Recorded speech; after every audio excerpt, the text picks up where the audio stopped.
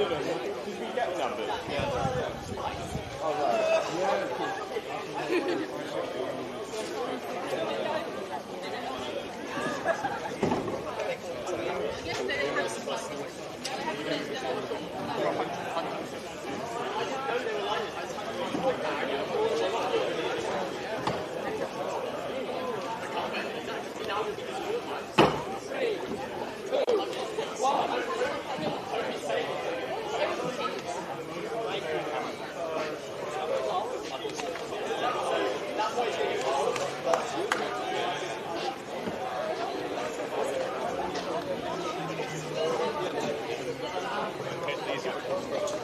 I was saying, yeah.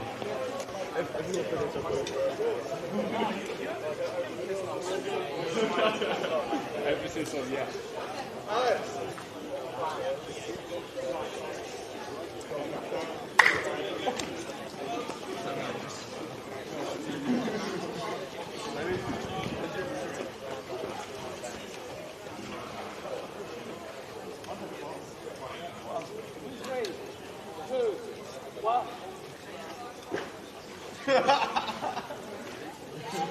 I do that in real life.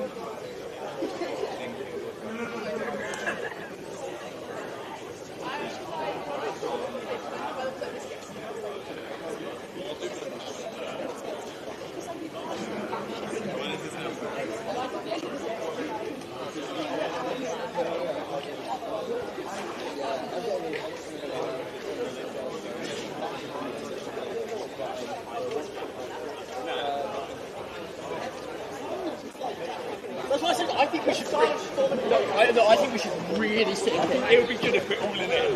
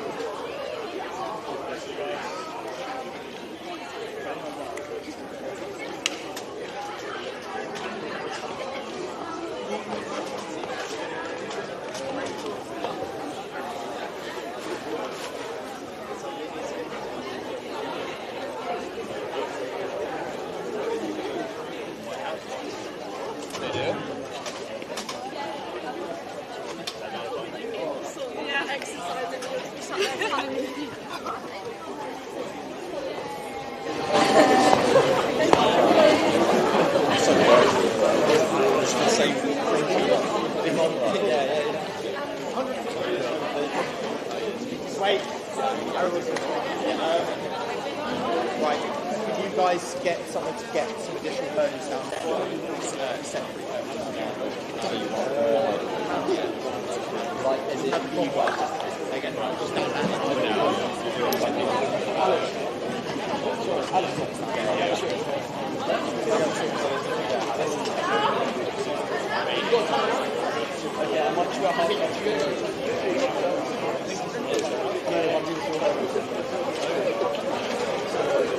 No, I think he's got it. That's the only way to do that, right?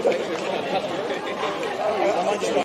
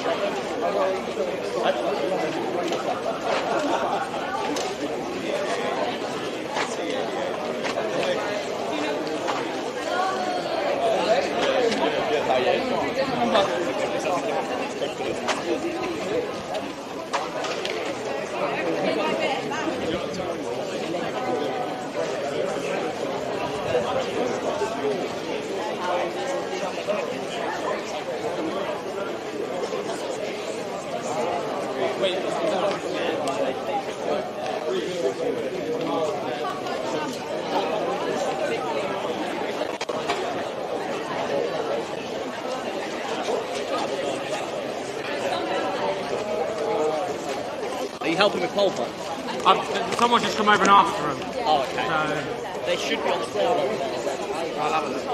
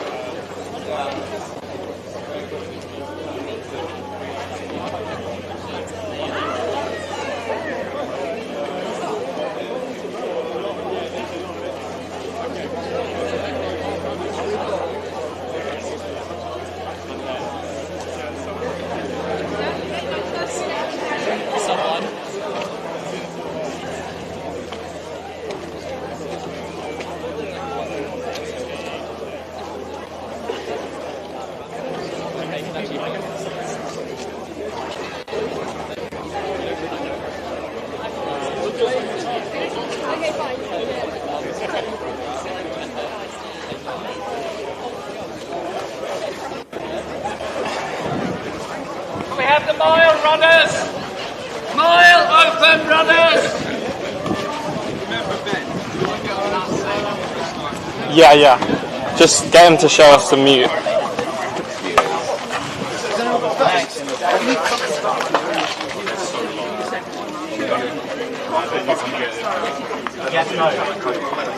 It's locked in. Yeah, this is so cool. So cool. That would be. That's Hiatus in level 5. Easier if we just do it.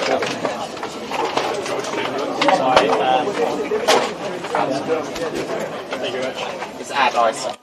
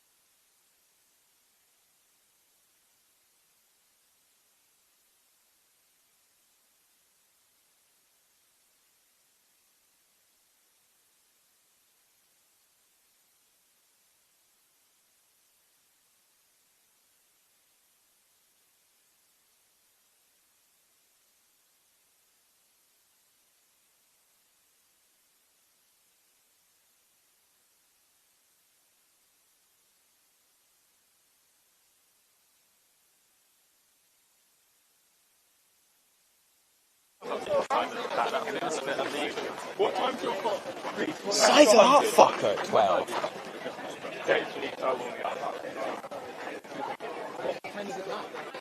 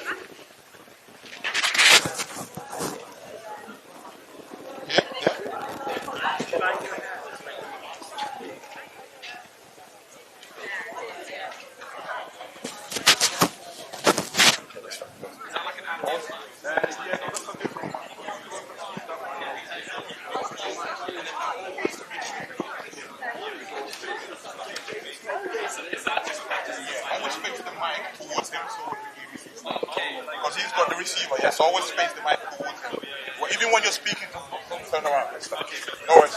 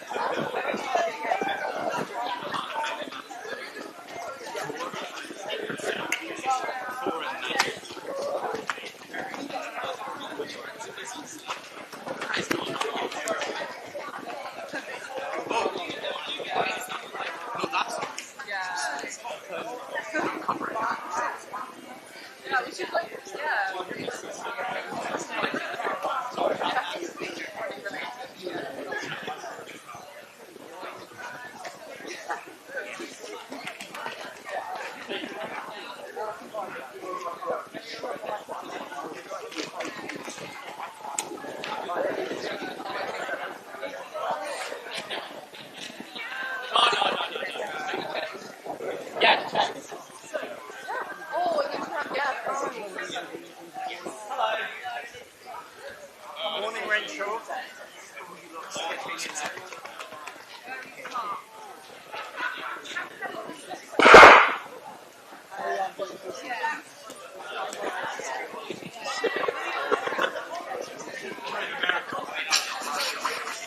Open mile starting in 2 minutes.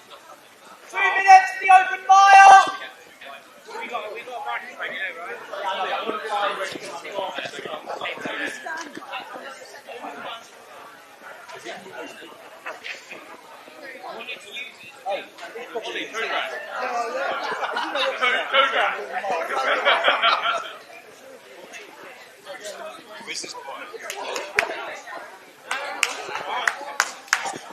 Open mile starting in just under 2 minutes. Please come to the start line if you're doing the open mile.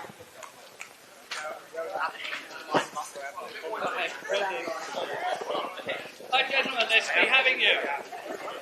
Open mile athlete, please. I don't have a start list, I don't have a line order. So, this is your start line. 2 paces back, please. Line yourselves up wherever you like. And the person with the hat comes to the front.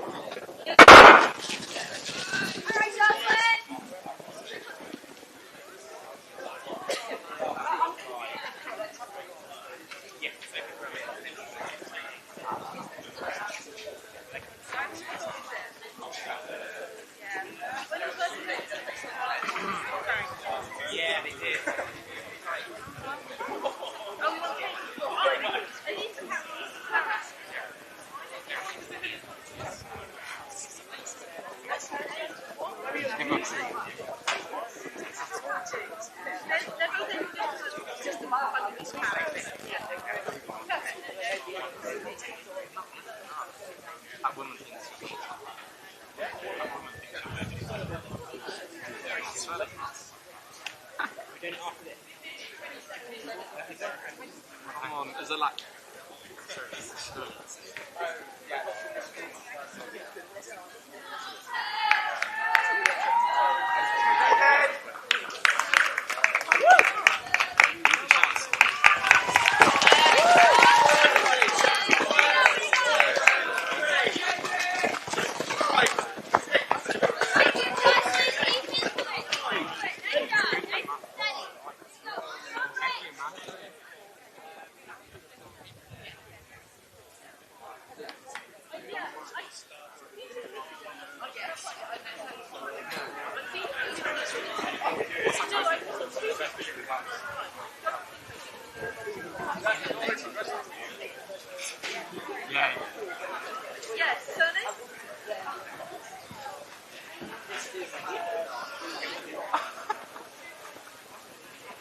Wait, let's get George. George, are you going that way? You see the two guys at the head? With the headset on. You just tell them to look away.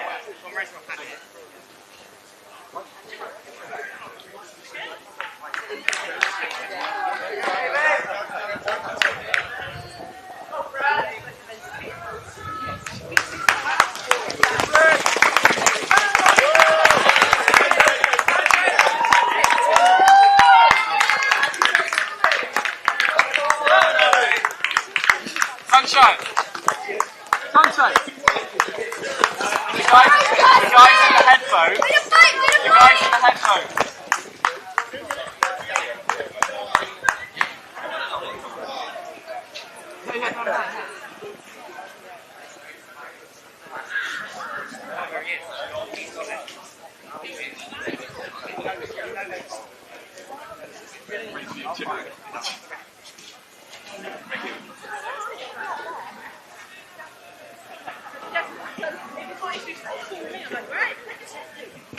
Hello ladies and gentlemen, and welcome to the 151st men's, 51st women's and 3rd para-athletics varsity match. Joining me here today is Ben Greenleaf, English School's former medalist, runner-up at National Champs and Blues 400 runner today. Yeah, hello Reese Gribbs. Great to be here today. I mean, the sun is shining and we are right underway on the final lap of the open mile here. Let's jump straight into the athletics. What do you see, Reese? I'm seeing a lot of grips, I'm seeing a lot of different paces being run here, but some very interesting and tight battles. One being fought at the front there, especially between an Oxford University runner and a Cambridge Harriers runner there. Be exciting to see who can take the victory in that. Yeah, going to be very exciting as the back group is coming around here, led by Ben Massey, the recent unk of the Cambridge University Athletics Club. He's leading that group. Ollie Hector very close behind him, 268. Yeah, we usually see Ollie Hector in the short hurdles. Interesting change in event for him. Yeah, it's going to be interesting to see what he can do in this mile here. Surely he, of all people, has got to have a big kick in him. Now, more importantly, we are looking at the final bend as the lead two runners are coming around to finish off that mile. It's going to be very tight here. 4:12 as it comes around. This is going to be an incredible time. They are neck and neck. Yeah, here they go down the home straight. Looks like the Cambridge runner is trying to break his Oxford opponent. Here he goes. They're both tying up here. It's going to be an interesting face. Here they go. I think 85 might take it, but 84 is still pushing very, very hard. To the clock. And Oxford take it in 4:30. That's an unbelievable time. Here's another battle here for 3rd place. And 3rd place taken by number 265. Harvey Nash, number 273, comes through in a cruising time of 4:49. That's the type of passion that you love to see. And, this is what I love about the open mile. Just got athletes coming out and doing it for the love of the game. Exactly, yeah. It's really great to see. And speaking of which, as you see here, Ollie Hector and Ben Massey showing their love for the game here. This is what we want to see here. Here they go. What's Ollie Hector got left? What's Massey got left to hold him off? Here they go. And I think Massey's going to take it. Oh, the celebration on the line.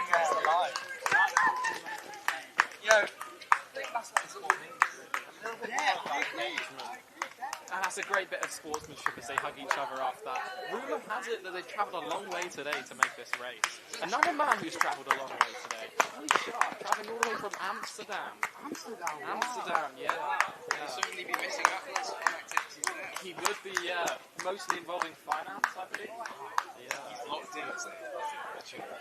Well, that's the end of the open mile, but we've got a lot of exciting more athletics here to come. Coming up soon, we will have the short sprints, more specifically the 100 metres.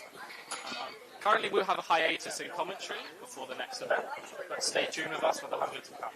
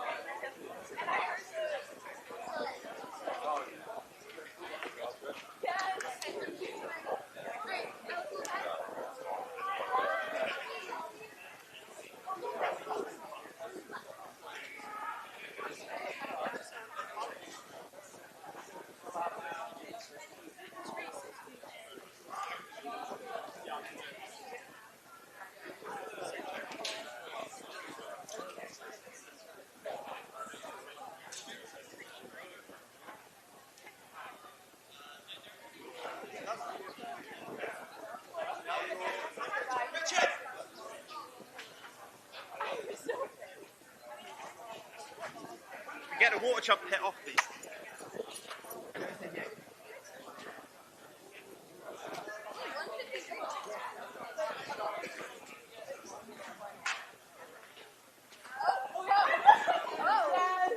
Just keep that.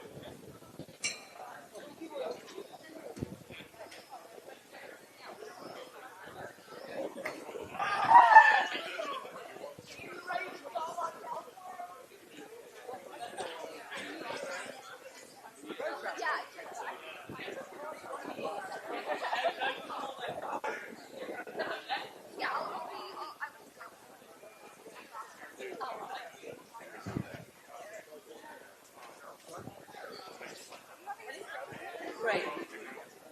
Well, friends and colleagues, can I have your attention for a little moment in time? If you just look over here, please. Thank you. My name is Professor Irene Tracy, and I'm honoured to be the Vice-Chancellor of the University of Oxford. And I'd like to, first of all, start by welcoming all the teams here today, particularly Cambridge. You are very welcome, despite the fact that we're really looking forward to meeting you today. But we're delighted to have you here, and all your supporters, of course, and friends and family. Thank you all for being here on this very special day. I'm delighted that we've got beautiful weather for you. It's a little hot, I know, so make sure that you drink plenty throughout the day and keep in the shade and keep cool when you can. Today is a very historic day because we're going to formally open this track. As you know, this is the 151st Varsity between Oxford and Cambridge, and I'm going to be unashamedly proud of the fact that overall we're in the leading pole position. Our men have beat you 78 occasions to Cambridge's 65. Now our women have some work to do. I'm here with the president at the moment. So Cambridge are leading us 32 to 17. But you can do the math and you can realise as an aggregate, Oxford are ahead. So let that be a challenge for the Cambridge teams today, and good luck to all of you. I'm born and bred in Oxford, and I used to run around this track when I was a little girl. I used to be a sprinter, 100-metre sprinter. So this track has a lot of memories for me. But the reality is this track was a very poor track for a long period of time. And one of the people that we, of course, celebrate enormously and rightly in Oxford is Sir Roger Bannister, who you'll see on the boards behind, because, of course, of his record-breaking 1954 sub-4-minute mile.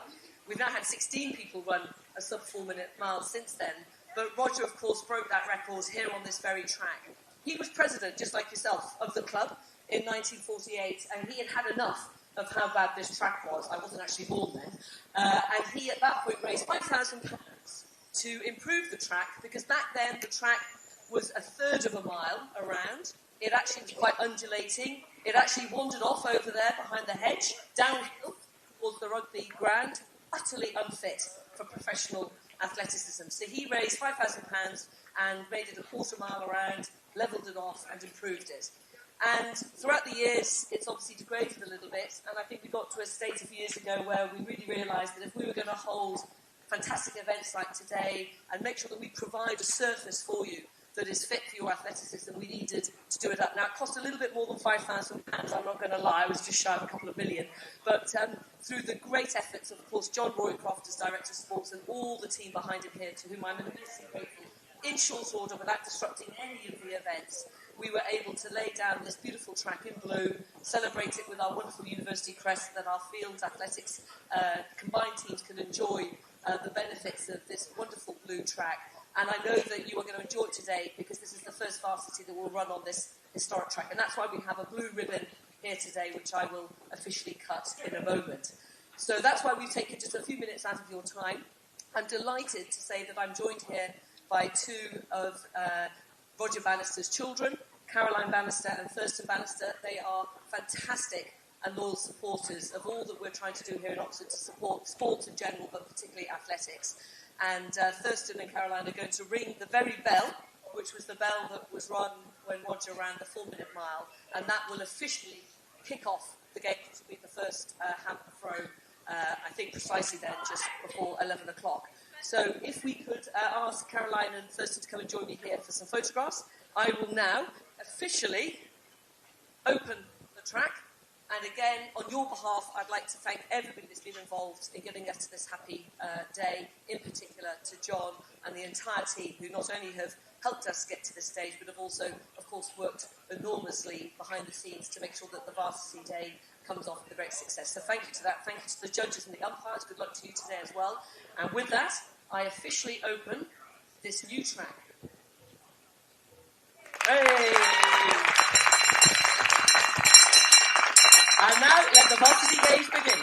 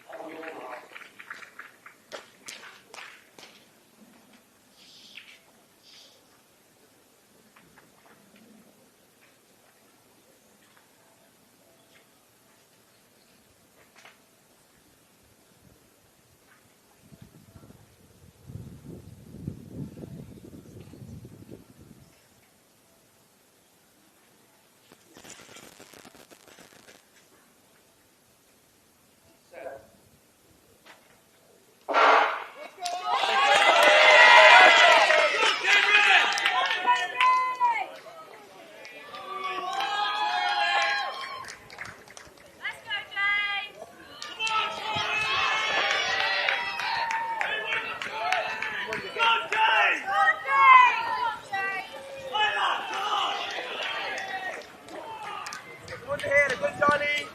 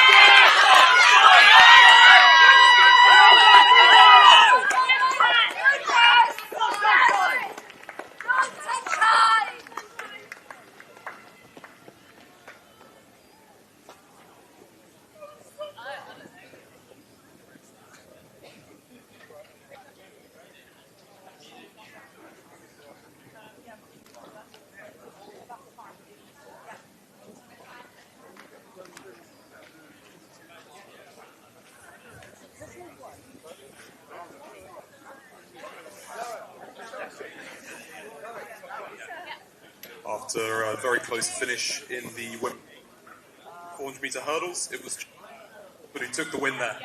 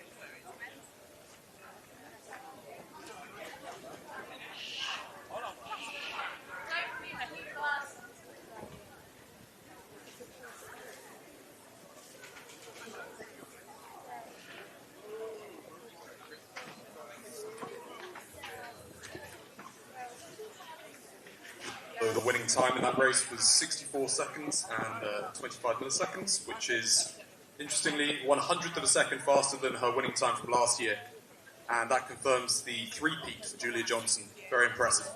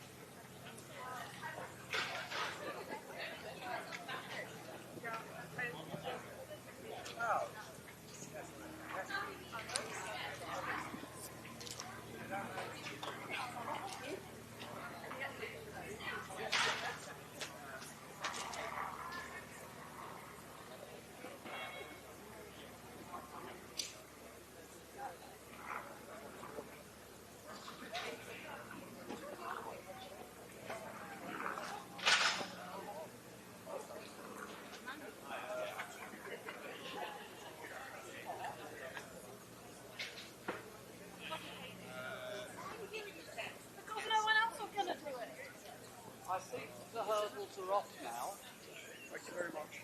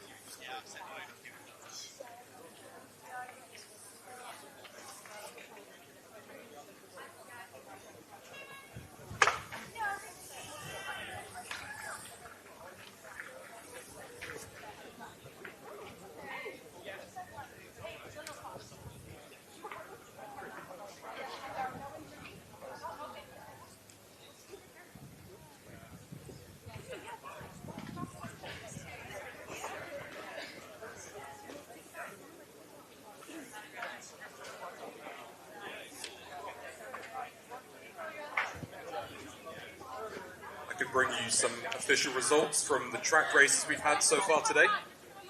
In the men's seconds 400 metre hurdles, it was a win for Thomasin Awolowo of Oxford in 61 seconds and 74 milliseconds.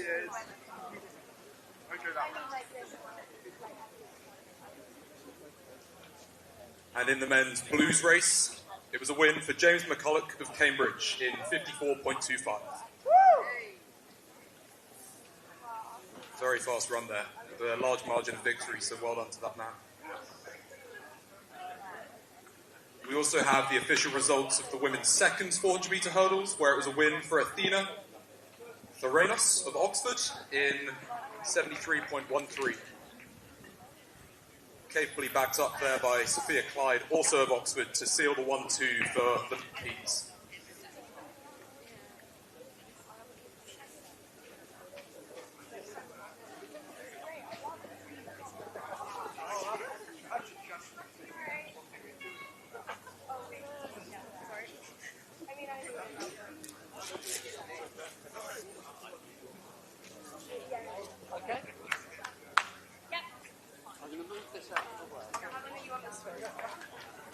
Over on the field right now, we have 3 events currently in progress. We have the men's hammer taking place in the cage. We have the men's pole vault over on the runway over there. And we also have the women's long jump taking place currently. And I will bring you results and updates from those as soon as I get them.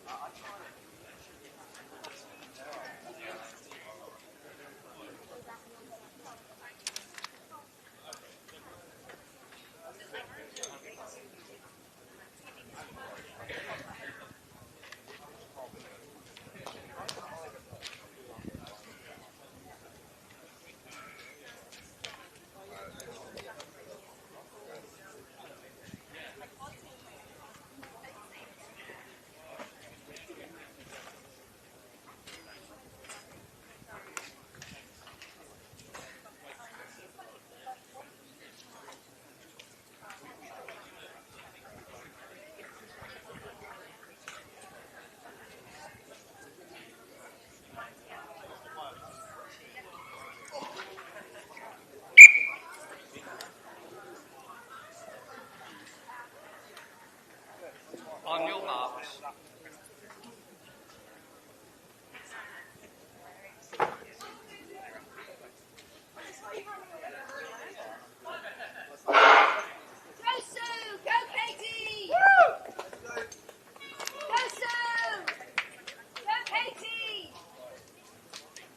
We're underway now, the 800 metres power race, where representing Cambridge we have Susanna Morgan and Katie Shaw.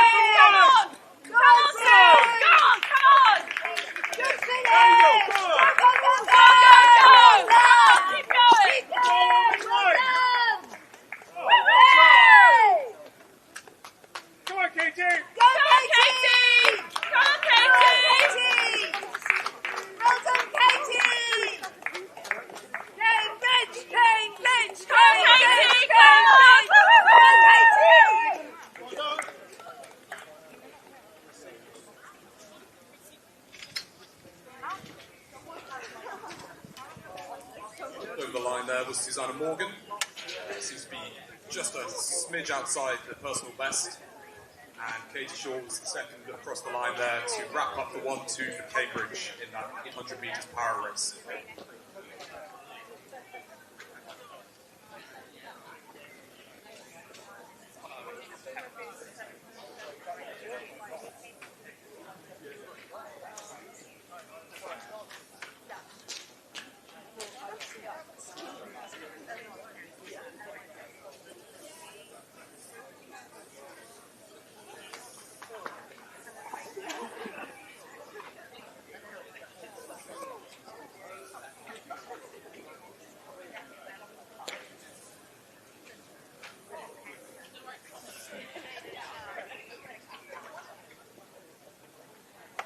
Taking their final strides, and on the track now we have the gentlemen's second team match in the 800 metres.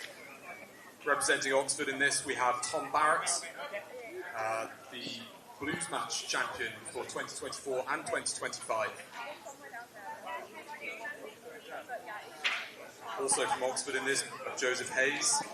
And representing Cambridge we have Laurie Gore, George Warren.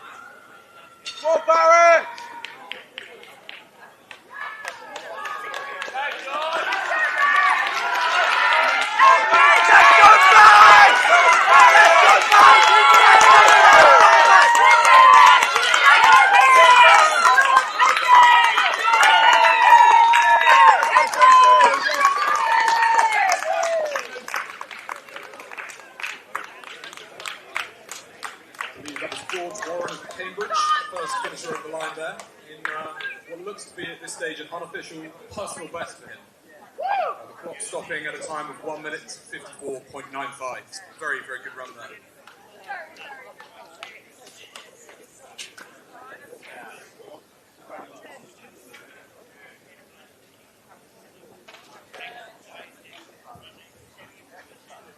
Next up on the track is the turn of the Blues athletes in this 800 metre men's match race. Representing Oxford, we have Jack Organ and Kochibos. Jack Organ, of course, a Bucks medalist from earlier this season. And representing Cambridge, we have Jack Littman and Tim Bongates.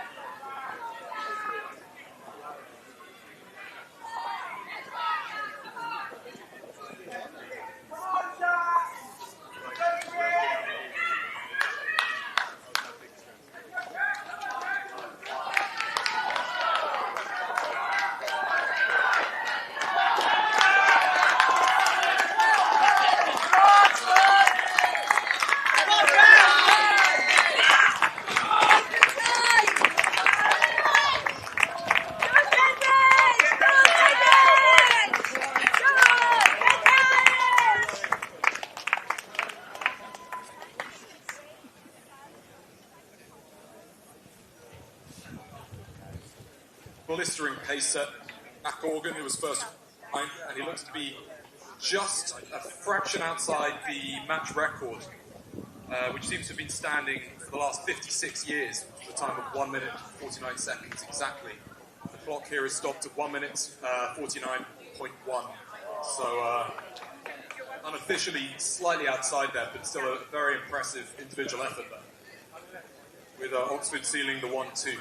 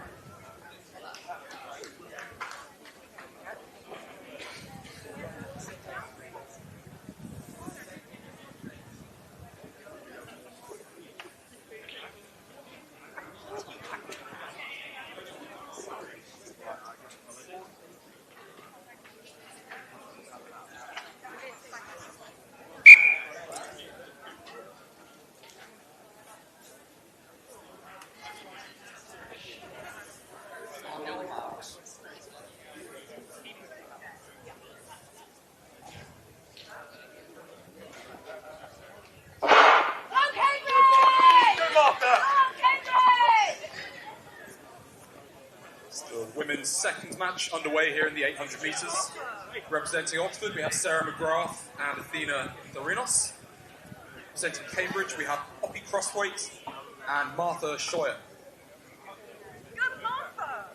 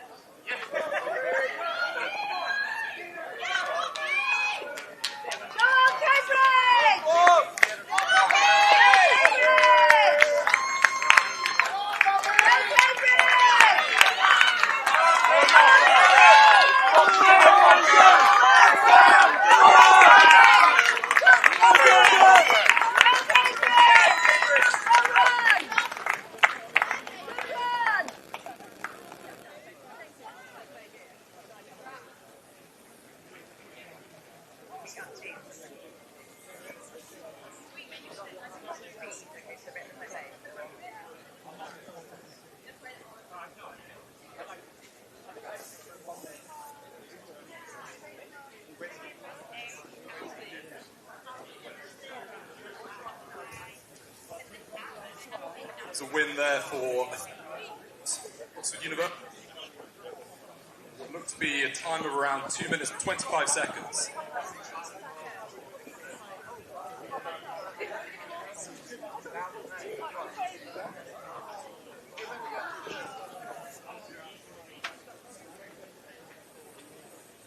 impressive. After one tight turnaround from the women's 40 race.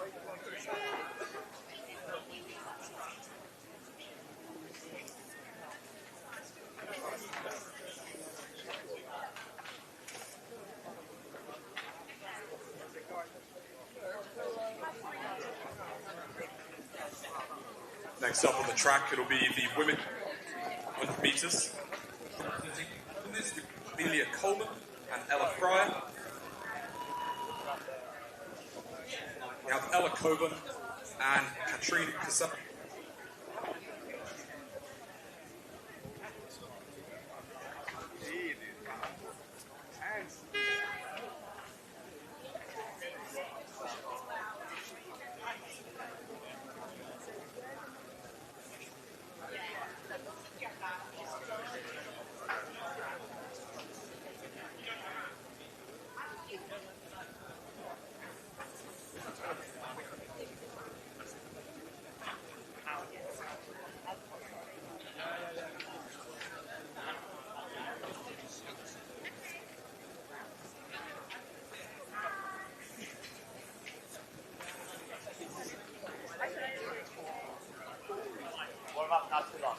Yeah, I'm going to watch this.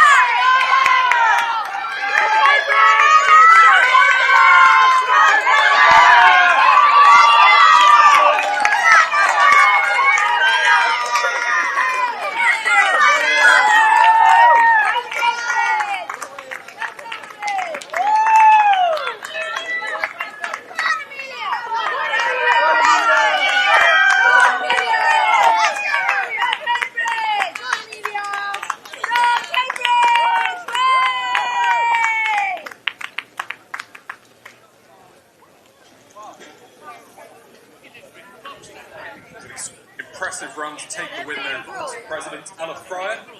It will look to be a time of 2 minutes 9.73, so just narrowly outside her personal best, but I'm sure she'll be absolutely delighted with that run.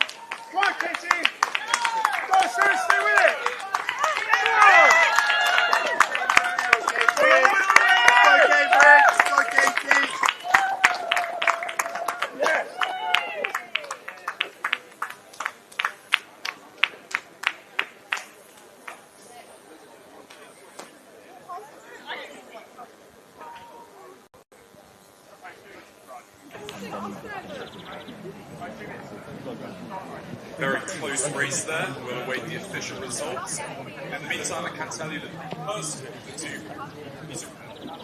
to win Olive Watt of Kuak in a time of 23.39, which a very large personal best.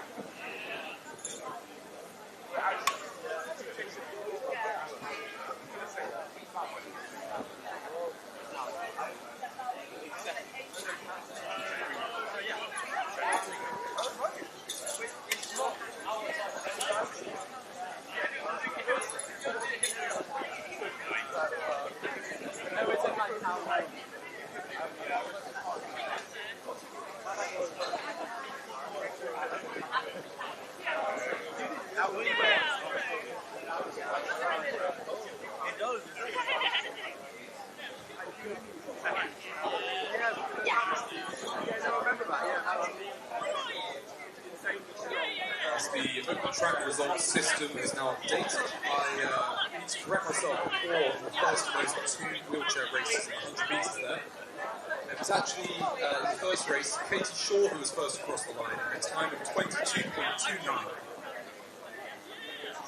And in the second race, I had officially confirmed now that it was Susanna Morgan of Kuwak who was first across the line in 22 seconds and 53 of a second. Which again appears to be an outright personal best of just under 1 second for Susanna there, so very impressive performance.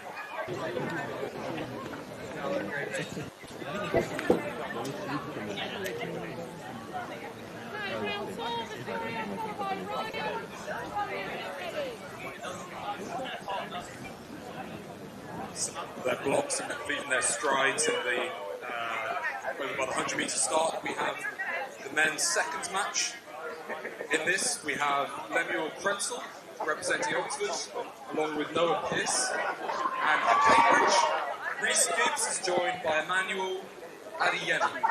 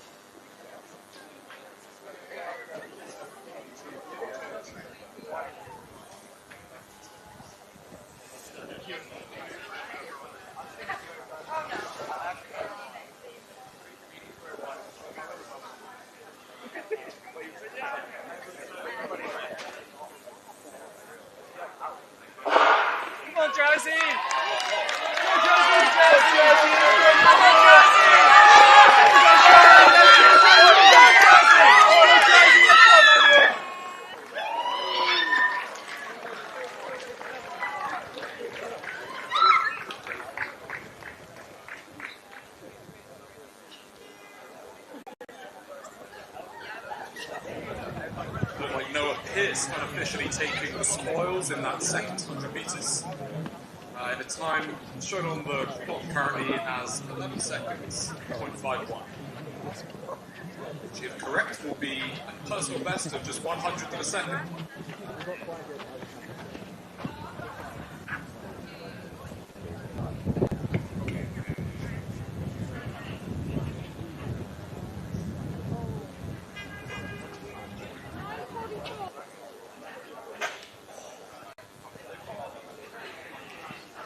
Up next on the track, it will be the Gentlemen's Blues match in the 100 metres. Representing Oxford, we have Sean Evans and James Grindle. And representing Cambridge, I believe Bloomy has been withdrawn, so it will be Sam Ashadu, who is joined by Rhys Gibbs.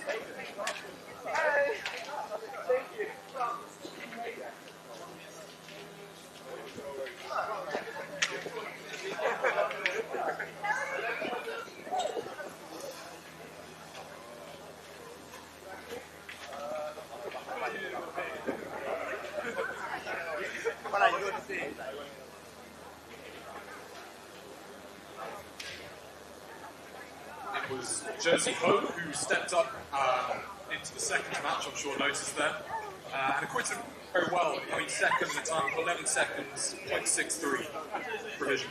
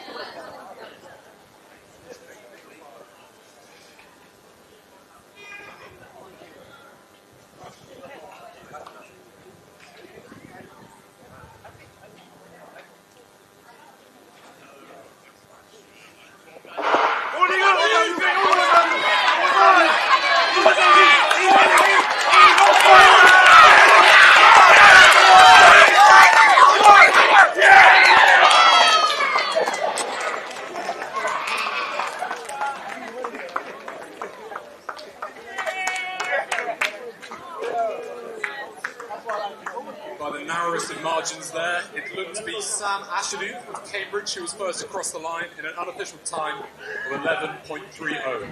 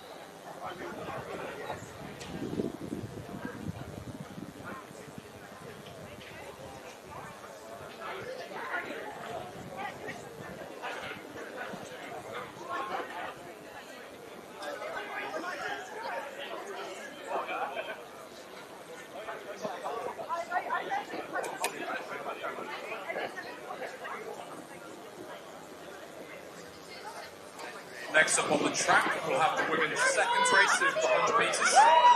Representing Cambridge, we have Becca O'Donovan and Leah Rabot.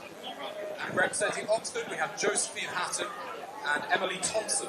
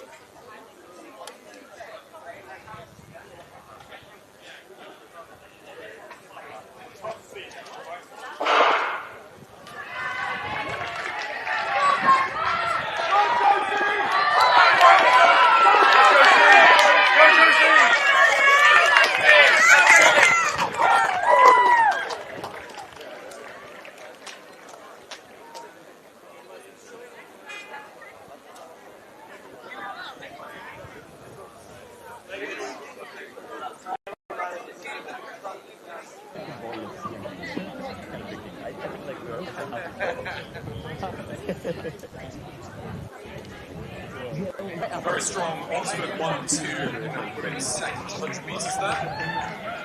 Clock stopping at a time of 13 seconds, 0.31, which is very good running into a slight headwind. I believe that the winner there was Emily Thompson.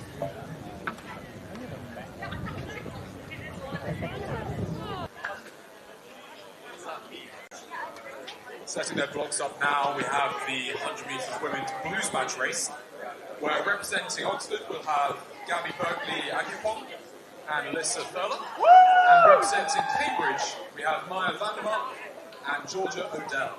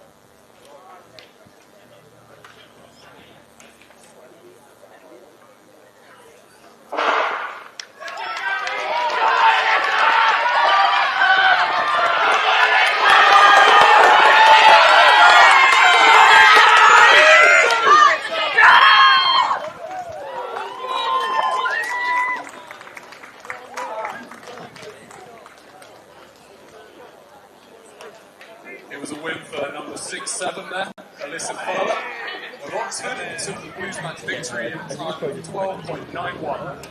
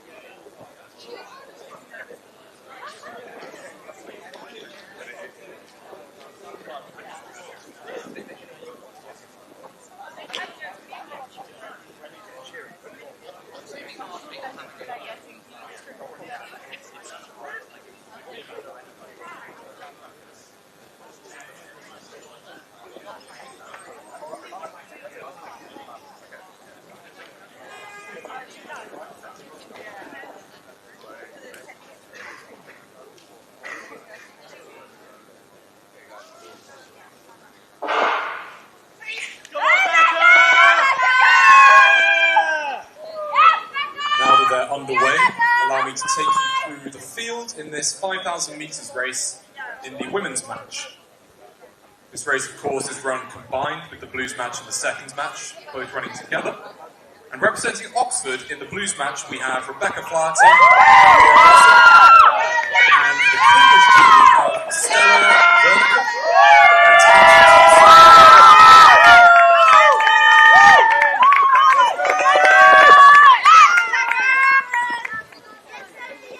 In the seconds match, representing Oxford, we have Sophie Glencross and Tamsin Sangster.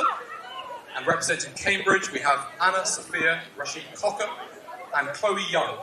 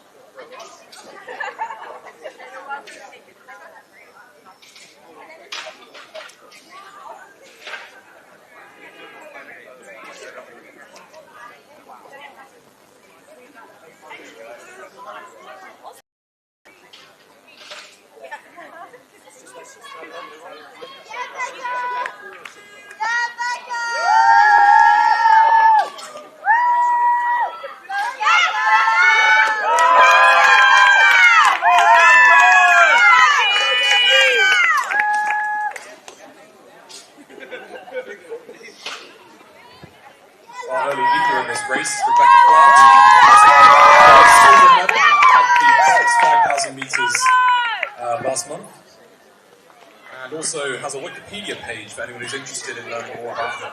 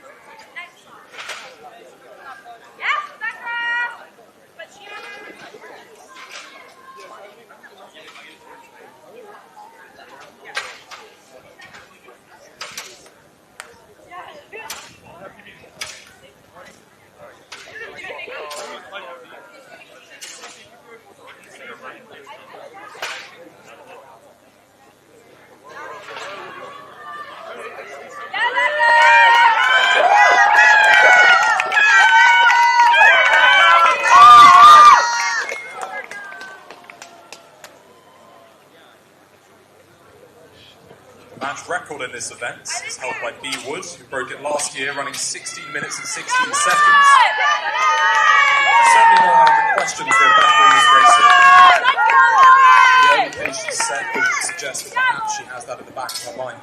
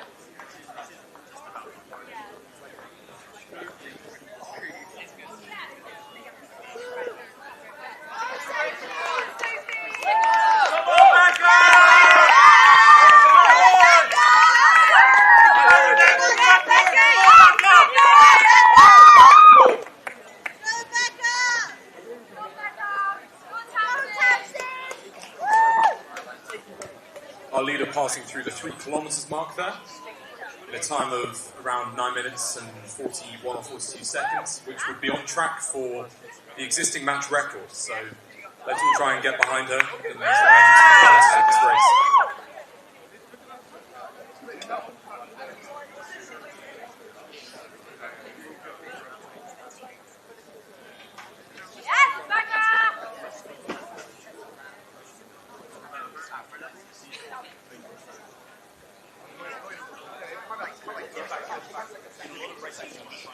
Let's go, guys.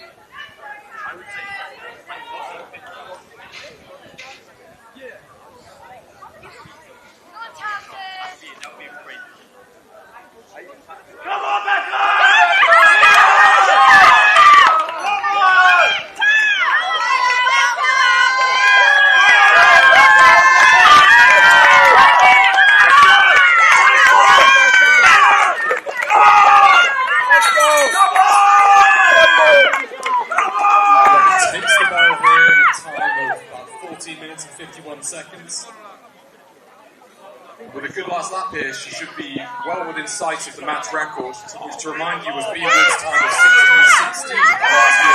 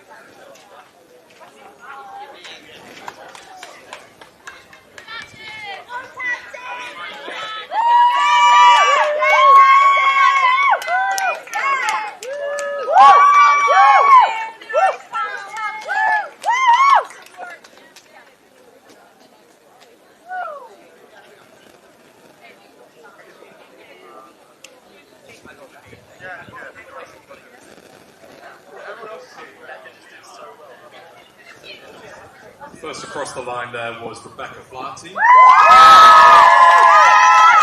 is at this point an unofficial new match record with a time of 16 minutes and 5 seconds on 14.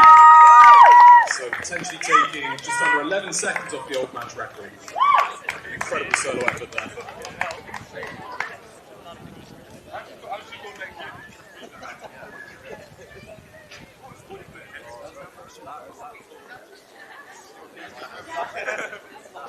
congratulations to all finishers in that race. It's not the easiest weather for 5,000 meters today.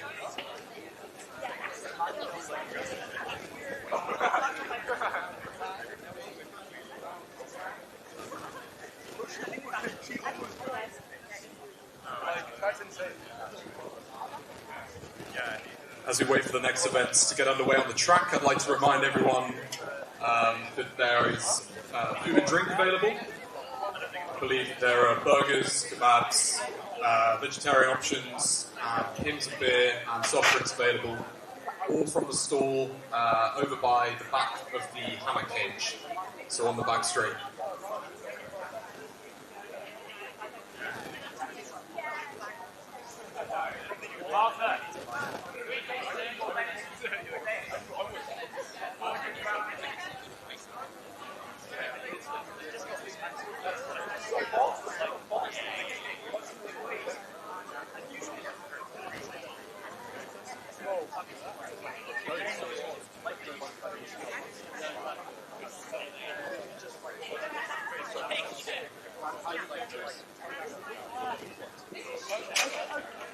I was going really tragic when I almost failed my start, right?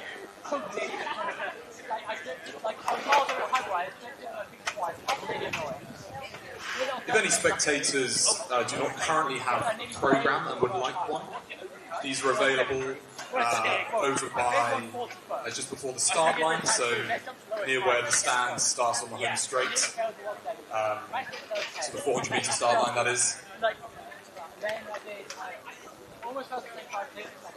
It's a very nice memento of the day and has a lot of interesting information about the history of the match and various past winners and records in different events. So if you're yet to get one of those, I would thoroughly recommend it.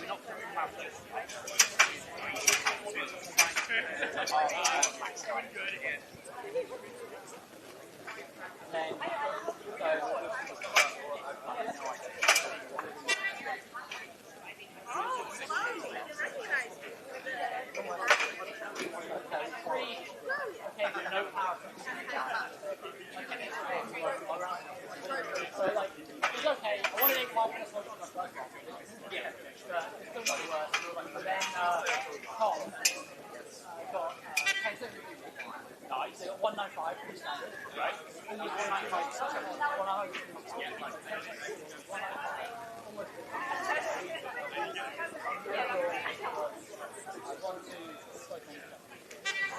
Oh, right.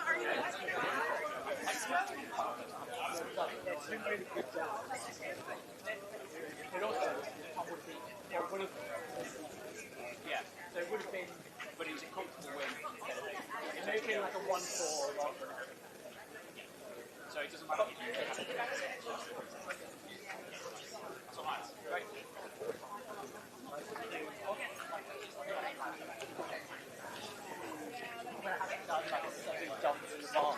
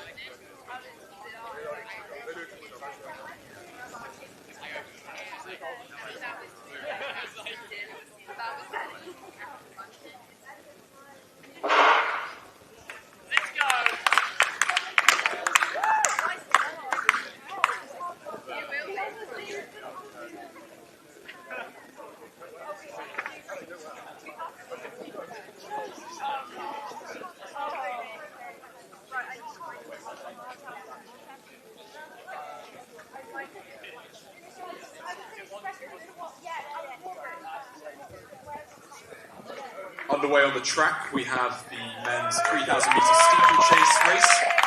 Again, blues in second running combined. Representing Oxford in the men's blues, we have Thomas Renshaw and Chinlord Gallagher. And representing Cambridge, we have Dan Kazakali and Rob Dawley. As they clear the barrier there. In the second match, we have Matthew Looney representing Oxford, along with Samuel Waite.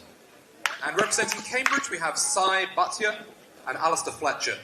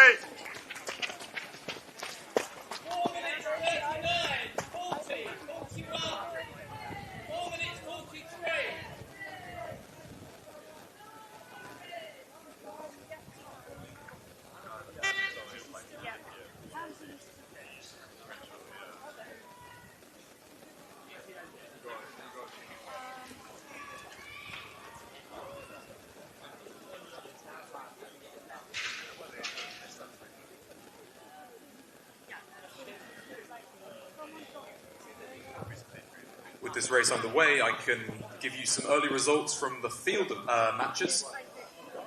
I can bring you the results of the men's pole vault, which is now being made official. In that, it was a win for Cambridge's O Chin Hai, with a height of 3 meters and 60 centimeters. And in the second match, it appears to have been a win for Zire Maximilian Lin of Oxford, with a height of 2 meters and 70 centimeters.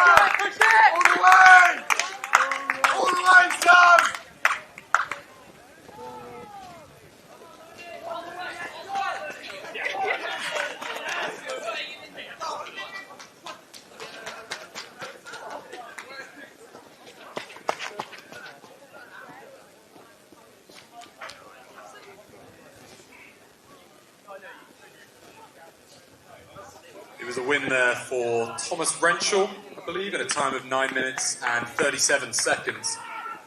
And in the second match race, it looked to be a win for Samuel Waite. Yes, sir! Both of Oxford.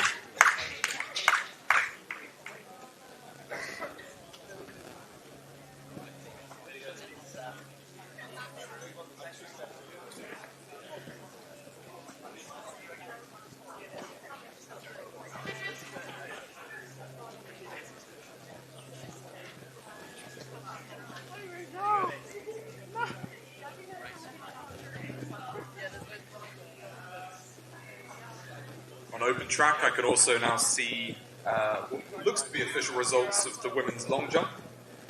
It's showing up as a win currently for Alicia Wells of OUAC with a jump of 5 meters and 38 centimeters. In the second match, it looks like it was a win for Isabella Sabawal de Bessany with a jump of 4 meters and 90 centimeters.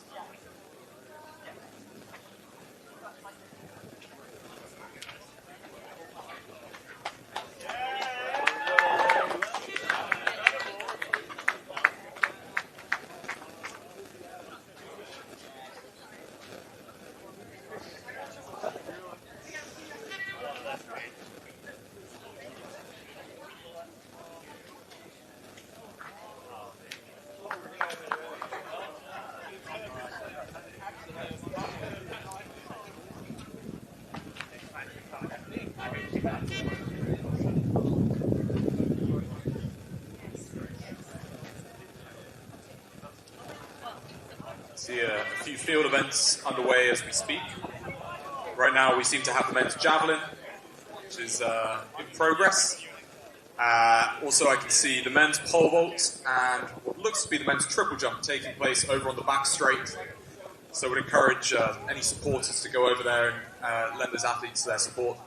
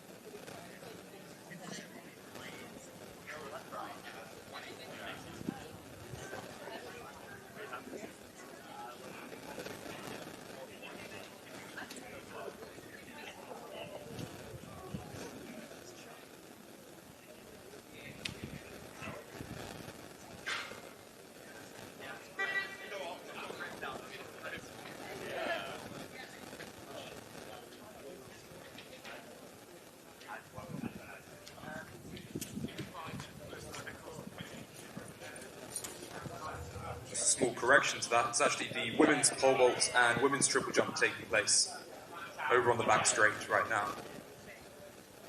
The next event on the track will be the men's 110 meter hurdles, which is scheduled to be underway very shortly.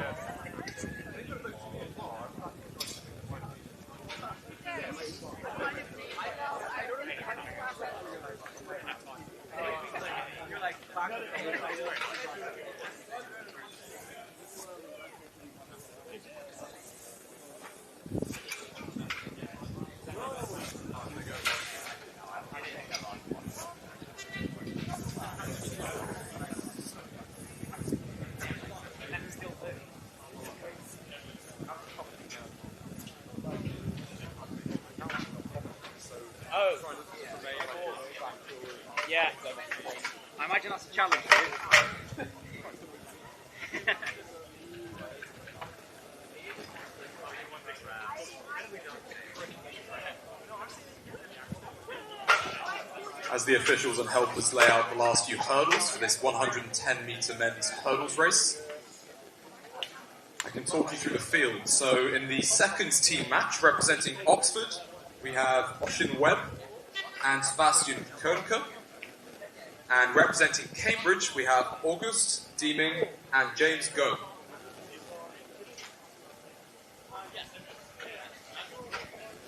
The match record in this race is from 1988 with a JP Ridgeon and a time of 14.1.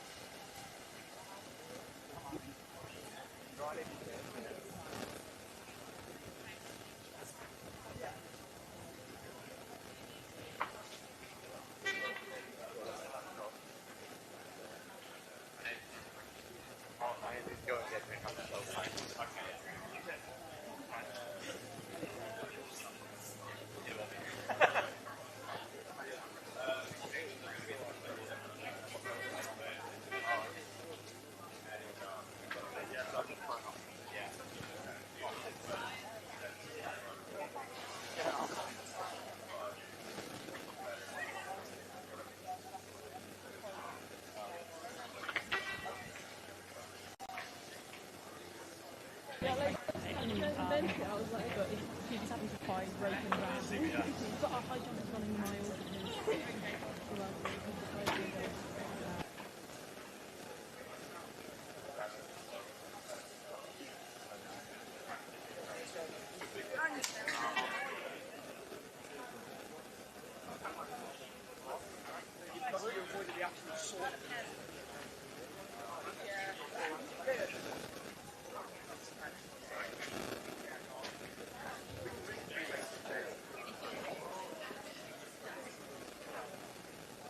So we wait a couple of minutes before the race sets off. An interesting bit of trivia, actually. That JP Ridgeon is the same John Ridgeon who's apparently now the head of World Athletics. So standing on the shoulders of giants, the athletes taking place in this race.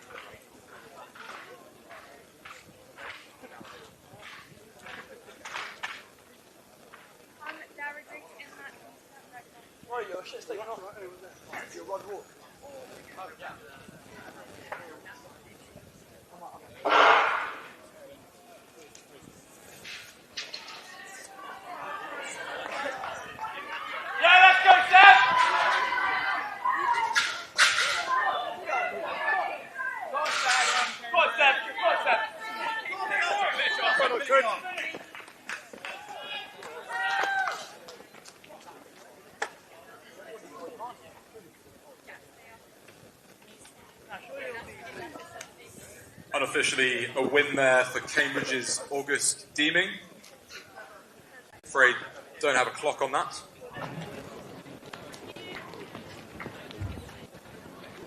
The next race on the track will be the men's blues match in the 110 metre hurdles.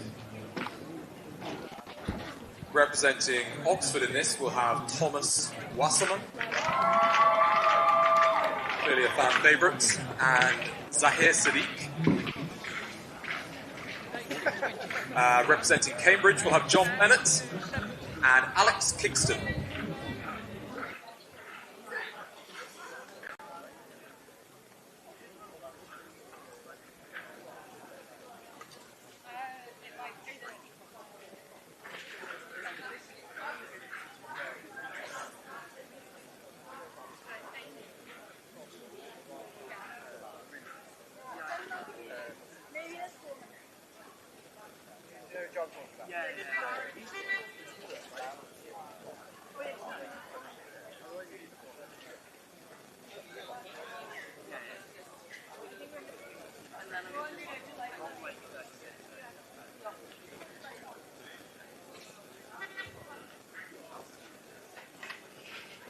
Watching on the sidelines today, we have something of 110 metre hurdle royalty in this event.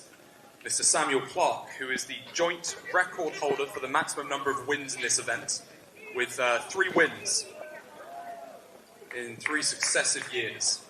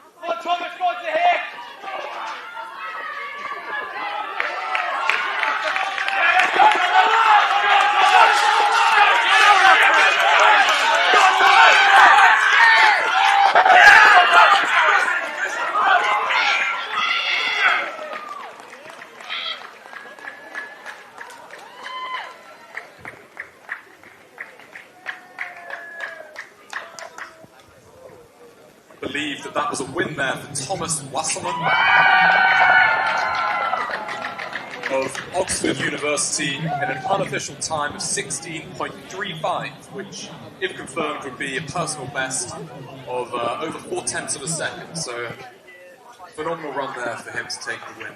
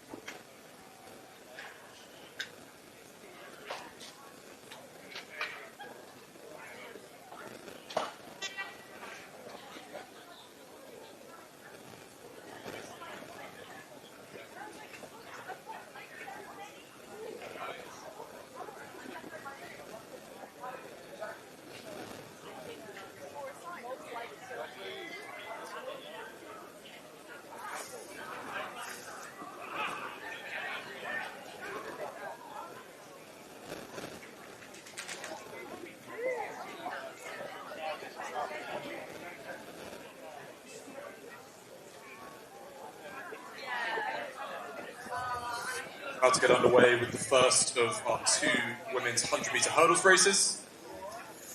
In the second team match representing Oxford, we have Charlotte Morton and Lariadelle Lundy.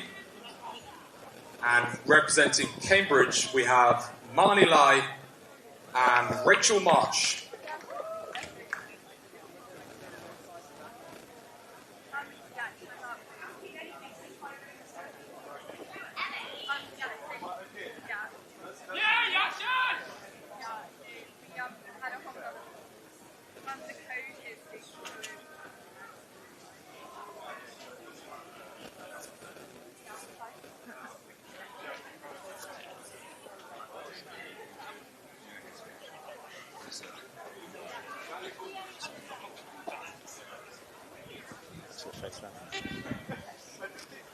Hello, testing.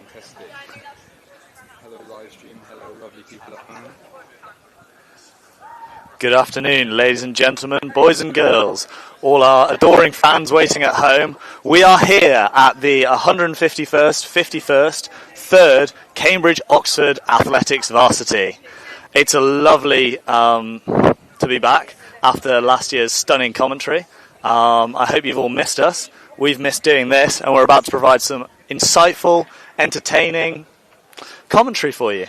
Yes, very exciting. You know, 2 expert analysts in athletics. You know, seasoned veterans in both the 4 hurdles, 110 hurdles, and obviously the open mile as well. You know, we bring a lot of expertise to this event. Hoping to share that with the lovely people at home. Some of us have blues, some of us have second team colours, some of us have half blues in other sports. You know, it's a real mixed bag of kind of insight.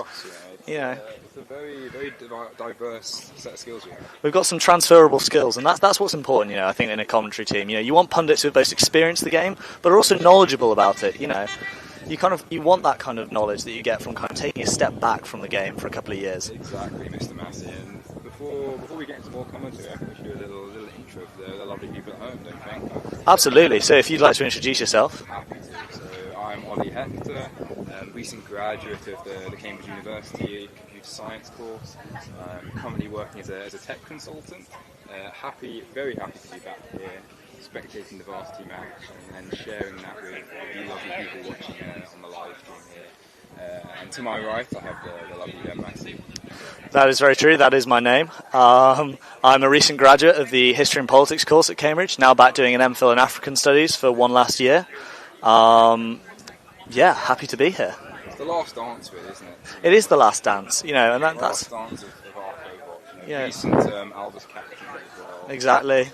A great run that we did have back in 2023. Lost by a point. Still tear up on an evening when I think about that one. I did not need that memory, you know. Yeah, it's walking back into this ground brought back many painful memories, not only of a 1-point loss, but also of a 400 hurdles to forget, I think. That 400 was one of the highlights of my varsity career. Watching the 110 hurdles like you as well. Very watching the match. Oh, that is a sore subject. We didn't need to go there. Right. Into the event we have now, the 100-metre hurdles for the women. On the Cambridge side, we have Marnie Lai and Rachel Marsh. Rachel Marsh. From Milton Keynes Athletics Club, which we drove through on the way here. Is that so? Yeah, we did. Very lovely. And on the Oxford side, we have Charlotte Morton and Lariadelle Lundy. In terms of PBs, it looks like Lariadelle would be the favourite here. And they're off. Here we go. Strong start here. Everyone clearing the barriers, which is what you like to see. Pulling ahead here. Potential 1-2 in the cards, but Marnie Lai looking very never count Marnie out. Go on, Marnie. Let's see what she can do. Finishing well. Oh, other line. We'll have to get VAR on that one. I cannot see it myself. And there goes Rachel. Some very tasteful pole vault shorts there as well. 1-3 for Oxford there.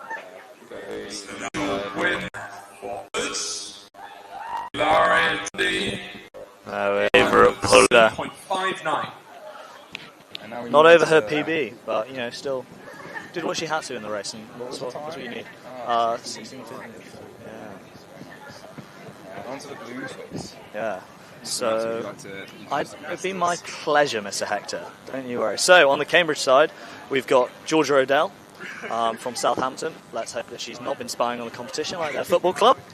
and Alice Essians from Winchester and District, AC. That's a good name. And then on the Oxford Blues side, we've got Alicia Wells and Julia Johnson.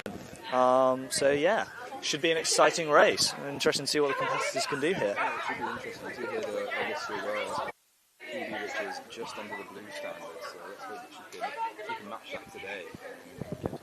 Very exciting stuff, as Massey well knows. Yeah, I have fond memories of getting under the blues time in many events. Yeah. You know. Next up will be the women's blues race in the 100 metre people at home can hear us. Yeah, I really hope as well. If someone who's listening to the live stream, cough cough, Ed Parker, could just send me a message so I can see on my watch if people at home can actually hear us, that'd be great. Yeah.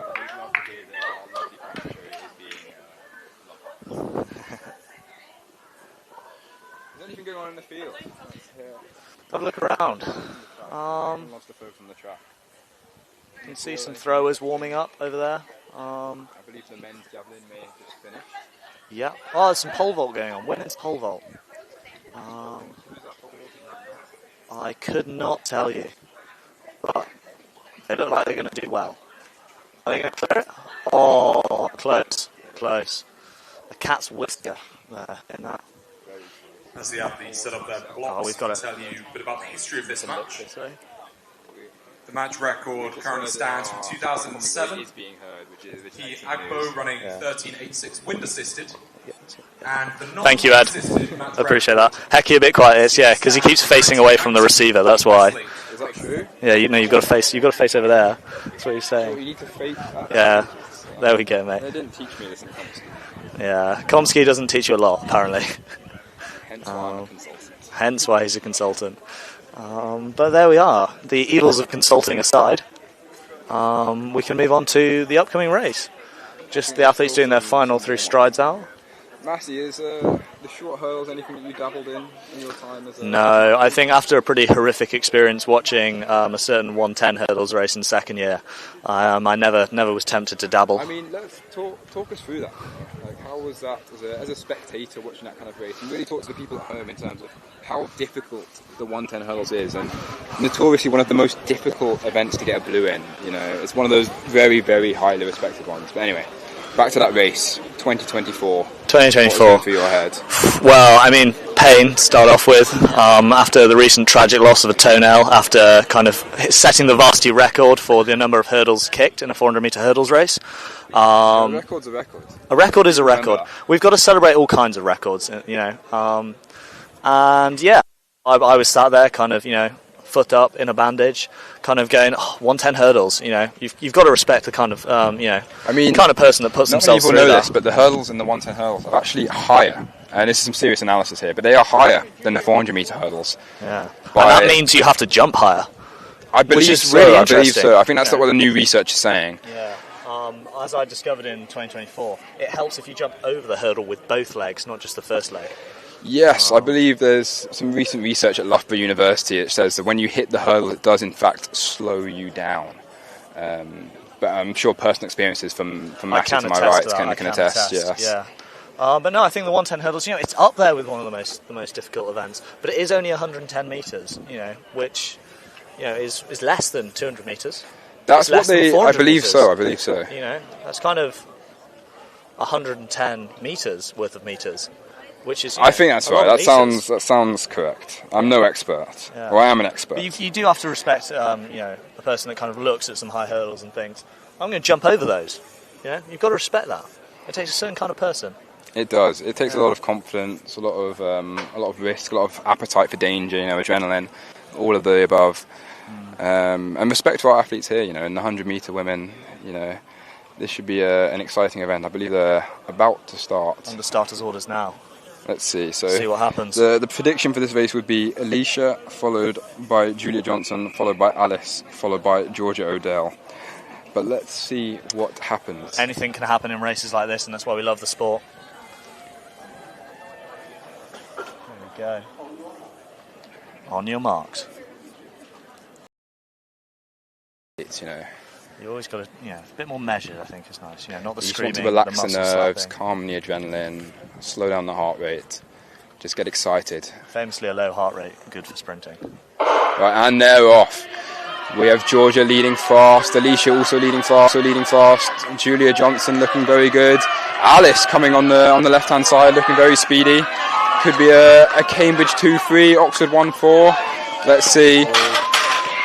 Excellent. So not exactly as the PB suggested before the race. We had Alicia, followed by Georgia, followed by Julia, followed by Alice. For Oxford through Alicia Wells in the women's 100 metre. And what was the time? The clock is showing 0, so maybe a technical difficulty there. But it did look very speedy. All round, good hurdling, you've got to respect it. The track, we will now divert our attention towards the 100 metres, which will start to kick off in just a few minutes' time. That cannot be true. That cannot be true. The stadium announcer here is saying that the 100 metres is going to happen again, so unless they've kind of voided the results of all those races. I remember that happened one year, where was it? It was in Tokyo at the Achilles match. We had to run a 110 hurdles twice. Famous for my hawk down of the Japanese second team for the combined Achilles. What event was that? It's the 4x4. Was it the 4x4? Oh, of course, yes. I ran, a pretty astounding what was the split? 800 metres, and then a pretty beautiful hawk down in the last 400. Yeah, that was and that's an the beauty of the 4x4. Times don't matter. What matters is the position on the track. Very true. Very true. You still have not mentioned your split from that race. Do you have a recollection of that? It's gone. It's forgotten. Okay. Low 51. Low 51. Now, give or take. I'm no expert, but that is false. I know give or take. But I think we were in the same race for that one, actually. I feel like I might have run in that 4x4 relay. Yeah, and the Massey Hector link-up was always a powerful link-up. It's one that we didn't get to share the track many times, but the times that we did have always been electric. Yeah, the track lights up, and I think people considering coming back for Varsity next year, get yourselves in the Open 1500. There's going to be the Massey Hector Classic going on in the middle of that. If you want to get involved, sign up, get yourselves down next year. But focusing on this year, yes, we've got the 400 metres coming up. Is that next? Oh, very exciting. 4 times 100 metres, which is what was being explained to us earlier. So once they've got the hurdles cleared away, because you don't want to be jumping over them in a 400, we've got some electric races coming up, let me tell you this. So we're going to start off with the para races, where we've got 2 athletes from Cambridge, in Katie Shaw and Olive Watt. And then we're going to move on to the men's and the women's 400 metres. And let me tell you, I am excited. Are you excited? I'm very excited. I mean, I've not been as in touch as I have been in previous years with the 400 metre scene at Cambridge and Oxford University. But from what I've heard on the sidelines, as a real admirer of the sport, is this will be a very high quality competition today. I'm hearing race for the ages. Yeah, the Cambridge men's team coming off the back of a very successful time at Penn Relays, showing they could do it in the dry and in the cold and rainy, wet nights. Exactly. And you need that versatility as an athlete. I'm seeing Sol Inglis doing some strides here. The sun really reflecting off his beautiful blonde bonnet that he's got going on. Thoughts on Sol's hair, Ollie? I think, it's the first time I've seen it in person, but it's better than I thought. I think initially I heard that he was dyeing it blonde for the love of the game, and of course I was worried. You think these kind of things can go very wrong, but I think he pulls it off quite well. And I think that if he wins today, he'll be pulling it off even better. Exactly. That's what we've got to hope for. We then got Ben Greenleaf as well. Another man of my heart. He likes to run in shades. Obviously that shaves off about a second kind of from just straight aura. This is true. You've got to respect that as well. And then in the seconds team for the Cambridge men as well, you've got Zach Bayliss. Of course. Recently had a bit of a tough time in the boxing varsity. Did he? Did he not win boxing varsity? He didn't win box. Well, Cambridge won, but he didn't win his match. He was against the Bucks champion, who did, I think. The Bucks champion went to Oxford. Yeah. That is surprising. And did beat up Zach quite Did you watch it? I did. I was there with Mr. Parker and Mr. Littman. That must have been a good time. And Bridget, yes. Wheeler, our coach. Very fun. It was an electric night. There must have been some fight, because I've heard Zach is a very, very talented boxer. I mean, his 400 metre skills are out of this world, but I've heard boxing is a level above even that. Level above. And both of those are miles above his proficiency at kind of liquid relations in Portugal. But there we are, we'll move on. And then, kind of looking at the women's side as well, another strong contingent of athletes. Any thoughts on that, Ollie? I think before we get to the women, let's not do a disservice and forget to mention the Oxford athletes as well. We want very unbiased commentators here. If you insist. we respect both teams equally. We just have more of an affiliation to the Cambridge team, having both previously been on said team. But in the 400 men, we have Ryan Cherian, who I have not met, but Jack Organ, who I have met, very, very talented runner, Welsh international, 800 metre specialist. Today he steps into the 400 with a PB of 48.8, which that's actually very, very good. Wow. They're all sub 50 PBs. This will be a real race. I didn't realise it was this good. Wow. 48.81. Wow. That's some might say. Wow. I mean, we save that for very special occasions, know, but very exciting. Very exciting. That would be a great race. And on the women's side, Matty. And on the women's side, we're just getting on to that. We forgot to mention the Oxford men seconds team. Oh, yes, let's not count out the second team. Oh, they have Tom Barrett. Tom Barrett in the second team. Who I do know. Another talented 800 metre runner. Not the result I imagine he was expecting today in the seconds 800, but I imagine he will use that as fuel for this 400 metres. You win some, you lose some. You've got to roll with the punches in athletics, as in life. And then the other member of the Oxford second team is Matthew Kemble. Any interactions with him? Matthew Kemble, I cannot say I have met him before, but I see he's a member of Belgrave Harriers who run at Battersea Park famously, and every corporate person I know is trying to join that club. I'm a member of Herne Hill for any keen observers, which is probably the best club in South London. So anyone else working for McKinsey currently listening in who wants to go to an athletics club with a real Cambridge blue? Please join Herne Hill. We need the people. They still ask me to hurdle for them at my ripe old age of 22. And if you look back through the champions of the last decade in the men's 400 race, some really impressive times going on here. Kind of, strongly around the 48, 49s. I'm looking back at kind of a classic win last year for Solomon Inglis in the 49.72. Ryan Cherry in the year before. Moranga and Angus Harrington duking it out kind of in the 3 years previous. Do you remember that race from 2023? 2023, that would have been our first year. year. Moranga won that. Yeah. Yes, I believe we had Angus in that one, and potentially another distance runner, maybe Adam Dre. I can't remember. Cube. But they're very talented guys. Angus did his year at UCLA. In the US, the real powerhouse of track and field.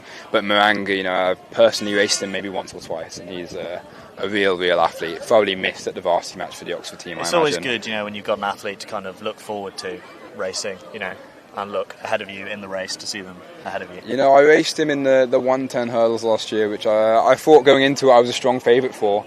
And then, Moranga shows up on my right trying to break the varsity record, and very talented. That's all I can say. I don't think he did. I think he was 0.1 or 0.2 off, but I was at least a second off. So, there's a real difference in class for some of these athletes. And I think that Jack Organ in the 400 metre men's, he is of that class, of one of the top athletes in the Oxford and Cambridge scene. Indeed. I'm trying to look at the match record as well. What is it? Is the match record there? We have a lovely programme. 46.3. Wow, that is WA Motley. That is not getting beaten. No. Oh, it went from 48.1 to 46.3. Wow. A 2 second. There's levels to this. Breaking of the record. That WA Motley must have been an unreal athlete to watch in his day. And I think that's the nice thing about these live streams, isn't it? It means that future generations can come back and watch such esteemed athletes as, Solomon Inglis, Jack Organ, and many others today. Many others. I was just names that were in front of me on the programme there. Yeah, it's just for the upcoming event, but it's a real high quality level track meet in terms of the history that's gone into it. Exactly. See the para athletes getting ready for their 400 metre event, so that should be underway shortly. So Ollie, we've got a little break in the proceedings talking about athletics. Thoughts on the England men's World Cup team? Give them to me. As a famous athletics fan and also Arsenal fan, the England World Cup team is something I paid very, very close attention to. It features a lot of Arsenal players. I think some very controversial decisions. That's what I've been seeing on social media and other news outlets. I think overall Thomas Tuchel, he's put a lot of thought into this team, and I think he's playing a team that will play one style of football. He's not really gone for individuals, as you can tell. Thoughts on the exclusion of Solomon Inglis's distant evolutionary cousin Harry Maguire? You know, I heard that they were related, you know, similar. I remember when Inglis was at Millwall, you know, he'd have I don't know if he ever shared the picture with Maguire when he was at Hull, but it was one of those where there was always a mutual respect between the two. I think that Harry Maguire, he's one of those players that he's obviously played England, has plenty of tournament experience, but he's just never really been a standout individual at Man United, which is, for me, the reason that he wasn't chosen. And I saw on social media, he posted a post on Instagram. His mum wasn't happy. I did not see that. What did his mum say? Mum said it was disgusting. Has your mum ever commented on your team selection choices like that? I mean, you know, when I chose the athletics varsity team last year, I obviously consulted the parents, my mum, my soon-to-be girlfriend, my friends. Very, very... the people at home haven't had an update on that. Is girlfriend soon, maybe, I don't know. Yeah, Can we get an update, I'm please? Sure they're very keen to hear. It is girlfriend still now, and we in fact have our anniversary coming up tomorrow. Wow. Hence why I'm not staying for the dinner tonight and the night out. 1 year. Wow. I have to go back for 1 year. Wow. The Para Varsity athletes are on the track now, so I think it's time for us to stop what I've just had hateful messages sent to me of truly brain-dead, mindless chat, boys. Who said that, if you don't mind naming names? Mr. Edward Parker, who famously also had a bit of a tough race here back in 2024. What was the name of the Oxford athlete? Julian something. Something like Ed, that. if you can remember, please do get in touch in the chat box for the show. Give us a call, you know. Let's make it like TalkSport. Let's make it real interactive with the crowd, you know. Absolutely. You have our numbers, I'm sure. Let's talk, you know. Let's get your thoughts on the day so far. Send in your comments. Are you loving the tunes? You know, are they keeping you going on the workday? That's what we need to know. So yeah, 400 metre para coming up now. What have we got here? Let's see. Have to turn that. This is the wrong page, Massive. Thank you very much. So we have number 277, Katie Shaw, sitting in lane 4. And then we have Olive Watt, 278, sitting in lane 3. Let's see what they will do.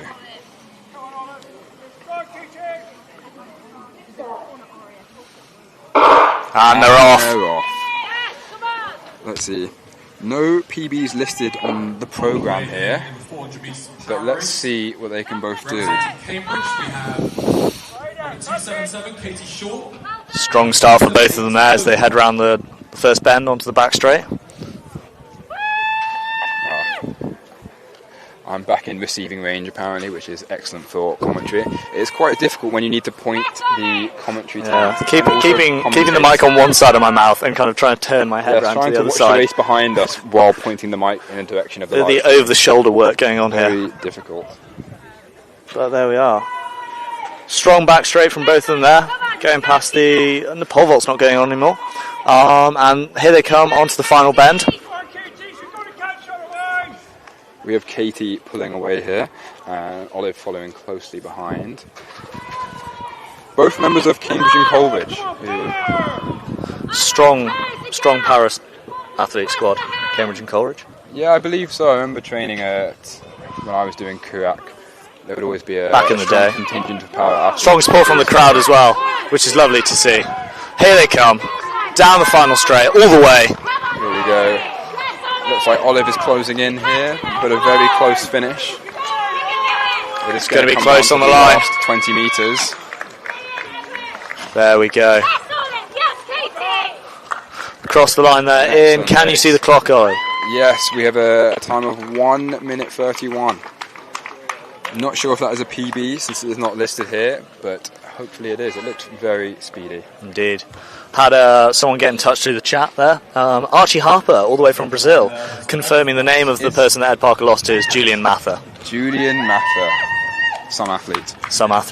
Incredible. Archie Harper's in Brazil at the moment. Wow, very interesting. Enjoying the Joga Bonito and other such great things. Went to a Japanese fish exhibition in Brazil. Wow. Yeah, wow. As connoisseurs of Japanese culture from our brief time there in September of 24. Take me back to Akihabara. Akihabara Maid Bar. That's all I'll say. But excellent to hear that Archie Harper is tuning in. You know, we love our international fans here at the Varsity match. Obviously, we have a strong contingent in the... Anyone else watching for abroad, please get in touch. You know, yes, give us your thoughts, opinions. Where are you? What time of day is it for you? What's your favourite food? You know, we want to hear it all. Exactly. And if anyone at the track is listening and fancies bringing either of us a drink, we are kind of baking in the sun here, so that'd be really appreciated. In my blazer, you know, it was maybe not the wisest decision. Subtle blazer mention there. You know, we only get to wear it once a year. I think mine is covered in VK, but it's a lovely moment. You know? That £250 was really worth the money. Indeed. And getting back to the track, it looks like Rhys Gibbs in the Alvers 400 has been replaced by George Warren. Ah, very interesting. Are you familiar with George? Trained with him a couple of times. Got to watch him run away from me in many a session, which is always, you know, a pretty nice thing. Gives you someone to run for, doesn't it? You know. But yeah, so we're gonna have George and Zach lining up in the Alvers 400 meter race, the real race, some would argue, of, you know, Varsity. Have you done the Alvers 400 meter race before? No. But I did the Alvers 4x4. Yeah, I never did the Alvers 4x4 actually. I remember you were close a couple of times. There were times where they nearly asked me to do it, but I always had very nearly received the call up on Varsity day. It was always a busy man. When I chose my own team, I was not the fastest PB, so I left it to some other very competitive athletes. Indeed. So now we have the 400 men signing in on the second team side. This will be a very tasty race, I'm sure. See Alex Kingston walking past the start there. If that man comes near your microphone, do not let him. He will try and eat it, as we found out last year. Is that so? I do not remember that moment. Indeed. And some of the athletes getting blocks out here. Seems like only one game for the block star. What are your thoughts on blocks versus standing start in a 400, Ollie? Blocks versus standing start. I mean, as a sprinting inclined individual, for me blocks are an essential for any race that is below 800 metres. I think the no block start, you know, if you're speedy, go for it. And you don't know how to use blocks, but there is, of course, a serious advantage when you do know what you're doing. That push up the start can really make the difference. It can bring up to seconds, in my opinion. What are your thoughts, Massey?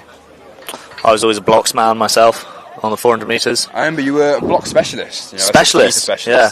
I remember Bridget really trained me up, you know, long sessions kind of me just block starting into the high jump mat.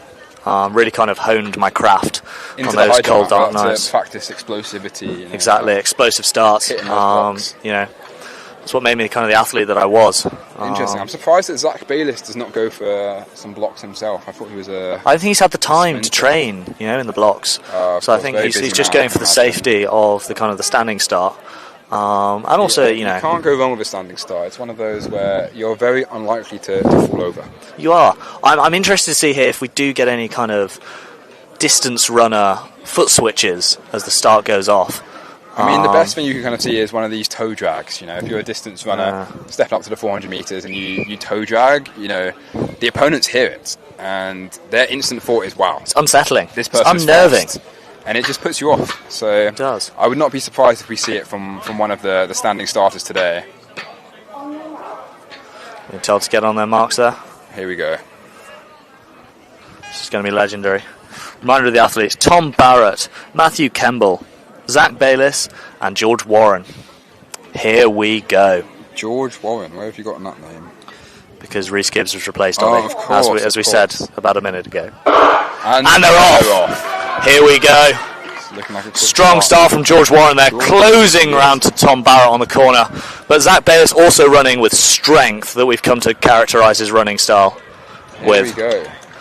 Strong from George. Tom Barrett's fading fast. Going back to the over-the-shoulder commentary position here. So the two Cambridge runners ahead going into the final bend. Tom Barrett pulling ahead of Matthew Kemble. And here we go, Zach Bayliss. Final 100 metres. What has he got in the final 100 on George? Can Tom Barrett come back?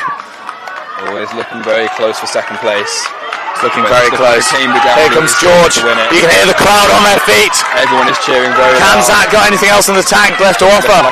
Is he going to hold off Matthew Kemble? On the line. Dead heat, I can't tell. Deary me. I've got nothing on that. I'd love to say it was Zach Bayliss, but I think Matthew Kemble might have just got him. We'll have to go to the photo finish. Strong commanding win there from start to finish for George Warren. Wow. Wow, indeed. Wow. 50.2. Have you ever run that fast, Mr. Massey? Not over 400 metres. Neither have I. Neither have I. Very impressive for a second team athlete. Indeed. What was his main event? He's a 400 and 800 metre runner. Is he a fresher? Hence why Master's student. Master's so student. fresher technically, but for the new to the club, postgraduate. New to the club. Very impressive. Now this men's blues race, likely one of the highlights of the day. We have Ryan Cherian and Jack Morgan. And representing Cambridge, we have Sol Inglis and Ben Greenleaf. Solomon William Campbell Inglis. No, William Solomon Campbell Inglis. Please get it right, Mr. Massey. I'm terribly sorry. Yes, the 400 metre men's being one of the highlights for the day. But then, the 400 metre women's, also one of the highlights for today.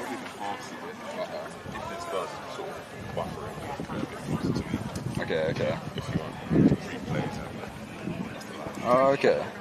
TV piece, so we can see it live. Okay. Ollie Hector being marvelled by the wonders of modern technology here. Great, now we can see the live stream. So we can actually We're commentating blind, what you people are and now seeing, we have eyes. Which is excellent. Here we can see the field. Again, interesting choices here. I'm seeing 3 sets of blocks, and Sol Inglis going for what looks like his own 3-point start. Blocks, which is a little bit unbelievable in my opinion for an athlete. He's a maverick. A maverick of an athlete. We've now got optimal commentary with myself holding the live stream feed, and it's frozen. Excellent. And Mr. Massey holding the timetable where we can see the athletes. So we have another lovely view of the field here. It's a beautiful day here. Yeah, pushing 26 degrees, light breeze, but kind of nothing too bad. Right, here we have, in terms of the last race, George Warren winning in a time of 50.59, Tom Barrett in second with 51.73, Matthew Kemble 52.4, and Zach Bayless narrowly pipped at the line in 52.43. Very close, very close. A 1-4 for the Cambridge team and 2-3 for the Oxford team, which I believe is 1 extra point, if my memory serves me right. 1 point can change a lot. Lost us the Alvas match in 2024. A lot, famously. I still cry about that in my sleep sometimes. Will be electric. The crowd will be on their feet. The anticipation rippling around Iffley Road here. Here we have Ryan Cherian, Sol Inglis, Jack Organ, and Ben Greenleaf. BGG. Here we Under go. starters' orders here. A palpable tension around Iffley Road, wouldn't you say, Ollie Hector? I think palpable is the word that's at the front of my mind. I know many words. How many words do you reckon you could put on a PowerPoint? On a PowerPoint, if you go down to size 8, size 7, you can fit an essay. Wow. Here we go. I'm excited to see what can be offered here. Sol Inglis, one thought. Run. And they're off. Strong starts from all of them there. BGG closing around the first bend. Very quick. Sol Inglis gaining on Jack Organ. Jack Organ, of course, has run an event already today in the 800, where he led by a fair margin. Sol Inglis closing up on him. Will be key for him. Ryan Cherian looking like he is in first place, followed by Ben Greenleaf, but Sol Inglis on the inside looking like he's gaining on everyone. Be very interesting to see how the stagger unwinds here. Around the bend. Sol Inglis looking strong, looking powerful as he runs. Who's got it in the final 100? Sol Inglis looking in first, Jack Organ gaining, however. Now this will really come down to the line in the last 20. Sol Inglis tying up. Has he still got it in the tank? Sol Inglis on the line! Solomon Inglis! Some have called him the GOAT. Some of those people are me. He could be the GOAT. The clock has stopped at 2-time men's blues. 2-time men's blues 400 metre winner, Solomon Inglis. Let's see the replay here. That drone footage, unbelievable. Look at him pulling into and you can see him tying up, but he just has the minerals. Those long, hard lactic sessions over the winter really paying off there. And no blocks, may I remind you. No blocks, no Sherpa, no oxygen, just pure grit. Wow. Very impressive. a 1 for the Cambridge team. Ben Greenleaf unlucky with a very quick start at the start of the race. But Sol English, congratulations, young man. 48.5. Want to run over and hug him. We'll see if we can get his post-match analysis, actually. Let's get an interview, you know. Let's see if we can get up to him. Well, we'll let him speak with his adoring fans first. See if we can make eye contact and get him over. Sol English over there, being congratulated by his coach, Bridget Wheeler. Many fans. Now, going around all of his fans. He is the GOAT, I'd argue. He's the GOAT in my heart. Alva's captain this year. Oh, you can see us on the live stream. Hello. Oh, wow. Hello. People at home. We are here looking at the live stream on an iPad. But let's talk to you directly. Massey. That camera there. Anything you have to say to the people? We're waiting, Zane. Don't worry. We'll get you that information when we have it.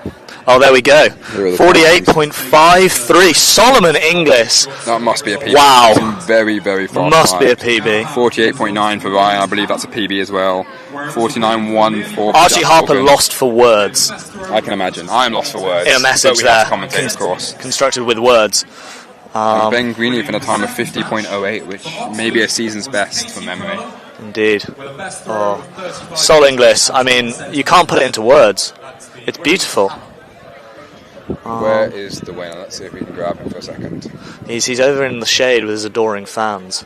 We'll be able to grab him in a second, I'm sure. We'll get his post-match analysis. So now we have the women's second stepping up. And Matty, would you like to take us through the field in that one? I would. I've lost the page. One sec. I am sweating bullets currently. It is hot. I am also warm. I could really do with a drink of just anything at this point. The headache's kicking in slightly. 400 metre women. So, second team match. For the Alligators, we have Poppy Crosthwaite and Tierney Walsh. And for the, is it Centipedes for the Oxford women? The Centipedes or is it the Millipedes? Or am I on about cross-country teams here? Let me look at this. What does it say? We have the second team. It doesn't tell us. It doesn't. I was asking if you knew. One of them is the Centipedes and one of them is the Millipedes, I want to say. The men's and the women's. Yeah. That's right? That's what I said. And we were trying to narrow that down. So thanks. Well, thanks I'll help you there. Thanks for the help there, Ollie. So, for the Oxford second team, while we wait for the chat to confirm, we have Miranda Bates and Constant Topple. Poppy from Cambridge is part of the Alligators. Yep. And the Millipedes are the Millipedes. Hence the Centipedes are likely the Oxford men's second yes, team. that would make sense. You can tell that we really did our homework before coming here. We definitely didn't get roped into this about half an hour ago. Well, we volunteered. I think roped into is a bit of when you were asking the commentary or the live stream team how can we commentate. It's for the love of the game, the love of the badge. You know. Miles Overseed, very bothered by Massey throughout the day. Please can we commentate? Please can we commentate? But now we are commentating. So it was all in there we land efforts. Now we can see on the live stream the high jump bed. No one is jumping over the high jump bed currently, but I believe the women's high jump is going on. The bar looks like it's about 1 meter 40. If I was to guess, I'm no high jump expert, but do have a PB of 1 meter 70 from my under 15 days. And I think it is the warm-up jumps, from what I can see. That would make sense. And behind that, we have the women's discus throw going on. Matthew, would you like to take us through the women's discus? I'll try. I would love to know who are the favourites in that one. As the women's match has historically been one of those where the Oxford team have had a stronger track team and the Cambridge team have had a stronger field team. Here we go. Very even. Pulled it up here. So, discus for the women. For the second team, we have Katie Kohler and Bethany Jones. And for Cambridge, we have Serena Jampel and Rachel McKinney. And then for the Oxford Blues, we've got Harriet Rastall-Connolly and Kayan Wang.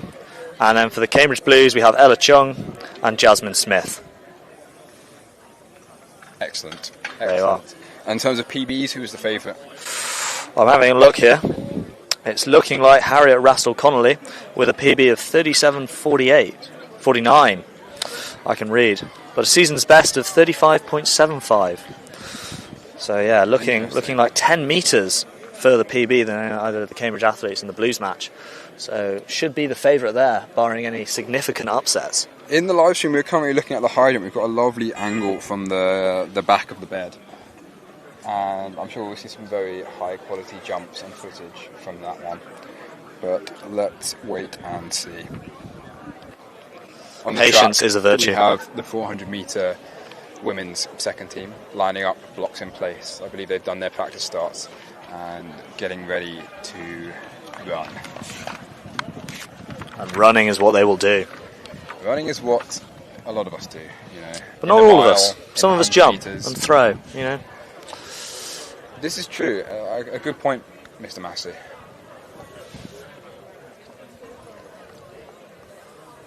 Now we're getting ready to start. Getting ready.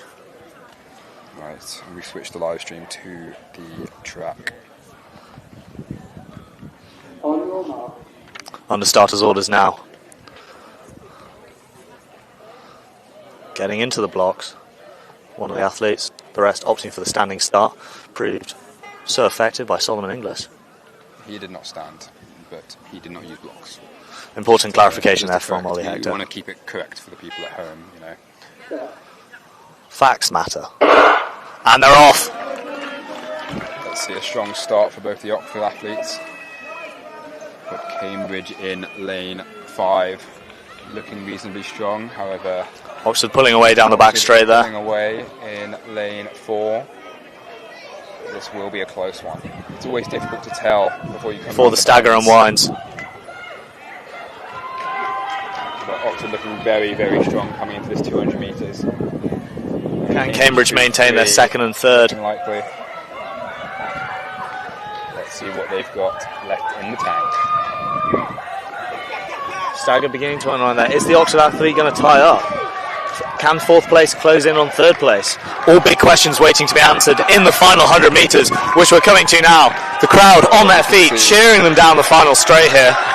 On, yeah. What have people got left in the tank? Cambridge are closing. They're closing. A lovely catch up here. A lovely hawk down. Is it a hawk? Is it a hawk? On the line. Bosh! I think the Cambridge athletes took the 1-2. What a race. What a race. Massey, thoughts?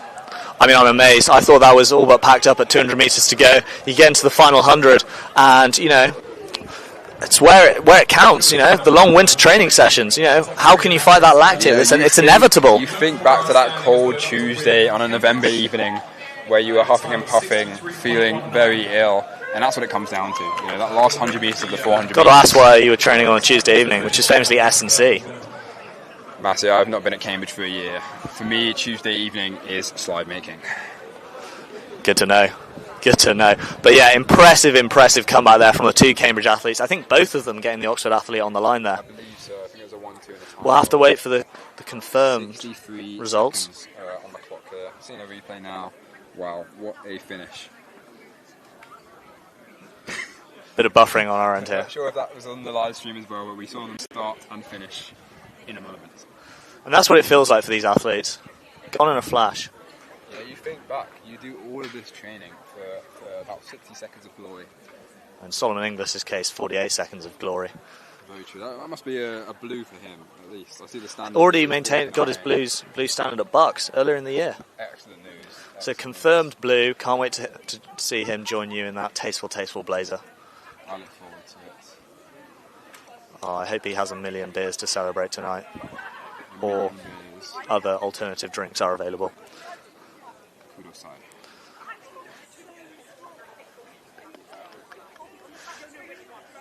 Now let's see if we can grab an athlete for an interview. I think we have a small break on the track. Actually, I take that back. The 400 metre blues match for the women are getting ready to start. So I imagine people will not be able to cross the track to come and say hi to your lovely commentators. On the live stream currently we have the high jump bar being adjusted. We've got some action in the chat here. Zane getting in touch, say loving the double dip from Tinny and Poppy there. So did we. I don't know if you could tell from my excited commentary, but that really got heart rates going and the crowd loved it. I am on my feet. I'm also on my feet. But that's because we're standing. So, the athletes in the 2026 varsity match for the women in 400 metres. For Oxford, we have Natalie Groves and Anna McConkey. And for the Cambridge, we have Olivia Sparks and Daisy Kay. Ollie, thoughts? Thoughts in terms of who I know. Natalie, I'm familiar with. I don't think I've spoken to her personally, but I think that she medalled at Bucks last year. A very, very accomplished 400 metre runner in her prime. I imagine she's in good shape coming into this. Not sure what her season's best is, but it looks 55.11. Very fast. So a strong favourite for this one. At least 2 seconds PB ahead of the rest of the field. Olivia Sparks, another familiar athlete to myself. Earning the blue standard at Bucks recently. Yes, I've heard this news. Excellent for her, getting that first. PB of 57.91. What can she pull out of the bag today? This will be a great watch. Into the blocks, these athletes go. Under starters' orders. I hope you're ready at home. It's going to be electric. And they're away. Strong starts for the entire field. In the women's blues match race here at the 400 metres, representing Oxford, we have Natalie Groves searching for the three-peats, very and fast Anna start. McConkey. Olivia looking like... And in the light blue, representing Cambridge, we have Olivia Sparks. Apparently the people at home cannot hear me very well. I will try my very best to hold the mic close to my mouth. In terms of this race, Natalie Groves pulling away in first, coming into the last 200 metres, but Olivia Sparks closing in on the opposite athletes as well. I think this one really will... Currently looks like Natalie Groves, followed by Anna McConkey, followed by Olivia Sparks, and then Daisy Kay. But what's going to happen in this final 100 metres, as we've just seen, it can all change. They're coming in. Natalie Groves out front, Liv Sparks pulling past Anna there, but it's going to come right down to the wire. Natalie Groves taking the win. Who's going to have it on the line? It looks like Liv Sparks with the dip. Oh, I cannot tell. We will have to go to the photo. And there's Daisy. A great finish. A Time of fantastic 55.2. About crossing the line in an unofficial time of 55.22, which, if confirmed, would be a new match record in this. wow. I'm not sure if the people at home heard that one. I'll hold the mic very close to my mouth when I say this. But apparently Natalie Groves may have broken the varsity record in that race in a time of 55.22. Seeing here on the replay, very quick. It really did come down to the line for that second place. We will have to wait for the official results. For me, I think Olivia may have taken it. A very, very strong finish indeed. Sol. Right.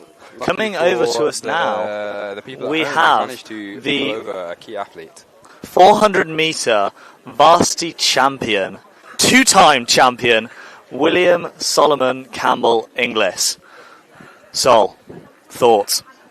Oh, it just hurts so much pain, but cool place to do it.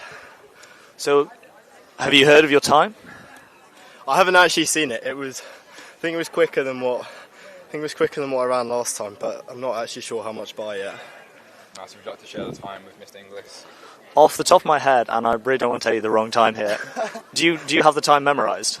I do. I have an excellent memory. It was 58 point something. 40. 40 was it? 48. Oh, it's a 400 metres. An excellent time, Inglis. How do you feel? Again, just so much pain. Good guys to run it with though. Everyone came out the block so fast. I saw, obviously on the inside lane, saw Ben Greenleaf just take off. Rocketing round in lane 5. Pulled up next to Ryan, who's obviously an incredibly strong runner. And was disappointed not to see him go for a standing start again today, after he showed what he was capable of at Bucks. I think it was there 49 flat off a standing start. It was just insane. Obviously Jack Organ, the scholar, running incredibly fast as well. Like, he's after just narrowly missing out on match record earlier today in what was basically a solo 800. So it's been a big day for him as well, I guess. So talk us through the decision, though, Sol, to not take blocks at the start. What was going through your head with that decision? Yeah, not a lot, to be honest. I used them a couple of times last year, and just kind of haven't really got around to using them this year so far.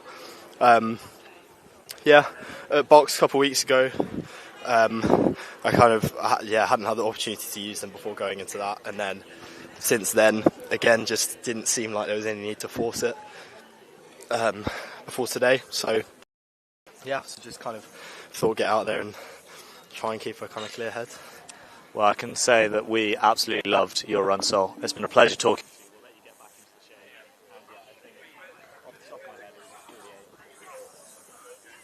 Enjoy. Excellent. Sol walks back to his many fangirls and boys, on the side of the track, and boys, of which I am one. Yeah, a very talented individual. Now, on the live stream here we have the high jump, the women's high jump, an excellent clearance right there. In terms of the athletes themselves, I can't see the numbers. However, I believe that was an Oxford Blues athlete with that one. Looking very impressive. I think the bar is at least at 160 right now, if I was to guess. A very close clearance there. On the track, this looks like the distance event. It's the mile. This is the mile. It's the men's mile coming up. Now, this is one that we can talk to you people at home from personal experience, you know. Me running my first mile today, Massey running at least his second mile, I think. But this will be a great race. I think the last time that we had a mile at the Iffley track, the winning time on the Blues match was about 6 minutes, or at least 5 minutes. I'm not sure. It was one of the slowest miles in Varsity match history. It really was. Let's see if we can find it on the timetable. Actually, it should be there. So the winning time from 2024 was 5:36. And now that time gives me a lot of joy because me and Mr. Massey both ran below that time today. Quite significantly below that time, some would argue. So in terms of that, I think that we both would have been Blues athletes in that year, which is, you know, no disrespect to the winner of that year, I believe, Adam Dre, but we are faster than you. I'd not like to not lump myself in with that comparison there. That's entirely Ollie Hector's doing. So, men's mile coming up now. I'm staring straight into the eyes of the athletes as they get ready to go. So, second team match. For Oxford, we've got Freddie Cushing and Charles Prestwich. And for Cambridge, we've got Connor Morgan and Dan Taylor.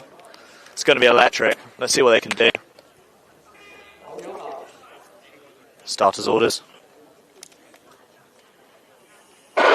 And they're off. Here we go. Let's see how fast they start.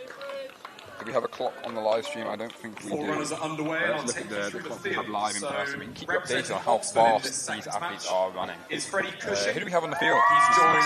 I've just gone through it. I was not listening, but that is good for the people at home. Representing Cambridge, for the first 100 metres in about 20 seconds. Wow. I think that might be fast. I think in our race, we were doing the 400 metres in about 70-80 seconds each time. I went through in a 73. That sounds about right. And now if you divide that by 2 as a mathematician, that would be about 36. So previous winners in this event include Roger Bannister. Previous winners in this event include Roger Bannister, who shares the record for the maximum number of wins in this event with 4 wins. One of the people he shares that record with is Simon Muggleston and Frank Cross as well. And here they are coming through the end of the first lap. A real encyclopedia of track knowledge. Now through the first lap in about 60 seconds, which may or may not have been faster than myself and Massey. But marginally. Looking very tightly packed in this race. Yeah, you've got to think about the implications of the heat as well. It is very hot. It is warm. Now these guys will be thinking tactically, these kind of long distance races, you've got to sit and kick. You want to find your moment to really pull into the lead. as Ben Massey knows himself, having pipped me on the line earlier in the day today. Well, Pip suggests you in front of me. I was in front of you for at least 100 metres of the race. Let's not forget. That's true. That was the warning I needed to kick on. Now, that's So exactly thank you what for these that. athletes here will be thinking. The two Oxford athletes leading as we come into about 600 metres of the race. And, you know, the Cambridge athletes will be thinking, right, I can stay with these guys. When will I push on? When is the time to very make the tough. move? When is the time to wait? When is the time to kick? 2 laps to go. Let's see what time they go through in We here. have a push here on the outside. The Cambridge athlete gaining on the Oxford athlete, number 202. 15 through 800 metres Very there. fast. That is probably faster than my 800 PB. Very impressive from these athletes. Now they're still staying very tightly packed together. It is a real race. You know, no one is pulling away and a clear winner at this. It's a close race. It's what the sport needs, you know, close races like this. It's what we do love to see. Let's go down the back straight for the third time. Give you some results from the men's high jump. There's a win in this event for Tom Blackburn. Win for Tom Blackburn. We're winning this With the one. best jump, 1 metre 95. Mr. Massey's trying to get a drink on the comms. Very Winning unprofessional. in my second opinion. match. Also However, Oxford, into this mile race, we come into the third lap, or the end of the third lap, the last 100 metres, still very tightly packed together. I'm very interested to see when someone will make their move, like a tiger. And here they come, getting ready to meet the bell here. The bell ringer ready to ring it. It's so close. It's anybody's race. All athletes showing the pain but looking strong. 21. I don't think sub 4 minutes is on the cards here, but sub 5 100% is. Let's see how they push. The Oxford athlete in the lead, looking to create a gap here. The second Oxford athlete trying to do the same, but let's see if Cambridge can't hang on and pounce. The two Oxford athletes leading down the back straight here. What have Cambridge got to offer? See, there's a gap that is starting to emerge. However, Cambridge do hold on these last minutes of the mile, or these last metres of the mile. Famously very, very difficult. For some. Yes, for some more than others. What are we going to see? As we saw in the 400s, the last 100 metres, really important here. Who's going to tie up? Here they come, down towards the line, neck and neck between the two Oxford athletes. Who's going to take it? They're racing here, they both want to win it. Freddie Cushing looks like he's going to come through and take it. Good run there. And then for Cambridge, Connor Morgan taking it from Dan Taylor.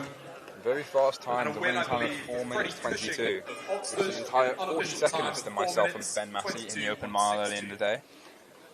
These athletes have some class. This is an advertisement again. Next year, Open 1500 at Wilberforce Road. Get yourself down there. Ed Parker, Ollie Sharp, I'm thinking of you guys. Get your names on that start list. Let's. Jess Poon. We're representing We're calling all of you out. Let's expand the Hector Massey Classic. And representing Cambridge, we have Cameron Devereux On the opposite side, and Ewan actually, Tom Spencer. Barrett. I believe he is graduating.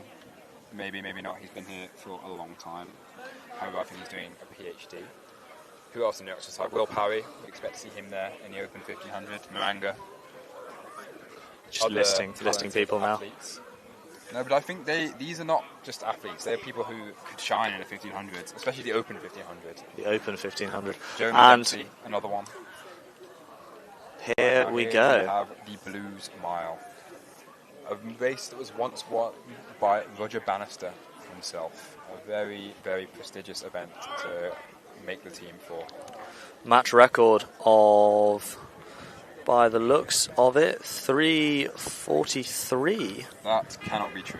That must be the 1500 meters. That's the 1500 metres. My bad. 3:59. That 1500 metre record, though, was set en route to the mile record by SJ Mugglestone. So, here we go. They're getting ready. They're looking chipper and happy on the starting line. Let's see how they look on the finish line. So for Oxford, we've got Alexander Gruen and Harry Wilson. And for Cambridge, we've got Cameron Devil and Ewan Spencer. And they're off! This is a quick start. You can see they're all wearing the same spikes. You know, it's one of those. We're at an age of super spikes in athletics, where certain spikes in certain seasons will dominate. All athletes will try and or wear the same spikes. I remember in my day, it was the Nike Max Fly spikes for sprinters. Here they have Nike Red spikes. I think that is the official name of them. Coming around this first 200 metres, it looks like a lead for both the Oxford athletes. However, in terms of time, they come through the first 200 metres. I cannot see because the clock is not showing. Cambridge athletes, clear favourites on PBs here, looking at the programme.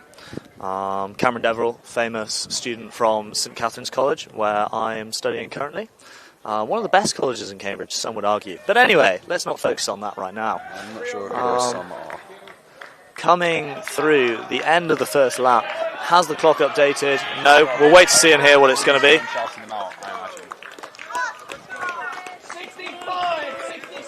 65 seconds through the first lap there. Not quite the pace that you need to get a 4-minute mile, as I know myself, but very, very quick. At least 4:20 will be on the cards here, and as these athletes speed up towards the final 100 metres or final 400 metres, I'm sure the times will get tasty. Still 2 Oxford athletes out the front here, but it's a close race. The pack's staying together so far, no gaps opening up, similar to the seconds race as well. In terms of the athletes himself, Alex Gruen, I'm familiar with him from the US tour, a very talented distance runner from Australia. Cameron Deverell, I believe another distance runner. I think they're all distance runners actually. They're all distance runners. But Cameron, an 800 metre, 1500 metre runner, very talented. And Ewan Spencer, another one who does cross country. Now let's see what they coming to the end of the second lap here.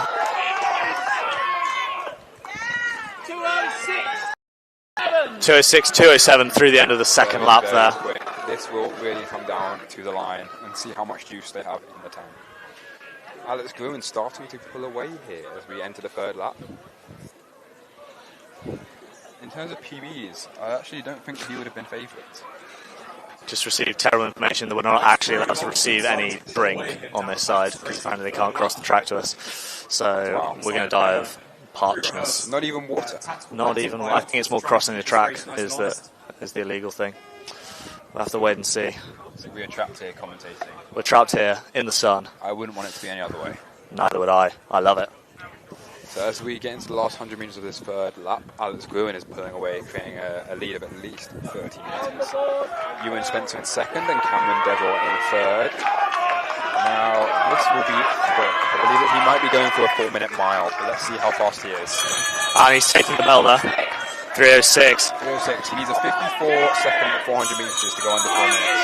Now, that would be tasty. 311 and 312 through the bell there for the 2 Cambridge athletes. 316 for the final Oxford athlete. In this race. But let's see what happens as they come into the end. Alex Gruen will be going for a very fast time. What is his PB out of interest? Alex Gruen 4:02:43, 47. I can't read. He has the strongest PB, I believe. He does. The other people have put 1500 PBs, which is not very useful for us as commentators because we don't know how those compare to mile times.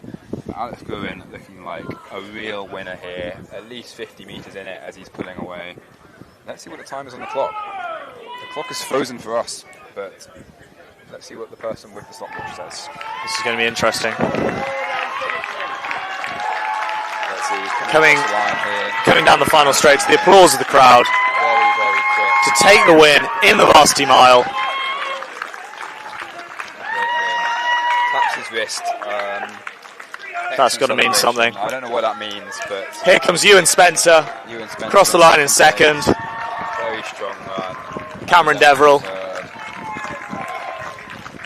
I'm just waiting for Harry Wilson now. Bringing it in. That was a strong mile race there. And, in these kind of high quality races, you see a gap on the line, but then you also see the common people like myself and Matthew running the race. And there you can really see a real difference. We have still been running at this time for at least another 30 seconds. So most likely. These guys are class. One word, pure class. At or around 4-minute miling pace for the last 3 laps after a slightly slower first lap. So he's going in my team. Significant barrier there. What do we have next, Mr. Matthews? I'll talk you through this replay here. We have Alex Gruen very much on his own, tapping his wrist. A great race. I'm excited to see the time. And we've got an athlete here to interview. No, you don't. I'm not getting interviewed. You're on the mic. Massey is guzzling water. Very thirsty. I will take some. So Tim, talk us through your day so far. The women Been shit. will chase. Oh well. Apologies for the language for the people at home. Apologies for the language for the people at home there. Yeah, this is a live stream, mate. No. It is. Who do you think we're talking to? Tim, confused by the wonders of modern technology there, but thank you for the water. Again, apologies for the language for any of the viewers at home. Now, Alex Gruen in 4:07, Ewan in 4:16, Cameron in 4:20, and some very tasty times. Now, that 4-minute mile is one of those coveted times in athletics, set first by Sir Roger Bannister at this very track, very famously, and one of those that not many athletes make in their lifetime of athletics. So when you do make it, it is special. Similar to the 60-second 400-meter hurdles. But Ben Massey may not know about that one. Never happened for me, sadly. But there we are. Coming up next on the track, we have the women's 2,000-meter steeplechase. Now that one is fun. As a hurdler myself, I can really respect steeplechase because not many people know this, but it's quite similar to hurdling, as you have to jump over barriers. However, there is a key difference, or two key differences in my opinion. One being that the race is longer. I think about 1,600 metres longer than the 400-metre hurdles. And also, there is water, where you have to jump into the water, get your feet wet, and continue running. Now, I'm not very familiar with the history of the event itself and why they added the water jump, but I'm sure they had a good reason, and it makes the event very fun to watch, especially on TikTok and Instagram Reels, where you will see some athletes who are maybe of a lesser quality than today, cannonballing, swan diving, swimming in the water jump. You've got to attack the barrier, is what I've heard. Attack it. And some people, they don't want it enough, and that's how you end up in it.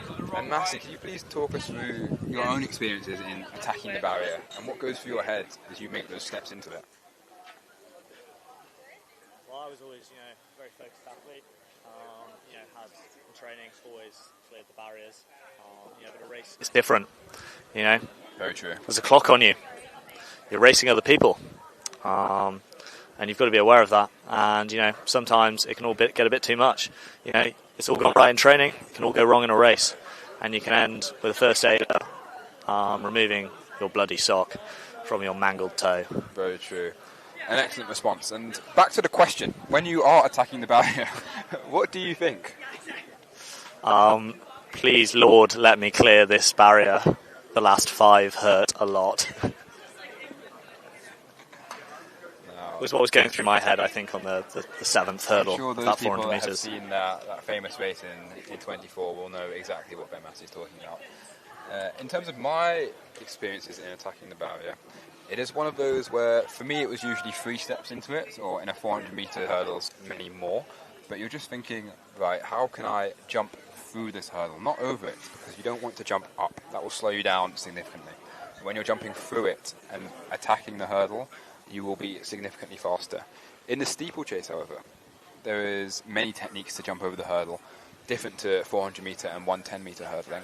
The barrier in the steeplechase, of course, is fixed, so it cannot be knocked over, or if you do try and knock it over, you will be in a lot of pain. When you attack the steeplechase barrier, you can put your foot on it, which of course you cannot do in the 110 and 400-metre hurdles, or you can hurdle it cleanly. Trust me, you can. You can, but it may not end very well. It doesn't. Now, as these athletes prepare for the 2,000-metre steeplechase, on the live stream, we have a lovely image of someone measuring the long jump pit. Now, I'm not sure why they're measuring the entire long jump pit. Anyway, we're back to the track. And the field again, I think that is Sunshine jumping over the high jump.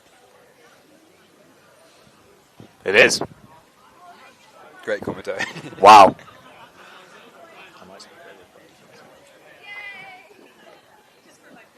Massey may take a break from the commentary. I think that we will likely come back.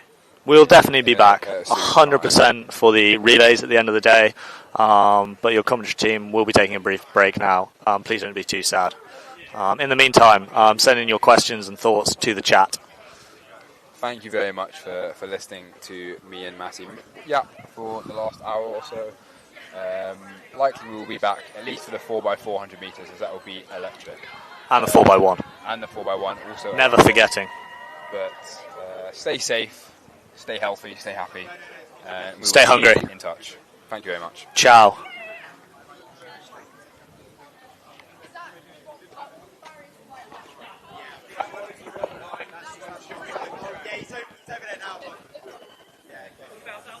Sorry.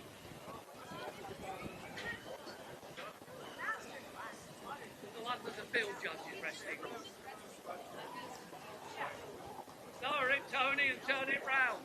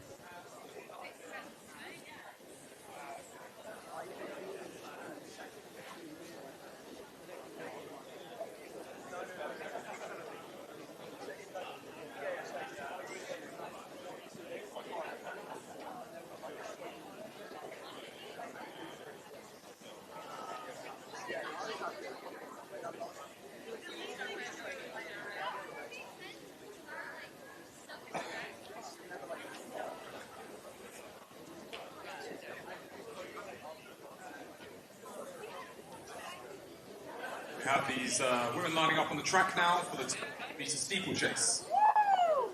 The Blues and the second running combined in this race.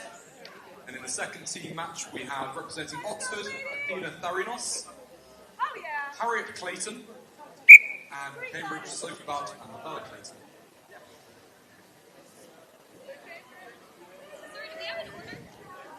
I don't have it, so right.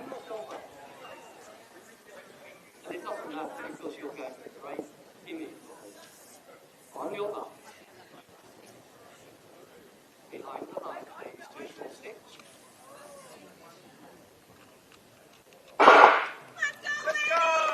Let's go, brother. Let's go, Sophie.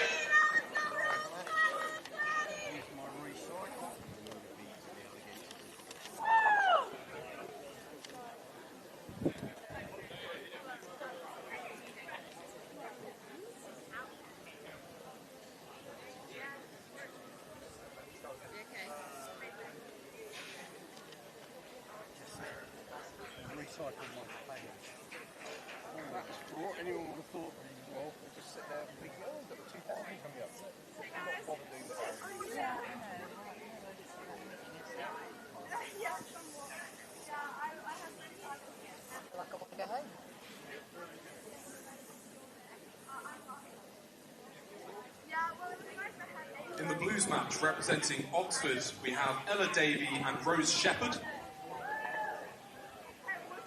And in the Cambridge team, we have Rosie Gregory and Chloe Connolly.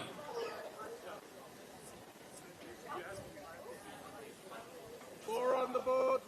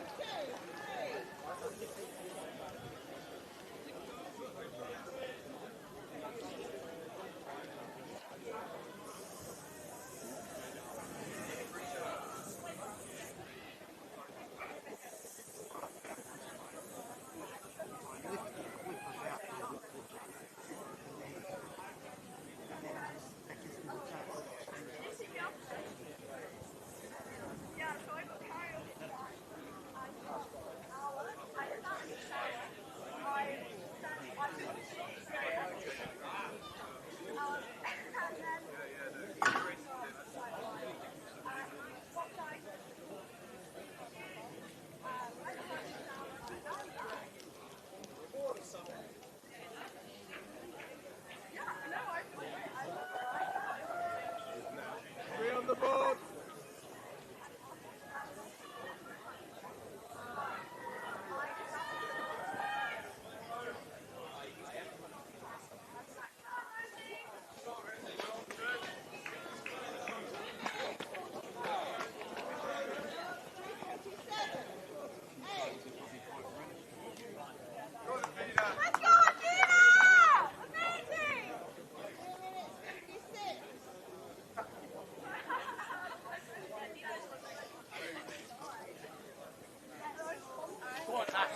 Great, let's go.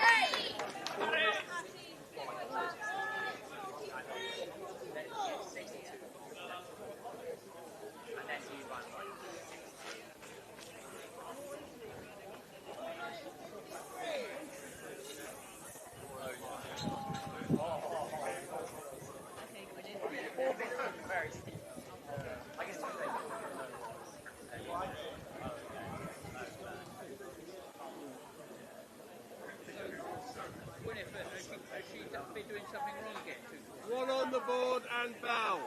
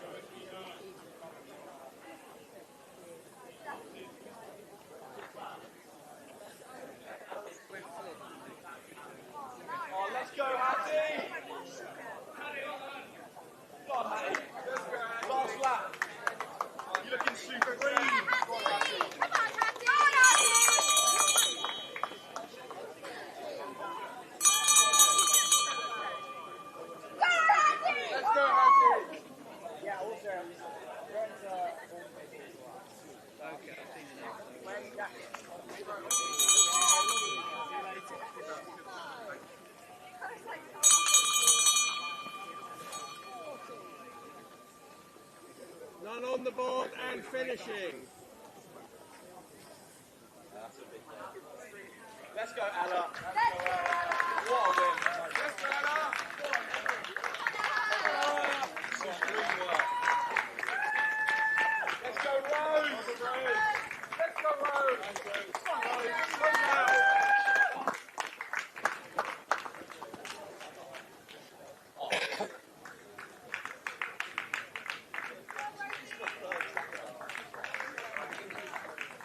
Let's go, Tina. Let's go, Tina.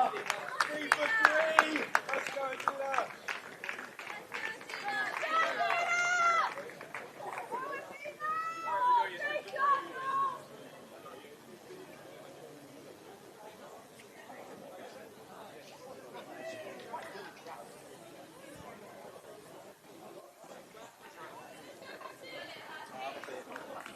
Let's go, Hattie.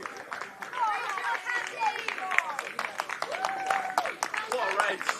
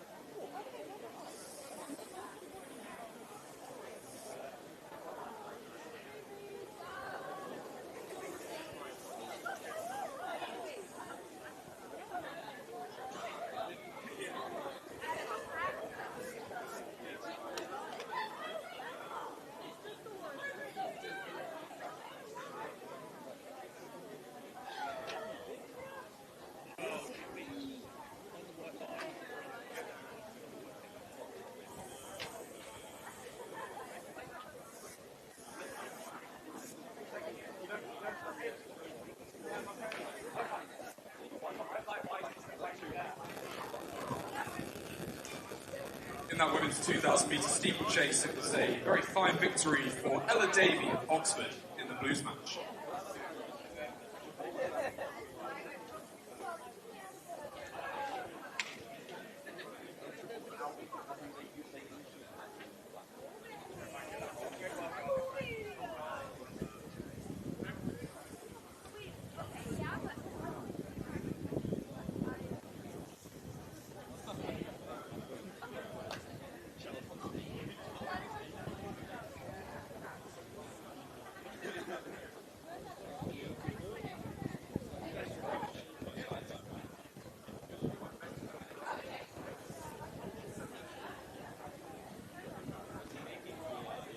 after 12 of 20 events have been scored in the men's blues match, I can tell you that it is neck and neck between the two teams.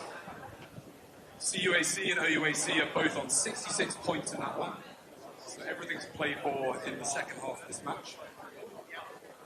Over in the ladies' blues match, with 10 of 20 events scored, OUAC have a pretty solid lead on 69 points over CUAC with 40 points. Over in the second match, we have a very, very close match going on so far between the Millipedes and the Alligators in the ladies' second match, where we scored 10 of 20 events so far, and Oxford have a slim lead, 58 to 52 in that one. And finally, in the men's seconds match, with 12 of 20 events scored, it is Oxford who hold the lead, 75 points to Cambridge's 57.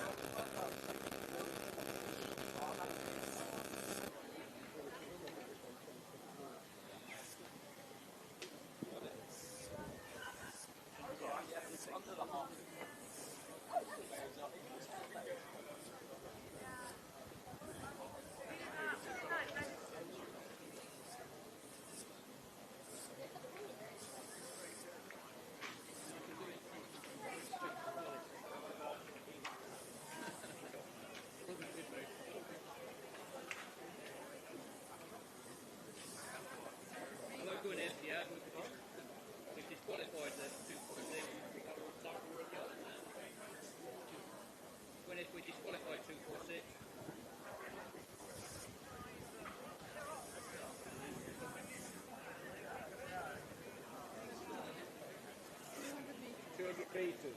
200 meters. After the 200 meters. Not until 20 past 3.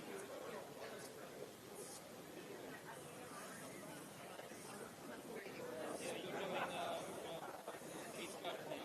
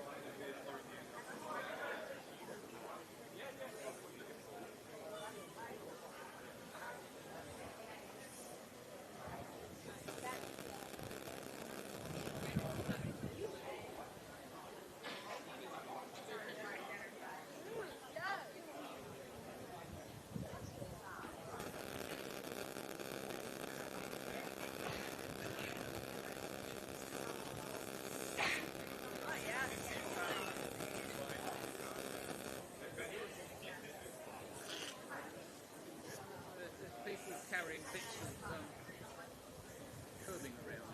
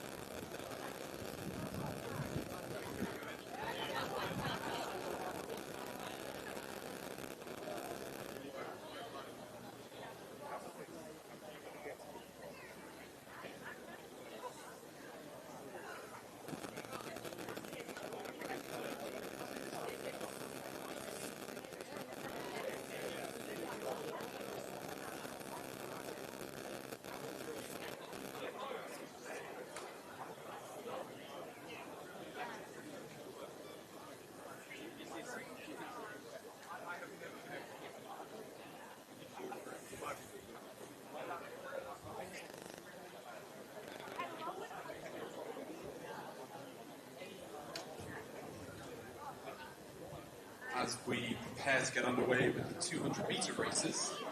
I would like to remind all the spectators, particularly the thirsty ones, that there are refreshments available from the red tent over by the cage. There's beers, ciders, soft drinks, and pins, of course, all on offer over there.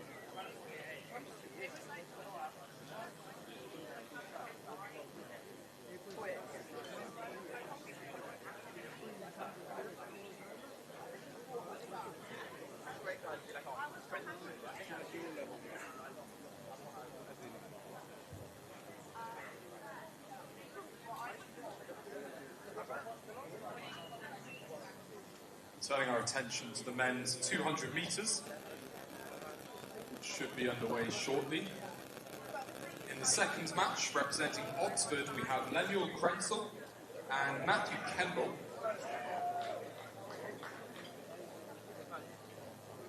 And representing Cambridge, we have Jerzy and Luca Roig.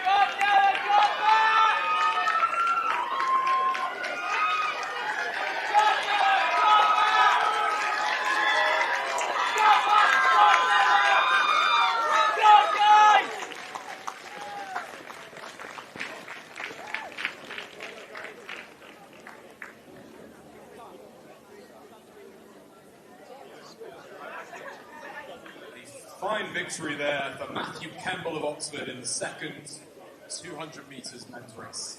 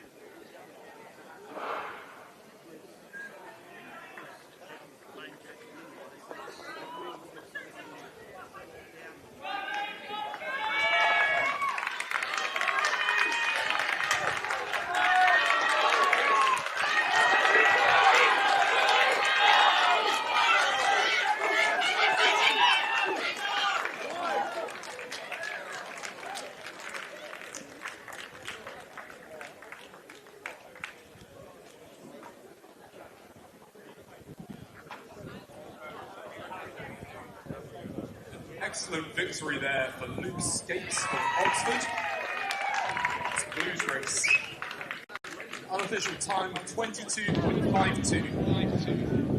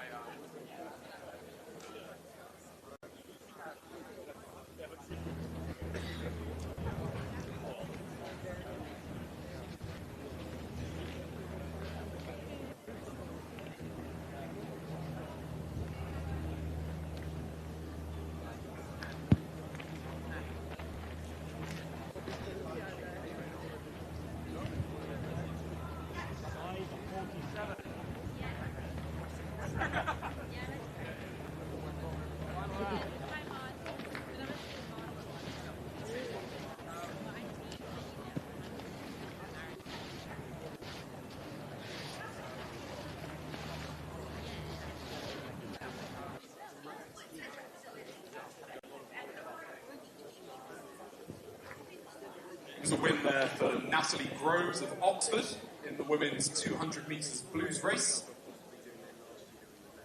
In what looks to be a time of 24.97, so a very strong performance there to take the win.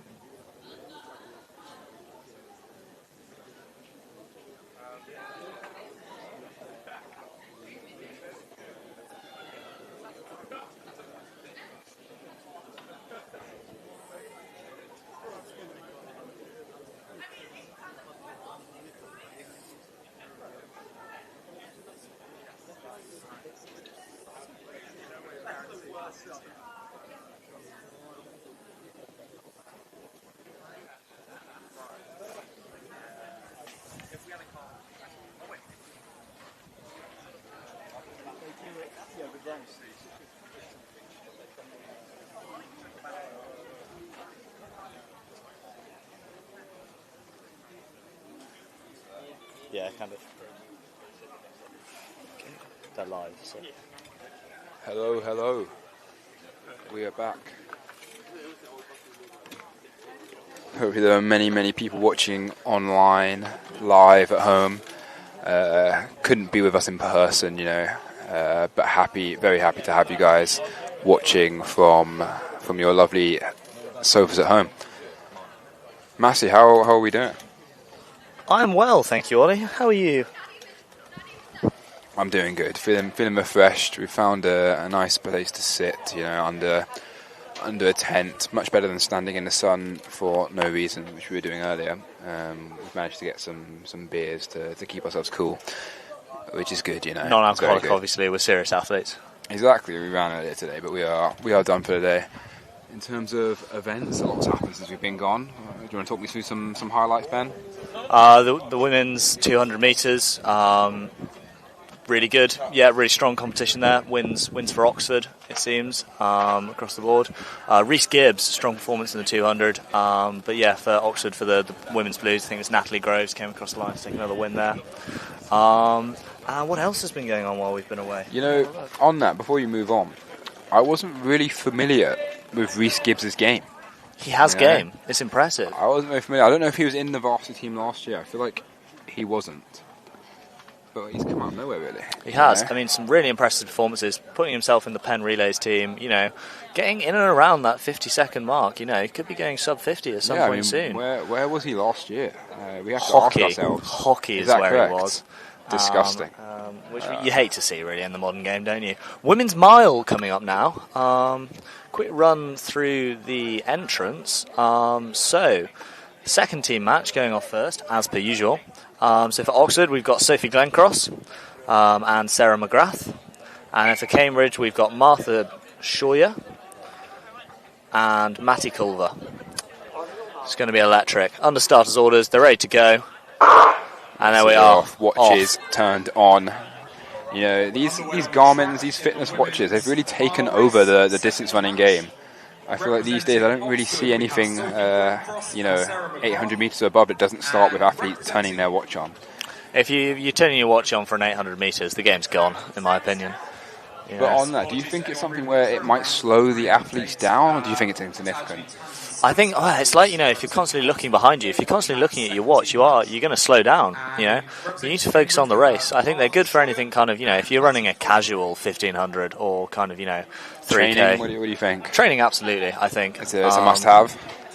It's good to know your pacing, it's good to know your times. You know, data's key, as we know in the modern game. But yeah, I think in races, you know, it's not necessary in kind of anything under a mile. But you know what I find interesting is the pros do it as well. You know, yeah. Sebastian Solway ran a famous under 2 hour marathon. Well, I mean, for a marathon, you're going to need it for your pacing splits. He had a watch on. You know, did he? He did have a watch on. I think it was one of the Garmin's, which is great advertisement for them. I have a Garmin myself. Other sports watches are available for our viewers at home. Yeah, we're coming through the first lap here. 82 seconds through the first lap there. 2 Oxford athletes leading, followed by the 2 Cambridge athletes. But you know, with these mile races, they're always super closely bunched until at least the third lap, where someone makes their move. Yes. Thanks for the addition, Massey. We're taking a bit more of a laid-back approach to the commentary here. Yeah, we're sitting saving down ourselves. now. We're enjoying it. We're soaking it in. Soaking in the rain. Alistair call over. He did mention that he wants to commentate the 5K. He did later while on. I'm a Absolutely. track and field enthusiast, I'm not super knowledgeable about 5K. Neither. So I'm sure to get an expert on the pitch. Yeah. John Bennett walking past. He's had a good day at the office. He's saying he hasn't. He I shakes think his he has. head, but little does he know, he is faster than he was last year. So indeed, you take improvement in Rob this kind of Dawley sport. walking past as well. No, good day at the office for him as well. No comment. Ella Colburn and Cameron Deverell walking past the commentary booth as well, giving us a wave. This commentary is rubbish. He's just saying people that he sees. Back to the races. So a gap has started to open up as we approach the third lap. Oxford, followed by Cambridge, and the second Cambridge athlete with a gap in front of her, but still moving very fast. In terms of highlights of the day, what would you say, Mr. Massey? Sol Inglis. One word, Talk pure class. more. One word, pure class. You know, shaving so much time off his PB, getting into the 48 seconds, you know, unexpected win, out of the bag. I'm slightly biased, but, you know, it's one of the greatest runs I've ever seen in a varsity 400 metres, I think. A real class athlete. I think, you know, I could wax lyrical about Sol Inglis all day, and I probably will when we get down to the 4x4s. It's really gonna come down to those 4x4s, which as you can see from the level in just the 400 metre race alone, that one's going to be It is going very to tasty. be electric, and I hope you're still around with us for those towards the end of the day. So, women's seconds mile coming down now to the final lap. The bell about to go. Looks like Oxford taking a bit of a commanding lead here, but I think second place is really to play for. In terms of the day, as we come into this final lap of the mile,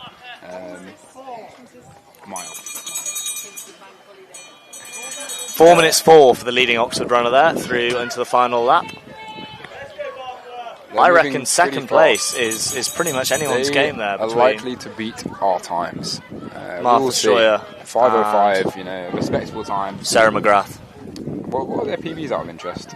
PBs for Oxford 5:20, and then we have a 1500 metre PB for Sarah McGrath, which is 4:50.2. And that I see one which sticks out to me, that Oxford Blues mile PB. Well, what do you see, Mr. Massey? Interesting. So I'm looking at the profile of Rebecca Flaherty here. Who I think is a class athlete. Already taken a commanding win in the women's 5K earlier. But yeah, her PB here in the mile apparently is 16 minutes and 4 seconds. Interesting. What do you think? I mean, it could be a typo. My thoughts is that's a typo, Ollie. Maybe she has run the race one time and fell over. Could have done. You never know. I've done the same in hurdles. You get I've never fallen over in hurdles. A really shocking time on power of 10. I think that makes me a better athlete. You fall over. Oxford coming to take the line here. Sophie Glencross.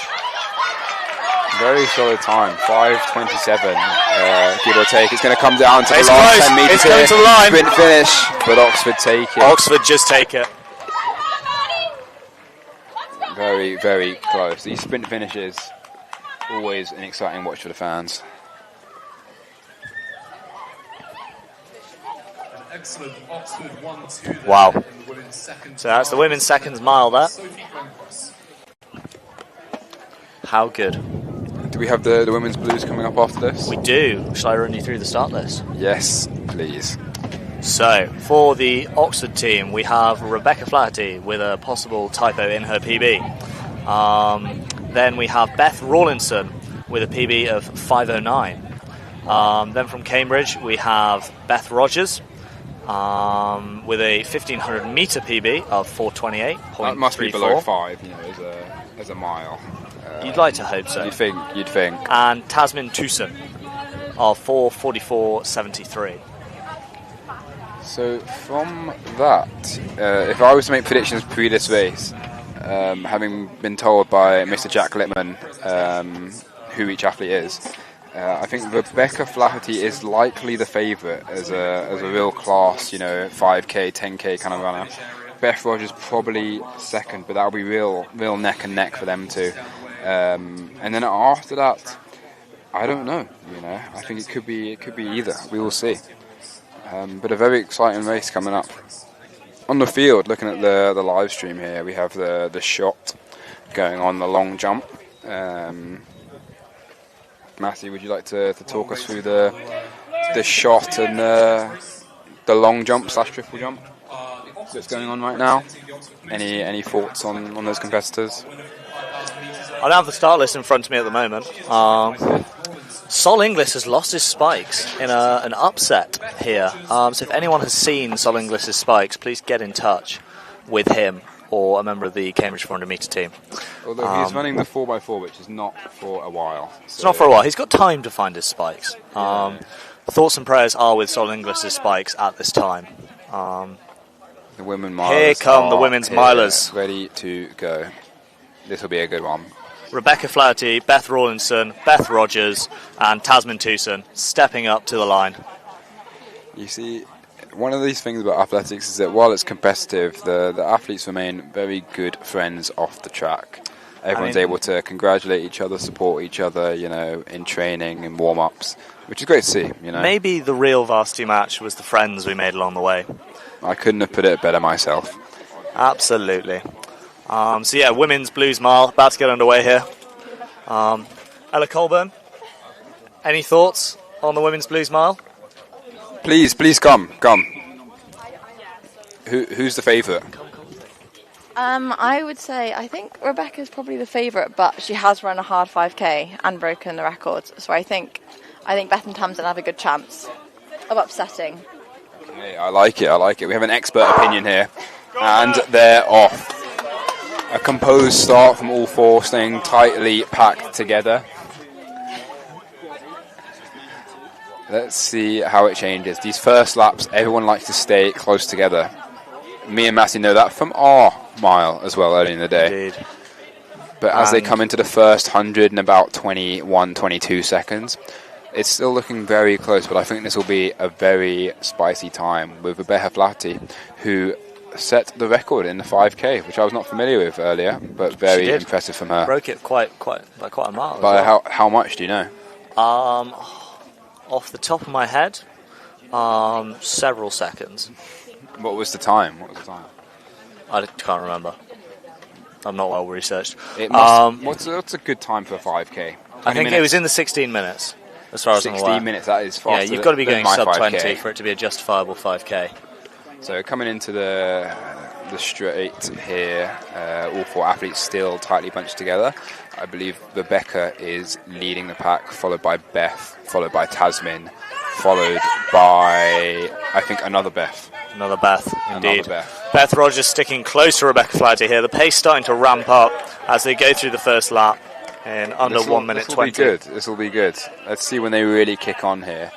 What did they come through the first lap in? It was under 1 minute 20. I didn't get the specific time. 1 minute 20. So it's looking like this will be under 5 minutes, which is expected, from athletes of these classes. Oh, and a fall.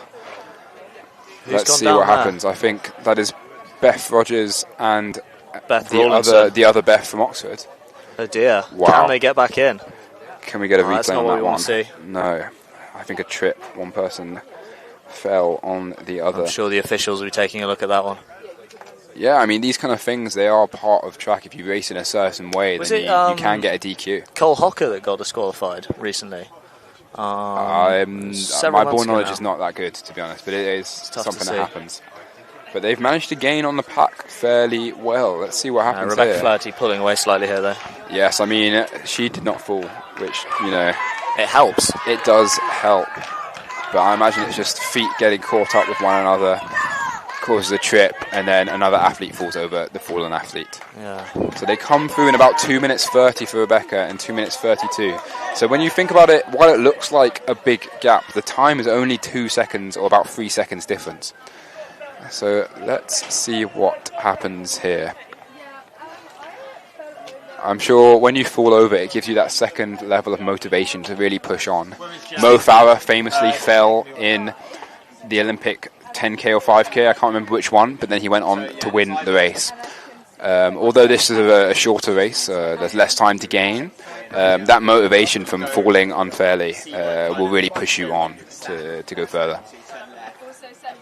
Rebecca leading here by about 30 metres, in my opinion. Let's see if the competition can gain on her. Otherwise, it will be a very, very close battle for second. I think that's what it's going to shake out to be, I'm afraid. I think that trip's taken out any chance of Beth Rogers challenging for the win there. Rebecca Flaherty making the most of that, obviously not intentionally, to pull away from the rest of the field. Right, into the last lap, into the last 3 there. minutes 40. So this likely will be under 5 minutes. But let's see what happens.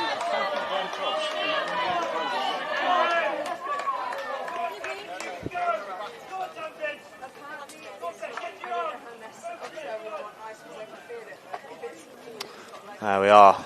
Right, Rebecca Flaherty cruising down the back straight here. Straight. Close match between Beth Rawlinson and Tasman Tewson for second, and Beth Rogers dropping off the back there slightly. But as we know, it can all shake out again in the last 200 metres. Yeah, you have to feel for Beth here. You know, falling over, likely not your fault, tripping on another athlete. She will finish strong and still get a respectable time, I'm sure. Rebecca coming into the home straight here in about 4:40, give or take. Looking like this will be under 5 minutes. Very impressive time. Here comes Rebecca Flaherty towards the finish line. So she's going to take the line in a final time of around 4:54.89. Tasman Tewson coming in second here. And here comes the other Beth Rawlinson, to take third. And Beth Rogers, after that really unfortunate fall on the back straight, coming towards the line now. You can hear the supporters cheering her on as she crosses the line.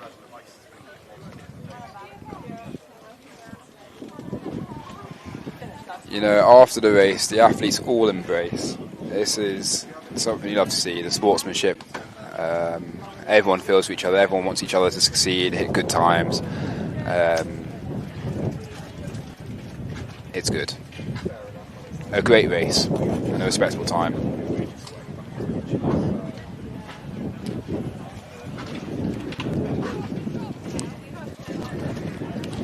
Massey, would you like to talk us through the rest of the timetable in terms of what is expected for the lovely viewers at home? I certainly can. So, coming up on tonight's programme. So, just had the women's mile. We're now going to move on to the 200 metre hurdles for the men and the women. And then the 4x100 metre relay, then the 5k for the men, and then the 4x4 relay for the men and the women.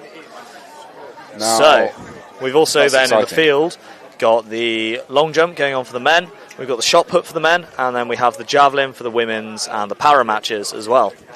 That's what's coming up. And I have the live stream next to me, so I'm going to try and do my best to show some respect to the field events, which are much harder to live stream, of course. But we have the shot put and the long jump, which I will try and keep the people at home updated on. In terms of the track, the 200 metre hurdles coming up, that's an event myself and Massey can talk you through in a lot of detail. Having been last year's 200 metre hurdles victor, happy to talk to people through how athletes approach that one. And Ben Massey has jumped over a hurdle before, so he will talk you through that as well. In terms of the 200 metre hurdles men's seconds, you can see that the lineup for the Alva Stones is Declan Griffin and Oscar Martinez Tavares. And on the Centurions, we have Sebastian Kochner and Thomasin Awololo. This will be a good race. The 200 metre hurdles is one where the hurdles are low. Not an Olympic event, not a World Championships event, only really an event at Varsity, which I think adds to the magic of Varsity. You know, you have events which you won't really get anywhere else in the world. The mile, often very hard to find mile races, and the 200-meter hurdles unique to this event. So to talk you through the 200-meter hurdles, there are 10 hurdles, all at about 33 inches, I think, and that's one where it's the same for the men and the women, interestingly, which is unique. Every other hurdle event, the 110, the 400, and the both steeplechases are different heights for men and women, whereas this one, there is equality. Ben Matthew, what do you think about equality? I think it's good. We should keep doing it. A great point. Seeing a couple of the athletes warming up over the hurdles now, I am really excited for this one. I love the 200-meter hurdles. It's fast, it's furious, it's exciting. People jump, people run. You know, you've got to love it. I couldn't have summed it up better myself. So as I said, there are 10 hurdles. Athletes will often try to limit their strides in between them. As the less strides you do in between the hurdles, the likelier it is that you are running faster. What was your stride pattern between? So happy to talk you through that one. So for me, I went for about 7 strides in between each one. There's about 10 meters in between each hurdle, something like that, maybe a bit less, maybe a bit more probably actually, maybe 20 meters. And for that one, those 7 strides are tough. You know, making up that time with my little legs was not easy. I think the athletes today, some of them will be going for the 7-stride tactic. James McCulloch, I expect to do that. Possibly one of the Oxford athletes as well. But a lot of people will be going for these 8 and 9 stride patterns. And 9 strides, you obviously hurdle with the same leg. But 8 strides, you have to switch leg on every hurdle, which is something that myself, I was not very well versed in. But a good approach nonetheless. Beyond that, the women will likely go for 9s up to 11s, depending on what suits them best. But this is really a sprinting event. In the past, since the hurdles are so low, lower than the 400 hurdles in fact, a lot of athletes who are sprinters can pick this one up in a few weeks and really deliver on the big match day.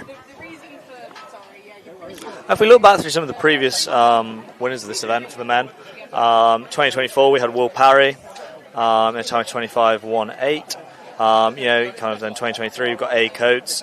Then going back to kind of 2019, 2021, 2022, era of dominance for Sam Clark. Kind of with a slowly decreasing time in the 24s.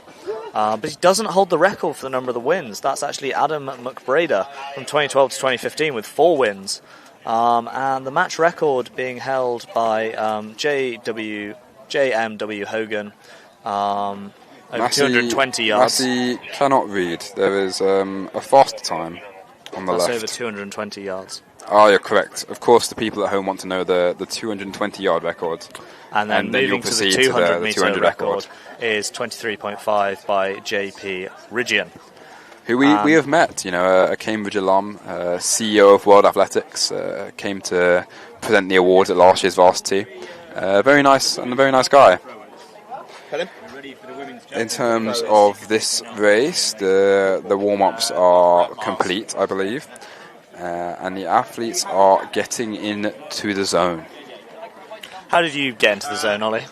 Talk me through it. For me, when I got into the zone, you do your practice lap, you've done all the warm-up you can do, and then you have a nice little 1 minute, 2 minutes preparing, just waiting for the refs to let you start. Sitting, waiting, wishing. Exactly. So in that moment, you're just trying to keep calm, visualize how you're going to race, think about that first few strides and how the rest of the race is going to pan out. What kind of music was in your warm-up playlist, Ollie? Talk me through that. That's a great question. For me, it was all about being high energy. As a sprinter, it's not really about being relaxed. You want to be explosive, you want to be powerful, you want to be strong. And when you're listening to music ahead of a meet or ahead of a race, you'll be thinking, right, what are some tunes that are going to get me moving, get me feeling strong? So for me, it was a lot of fast-paced drum and bass, sometimes some rap or hip-hop as well. Any special songs? One that was always special to me before meet was Forever by Drake, Eminem, Kanye West, and Lil Wayne. Famously part of the LeBron James documentary. and it was one where it would get me going. It would get me in the mood to run very fast. How about yourself, Ben Massey? Range of music I like before races, actually. It really depends on kind of the vibe I'm feeling at that time. I've got a number of different playlists, but yeah. Right, the athletes are getting into their blocks here. We're getting some hate here from someone walking past the commentary booth. Matty Strevens, care to comment on the varsity match so far? It's really hot, but it's going really well. Wow. To elaborate. Analysis. What am I elaborating on? And we're off And, in the moving away 200 from metre Matty there. hurdles.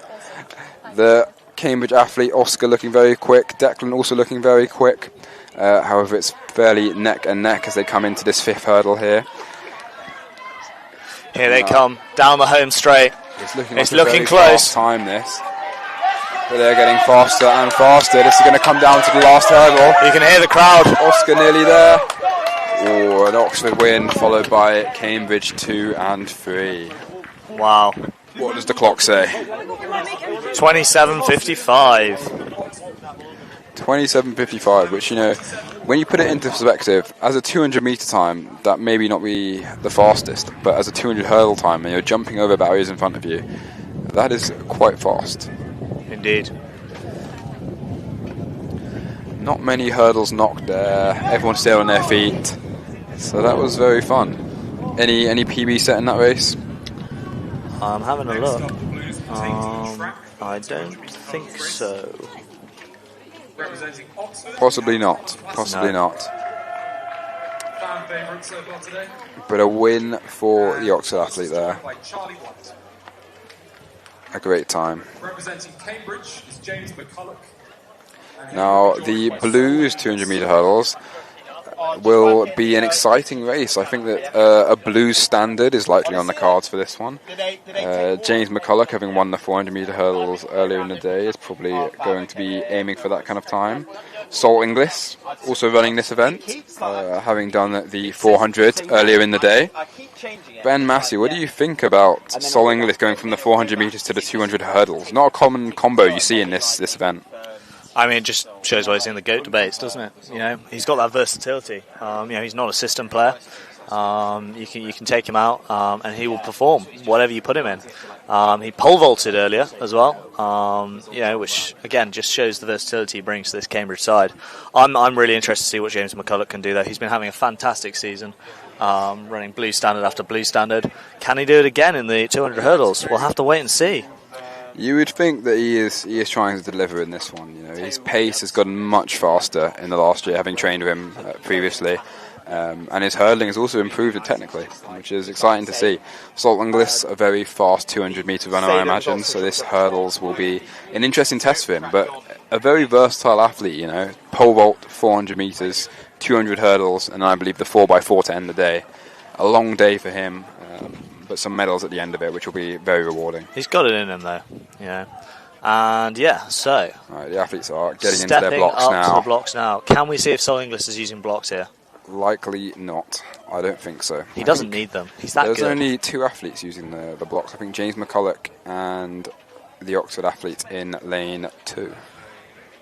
Sorry, the Oxford athletes, by the way, are Thomas Wasserman and Charlie White.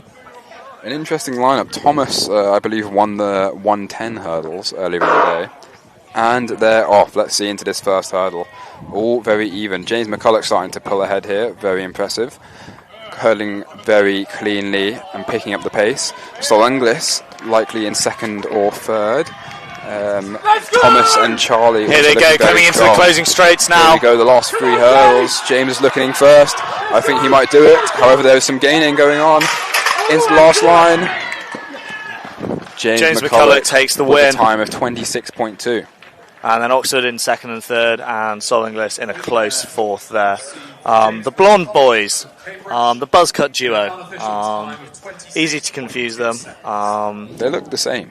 I can't tell. Maybe Sol won that race. I'm not sure. Maybe. Have we ever seen James and Sol in the same room? You've got to ask the question. I have seen them just now. But were they in the same room? Can we class this as a room? I'm just asking questions. It's too philosophical. Philosophical. It's too philosophical. Very philosophical. That's the kind of quality insights we bring you on this commentary.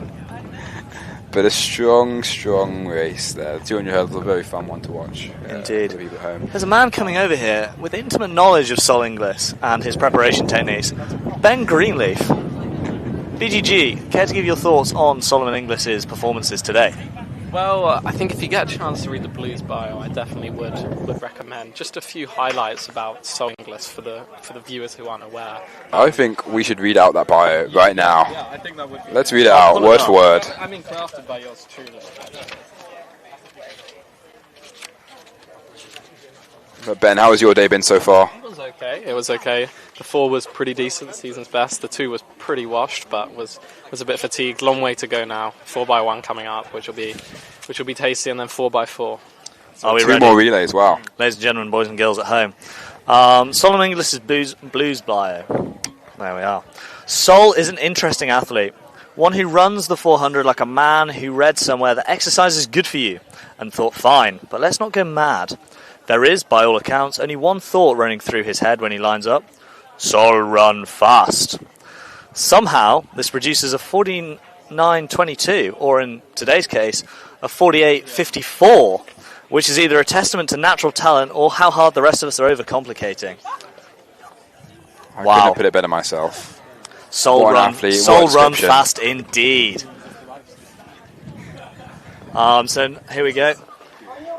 The women stepping are up for the getting 200 hurdles for the women there. Take me through the fields.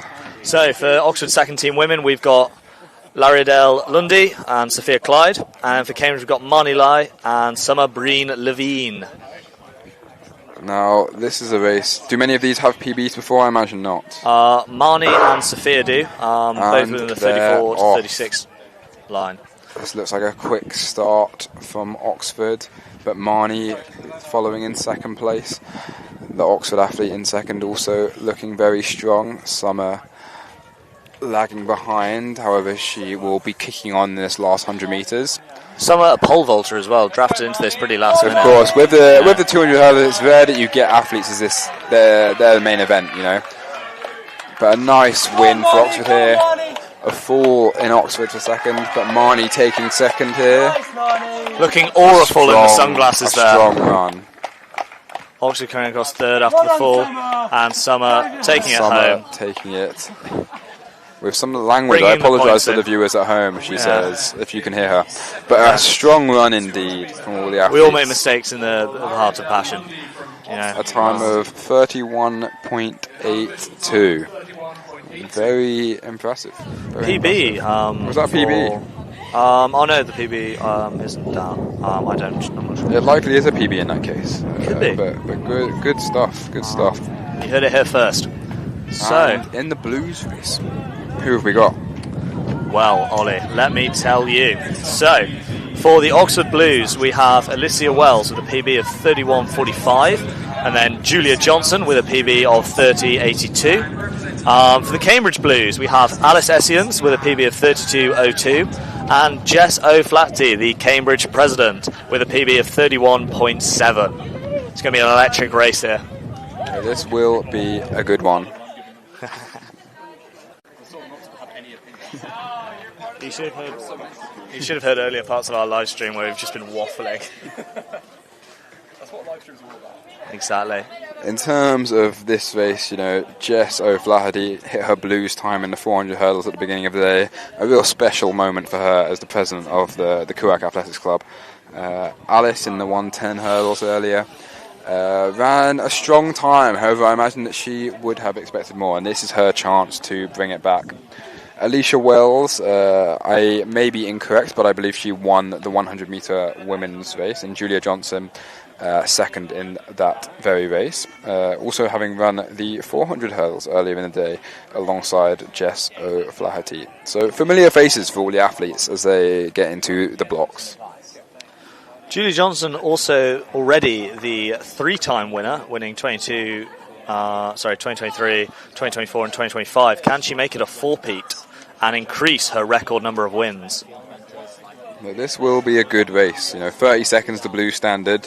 None of these athletes have PBs below that, but all 30, 31s, very close to each other. And 200 hurdles, you know, we saw a fall in the last race. One that not many people will do more than once or twice a year. So it can go any way.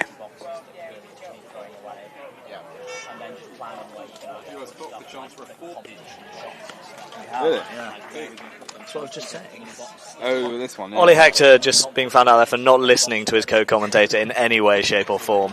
But yes, Julia Johnson on for a four-peat here.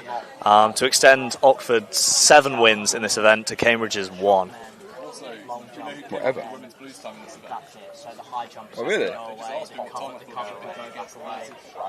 Well, it didn't Brilliant. before. If anyone didn't hear that, And then the they're off. women's blues time is a completely arbitrary time made up on the spot. How There good. we go. And they're off. A very strong start from Julia and Alicia. The Oxford athletes leading the way into this last 100 metres. Jess and Alice also looking strong. However, this last few hurdles, Strong spot for Jess here. as they can. Here we go, Alicia looking very strong, Julia looking very strong. Will she get the 4P? I think it will be down to the line, and she does it. A time of 30.34. Not a PB, but a 4-time winner of the 200 metre hurdles at Varsity. Very, very impressive. Good job to her. Indeed, 4 wins. Wow. It's more than 3. It's more than 2. And it's more than 1. It's more than 5 though. Wow. Good racing all round.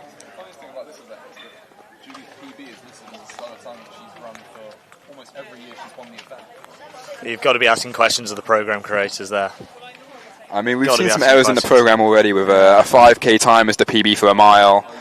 1,500 PBs in mile places. Very confusing for us commentators. The commentators here are eagle-eyed. We see everything in the programme. Indeed. We don't have undergraduate degrees for nothing.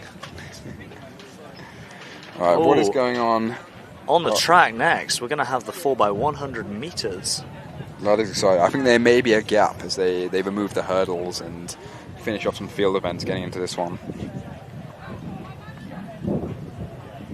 Looking at a replay now of the 200 metre hurdles, a lovely drone shot. Look at that form, you know, really striking the ground, that lead leg, that trail leg, quick to snap on. Some very good hurdling in this blues race. Very clean. I always love listening to you talk about hurdling. It's beautiful, really. I miss it, you know. I used to speak about hurdles at least once a week, and now it's once a Are we year. going to be seeing yeah. a return of Ollie Hector to hurdling at any point in time? I mean, don't get me wrong. I'd be very, very keen to compete soon. Well, but who well. knows? Would you look at this? Here comes Jack Littman. Jack Littman, would you like to give your thoughts on the day so far? No, he's too busy. He's locked in. in. He's going to be winning That's the what you want to 4x4 see for from your Cambridge captain. soon. Doesn't have time for interviews. Doesn't have time for comms. He does have time for friendly chats, though, by the looks of things. Interesting. Anyway. He is in the zone. When is the 5k? Is that after the 4x1? It's after the 4x1s, but before the 4x4s.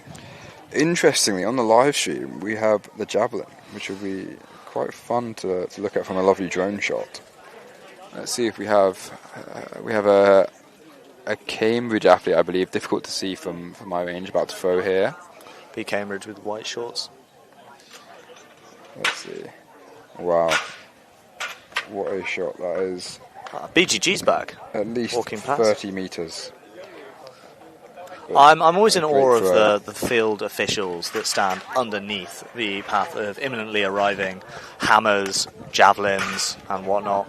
You know, if there was a large, sharp object coming to impale me while I stood on a piece of grass, I would not be standing that close. This is very true. I think there's a famous story. I'm not sure if it's true or if it's a myth of a field official being impaled by a javelin. Are you familiar with the story? It's a bit of an urban myth. I feel like we've all heard variations of this story. I think of it as at a World Champs or an Olympics potentially, where an athlete threw the javelin so far, above 90 metres at least. The field officials had never seen this before, so of course stood at that distance and were not expecting the javelin to come as far as it did. And they could see it approaching them, but they thought, no, this will not get to me. I'm beyond the world record. And then the javelin may have impaled them. as I tell the story, it does seem fabricated, but you never know. You do never know, and it does just show the importance of being mindful around tracks and fields when there are events going on.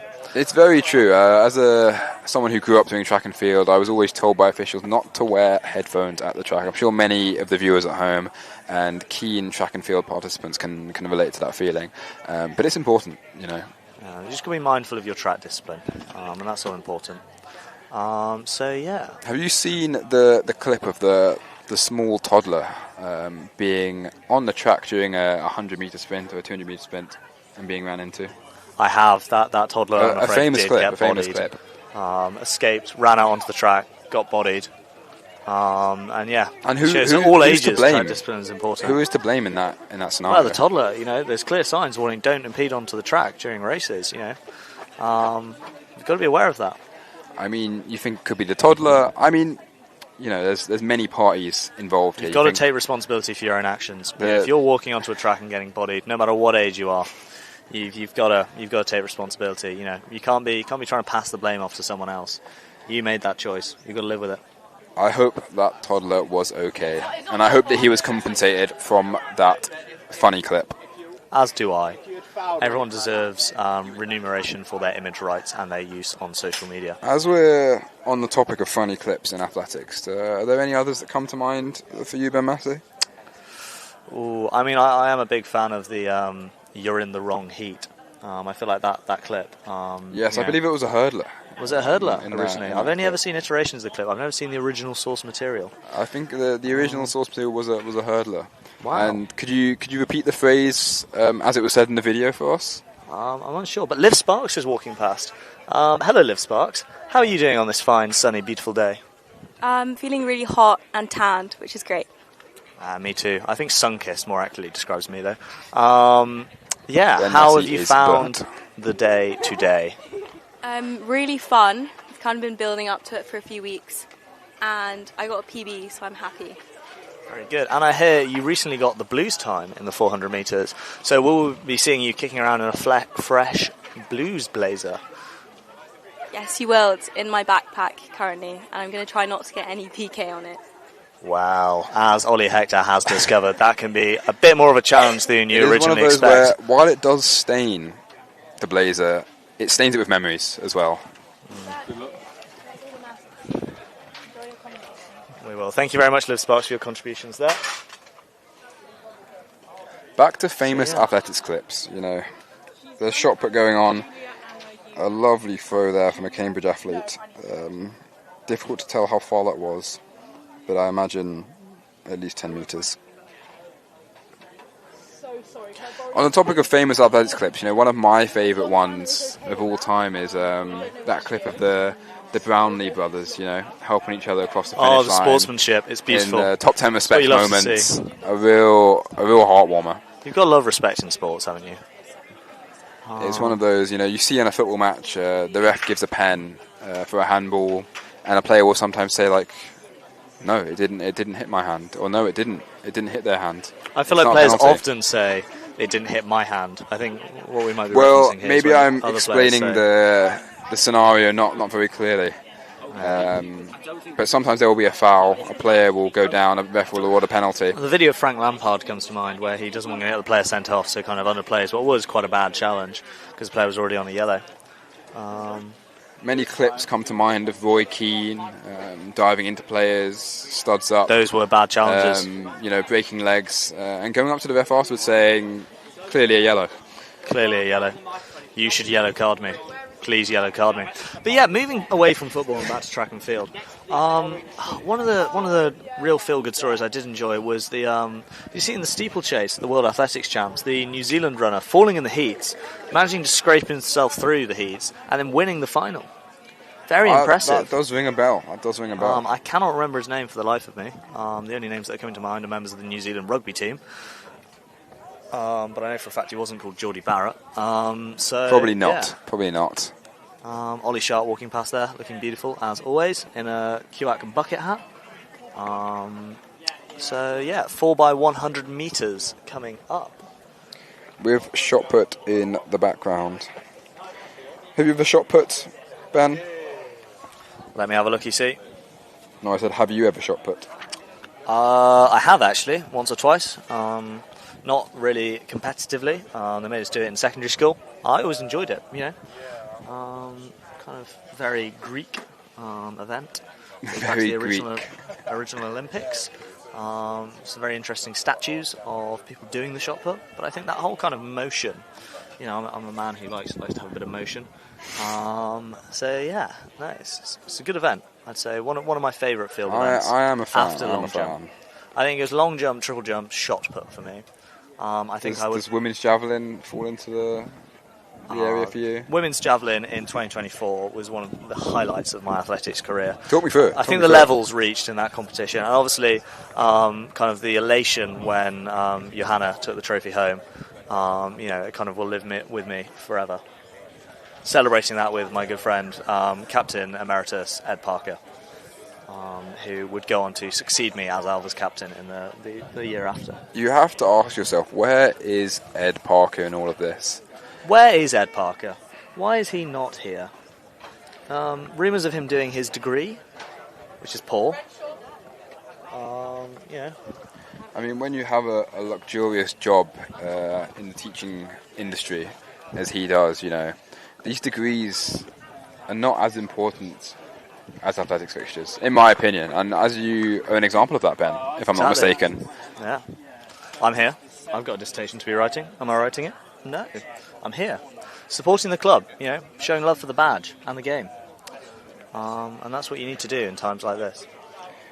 Would you like to talk me through the shot put? Because that is what the viewers at home are watching right now. Absolutely. If you let me have a look, you see at the live stream here. So, it's quite bright on the screen. Okay, so there we go. You've just seen the shot being put there. They're now measuring the shot put. And that is a distance that it's been thrown, which is very impressive. Don't know what distance that is. We're not getting facts and figures here. But yeah, it is interesting. You know, if you look at kind of, you know, there might be a replay in a second, but he really kind of, you know, puts that shot. And that's what the event's really all about, isn't it? It's one of those where it really is the name of the game. The further you put, the better your shot. Well, the further you put the shot, the further you put the shot, the better you put the shot. The further you put the shot, the better you shot. The more you shot put, the better you put the shot. The better what does it mean to put? To put is to kind of, you know, push. It's like a rotating, pushing motion. It's not a word that I've used in my career. Golf. Put. I believe you're talking about putt. Nah, put. We might be having a linguistic issue here. There may be... Jack Littman walking past again. Locked in the moment. But it is one of those shot put. It is an interesting name. You know, what are the other field events? Javelin. Makes sense, they throw a javelin. We're getting very Liam Rossini here. You know, breaking down man words. Age. Aging men, you know? Aging men. Jack Littman has aged men in his varsity team this year. It's been really impressive. I mean, when I was the manager of a varsity team, or the captain of a varsity team, you know, you have to think about the word captain. You're giving caps and obtaining them.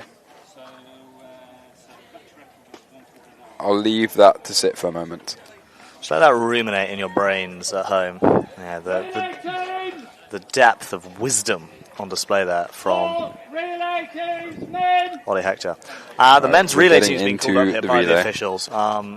Tim Berningart's walking past, not going to be allowed on the stream again after his heinous crimes earlier. Go away. I watched it back, you couldn't hear anything. He's claiming innocence, but we all know what he did. I said it'd been a bad day. Those are not the words that Those was are not used. exactly the words you used, Tim. and I had a bad race. So it's not been a great day, but I had some ice cream, so I'm very happy about that. Tim's had some ice cream for the viewers at home. Electric news coming out. No, I don't know where the seconds best are, I'm afraid. Terribly sorry. Jack Littman doing some great captaining, obtaining those caps, as we said before. Look at him obtaining those caps, wearing a cap himself, which is impressive. But here is the relay. Very, very exciting. This is where it gets fun. This is where the fun begins. We have Samuel Ashadu, Cambridge sprinter. Unfortunately, fractured his wrist this morning, falling off a voy. Happens to the best of us, but this will be a good race. Very quick on his day. Please, Massey, talk us through the relay teams. It would be my pleasure, Mr. Hector. The officials doing their briefing here.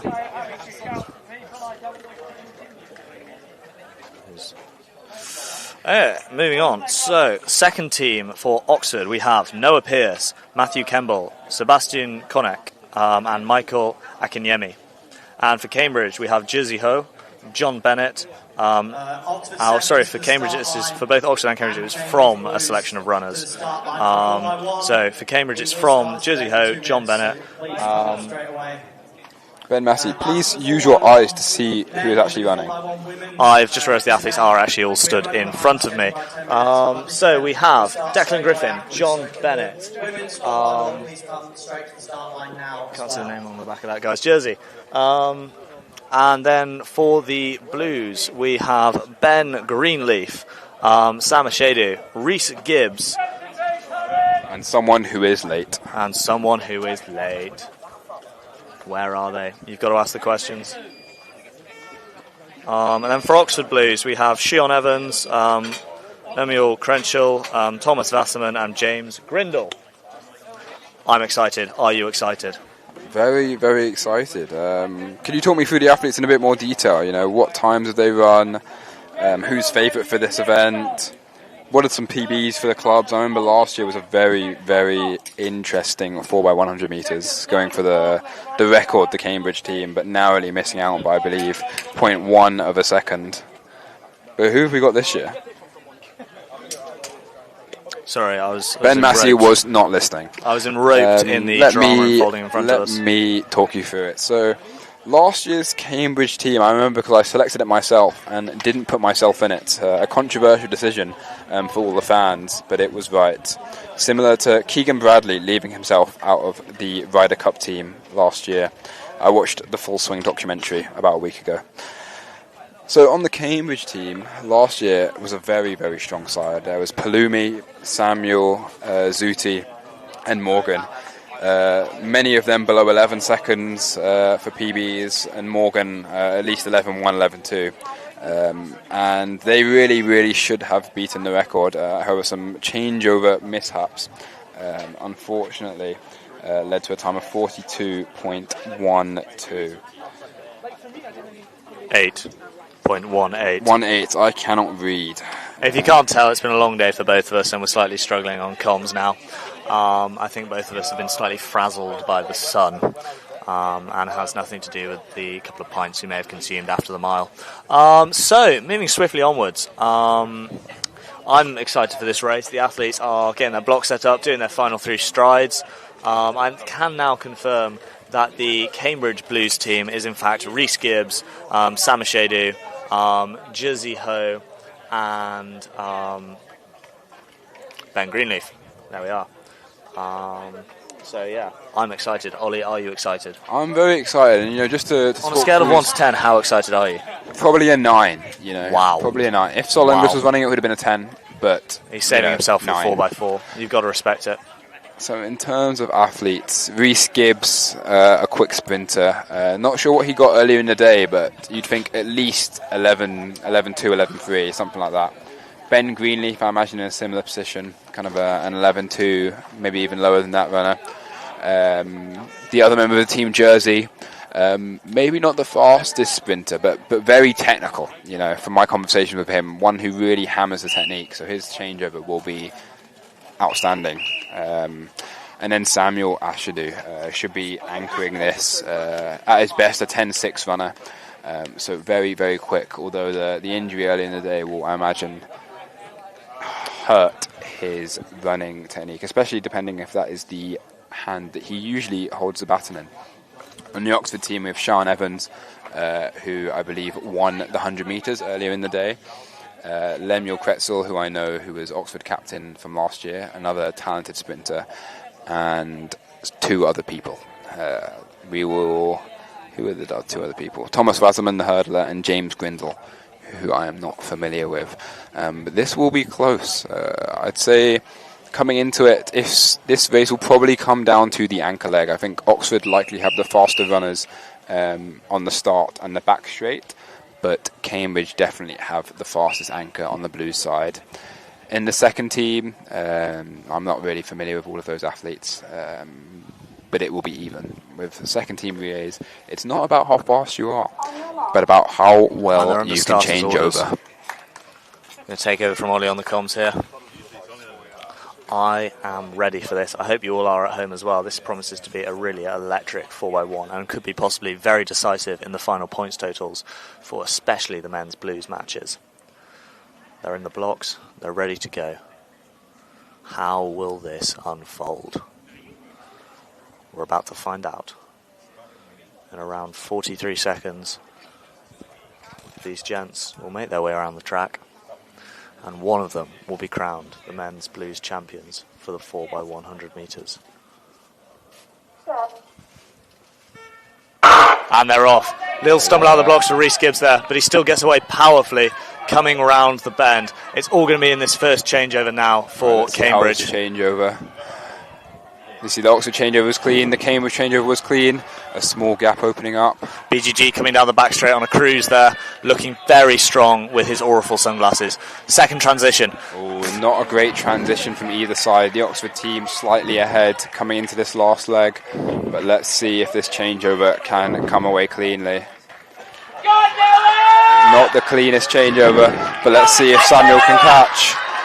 Oxford leading. Let's see. It is going to be close. I think Oxford are going to take it, followed by Cambridge, and then Oxford and Cambridge in the seconds as well. That is going to be a difficult result to come back from. The relays, of course, have many more points than the other 8. We have Gabrielle, who would like to talk on the commentary. 4-0, guys. That's all I'm going to say. Why 4-0? Tell us more. Tell us more. We haven't actually seen the scores. 4-1 technically. Women's Oxford, we're just cooking. That's all I can say. What are the scores like? So, from our expert, apparently Oxford teams are winning the event so far. Myself and Ben Massey are not familiar with the current point totals. We're not getting tapped into the live feed of the results at all. We're just telling you what we see around the track. The athletes gathered over the start and finish. Unfortunate start for Cambridge there, and I think it was always going to be difficult for them to draw back from that, I think. It's one of those where they may have had the faster athletes, but if the changeovers aren't good, you can't run fast in a relay. A time of 43.2 winning there, which is significantly slower than last year's 4x1. It's the slowest winning time since 2021, which was won in a time of 44.28. That is really slow. 44.28. And one of only 3 times in the last 10 years that have been outside of 42 seconds. Which makes sense in my opinion. You should have a team of at least everyone going 11.5, and if you do the maths on that, that's 42 seconds times by 4. We have Summer Breen Levine, who has come over to say hi to the comms box. Anything to comment on today? Without swearing like Tim, please. I finished 200-metre hurdles without falling, and I didn't get disqualified, so I'm very happy. Big respect on that one. Hurdles. See Rhys Gibbs walking over. He clearly wants to say something to the people. Again, without swearing, please. I don't know why the star didn't call back that race. Block slid like Jack Littman on a Lola's night. Rhys Gibbs unhappy there with the start. Good race though. I got to hand it to the Oxford boys, they were quick. He's handing it to the Oxford boys in case you didn't hear that. Said good race. Doesn't think they would have got them anyway, but yeah. Concerns about the start. Tough day at the office, but Rhys Gibbs, you always run in style. Ollie Hector is now familiar with your game. I'm very, very familiar. Excellent. Thank you. Will we be seeing you in a 4x4, Mr. Gibbs? No, I don't think so. That is a shame. Well, that looking is an forward to upset seeing you for the get fans. cleaned up. ready for. Are you dinnering tonight, Mr. Gibbs? No, I'm not actually. I think 63 pounds for chicken Kiev is quite low. That is woke. I'm also not dinnering. I will be seeing you out in the town later. Go and get yourself a million beers. Unfortunately, I wish I He's could. got an I wish I anniversary could. tomorrow, which is woke. I have. So I'm very happy to be here for today. Is that the anniversary of your first ever varsity win or something? Exactly what I was talking about. I There need we to are. celebrate with my family, with my friends. Girlfriend, soon, Confirmed now. soon to be girlfriend. Has been girlfriend for over a year now. Wow. Or Almost a approaching year. Right, Reece thank you Gibbs for leaving your the time, country Reece. box. Oh, I love him. What a beautiful now boy. we have the women's 4x1. Women's 4x1 coming up which now. I believe Oxford are likely the favourites for again. A very dominant track display from Oxford today. Liv Let's Sparks picking up see the baton what for Cambridge. We can come up with. Do we have any viewers in the live stream? Please get in touch, give us a call. We'd love to hear what you're thinking, hear how we're doing, give us some feedback, give us some compliments. How are you enjoying the live stream? Has it been good athletics? Has it been less than expected athletics? What's been your highlight of the day? What has been your low light of the day? What are you looking forward to most? Who's going to win? I don't know. Share. We would love to know that we are commentating to people. Massey has the live stream open. Well, Are there apparently any we're viewers? commentating to 49 people. That cannot be true, really. It says there's 49 people watching. Well, to the 49 of you at home, thank you for tuning in. I hope you've had a lovely day. We've certainly had a lovely day. And enjoy the last few events of the day. It will be exciting. Are there some comments in the live stream? Anything interesting? Anything worth sharing? I was just checking that people at home could actually hear us, and it looks like they can. So if you are, I've actually got the live chat up on YouTube now. Oh, we dropped down to 44. Clearly, 5 people weren't happy with our recent work. Please put some comments in. Looking forward to the 5,000 metres. The banter in the commentary is top tier. Thank you very much. Who said that?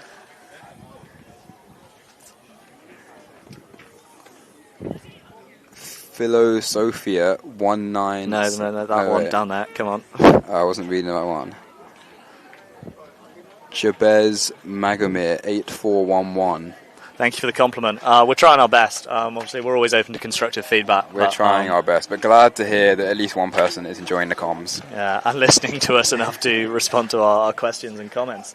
So yeah, the women's 4x1 getting set up here. Yet again, we are excited. At one point, I will buy a thesaurus and look up another word for excited.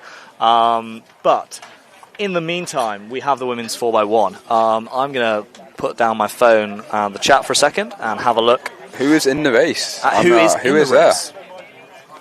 Turn the page onto the next chapter of this varsity match.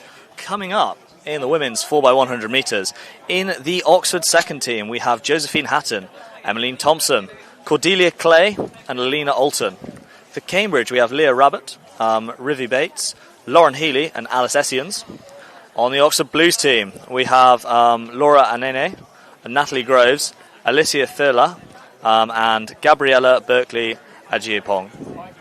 And for the Cambridge Blues, we have Olivia Sparks, Maya Vandermark, Georgia Odell, and Matilda Strevens. Now, you'd think that Oxford are going to be the favourites for this one. Laura, a long jumper, very quick. Natalie, we saw her earlier in the 400 and 200, winning both of those. Alicia, I cannot remember what event she did. And Gabriella, another very fast sprinter. On the Cambridge side, Olivia, a 400 and 200, and Maya the same. Georgia winning the seconds 100, I believe, and Matty a high jumper. So going into this, you'd think Oxford are going to be the favourites, but as we saw in the men's races, changeovers are where it counts. Yeah, and you never rule out an upset, for sure. So, women's 4x100 metres, if you haven't clocked it just as yet, coming up. I hope you're excited. I am. And in the background of this, we still have the women's javelin going on. I know Massey is one of his favourite events. But you'd think that Cambridge are going to be favourites, like Karis Ward, a well-known blues javelin thrower. Likely, I believe she won last year and possibly the year before that.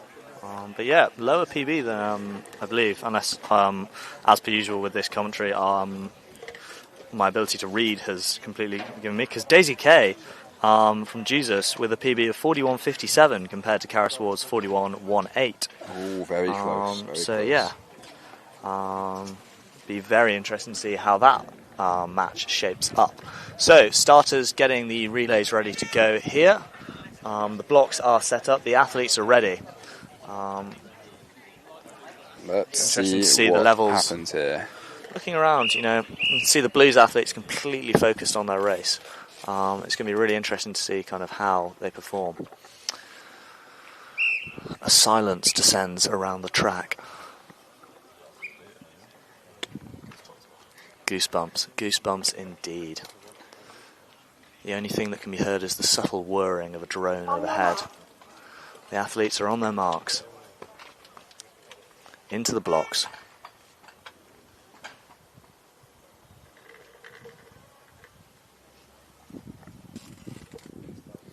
Only a faint breeze.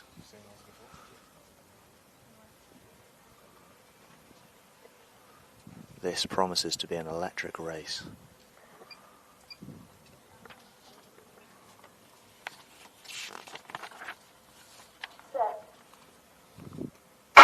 And they're out. Clean starts from everybody there.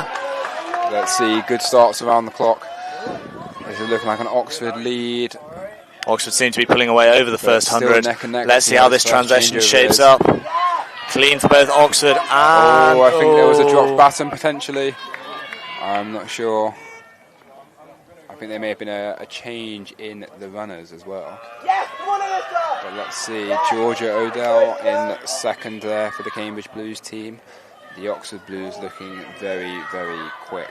But seems to be a commanding lead for the Oxford will also Blues. Be very interesting as well. Looks like Oxford Blues going to take it here, followed by the Cambridge Blues. But then the second team is neck and neck. I think Cambridge might be ahead. But Gabby pulling away here.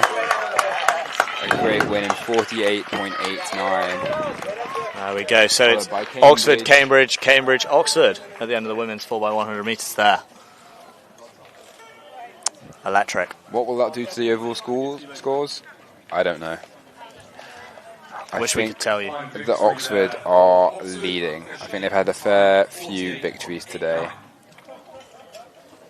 But let's see what the rest of the day has to unfold. I think the 5K is the next upcoming event. That will be long. Not one that I know a lot about, but I think they will get some fast times. Faster than I can run a 5K, that's for sure. We've got some more comments in the live chat on YouTube. Archie Harper, 2096, says greetings from Brazil.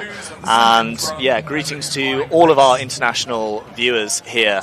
We're really happy to have you along with us for this historic Cambridge-Oxford varsity match. We've also got commentary gold chaps, which I'm just personally quite happy to see that our efforts are getting recognised here. Any more kind of compliments, please feel free to inflate our egos even more by throwing them in the chat. Feedback too, if we can make this day any better for you at home, that's what we're here to do. Me and Ollie, we're hoping to be back on the commentary next year when we're back in Cambridge. Both of us take the day off work, come down. Obviously, we'll be running in the Open 15 as we mentioned earlier as well. So yeah, very excited to be back. So if any feedback for our commentary next year, please let us know. We want to deliver the best product we possibly can for the viewers at home. I believe there was a red flag for one of the changeovers in that women's Oh, very interesting. Gary Neville, now his time. There was a shaky changeover at the first changeover. But for whom, Chris Kamara? I don't know. Neither do I. I didn't see it. But as soon as we do know, or as soon as Miles announces it next to us, and then we know, and the whole stadium knows, we will let you know. So, another question in the chat from Annika here. Predictions for the 5K. Ollie? That is an excellent question. As a 5K connoisseur and admirer myself, I would have to say, of the men running, so looking at the list here, we have Christopher Parker, Alex Bampton, Owen Wallach and Max Walk. Max Walk is likely the only one I'm familiar with, as I know him. And the other runners, based on PBs, it seems that Christopher Parker of Reading AC and Corpus Christi, Oxford, would be the favourite, with a PB of 14:30, or 14:29 to be exact. Now, those kind of times in a 5k are something that I could only dream of, aiming for a PB of under 20 minutes sometime this year. 5 minutes. Maybe, soon. Sometime, who knows? Those Soon. magical words of Ollie Hexers. But that's one where it's very impressive, and with these long distance races, PBs never really mean that much. They're all very tactical. It depends when you push, I feel like kick. our PBs shaped up against these PBs would matter somewhat. But it's tactical, You saw in the mile of 24 how if you run a race tactically, you can end a slow time. So maybe these guys will run above 20 minutes today. They could. You can't rule it out. Never know. You really can't rule it out. And at what point, why weren't we selected? You've got to ask those questions, I'm just asking questions. That's all It's I'm true. doing. I do not go to Oxford or Cambridge, so I think that's probably the reason I wasn't selected today. That would make sense. That would make sense. But anyway, back to 5Ks. What's Well, your best 5K, Ben? My best 5k is 18:07, which I did in a park run. Never been a 5k runner really, though. 18:07, very impressive. Yeah. Very impressive. But no, going back to the Blues match for the 5k, Max Walk, obviously, know the man, love the man. He's been doing great things. A lot of motion in Cambridge, which you've got to respect. He's kind of the main man organising the Wednesday night group runs. He's a driving force of passion. I mean, 5Ks are all about motion. They're about motion. You've got to put You one really foot. think about it. You've got to be putting one foot in front of the other for 5Ks. We have an interviewee who's just stepped up to us. Begging for an Lauren interview. Healy. How has your day been so far? Talk us through it.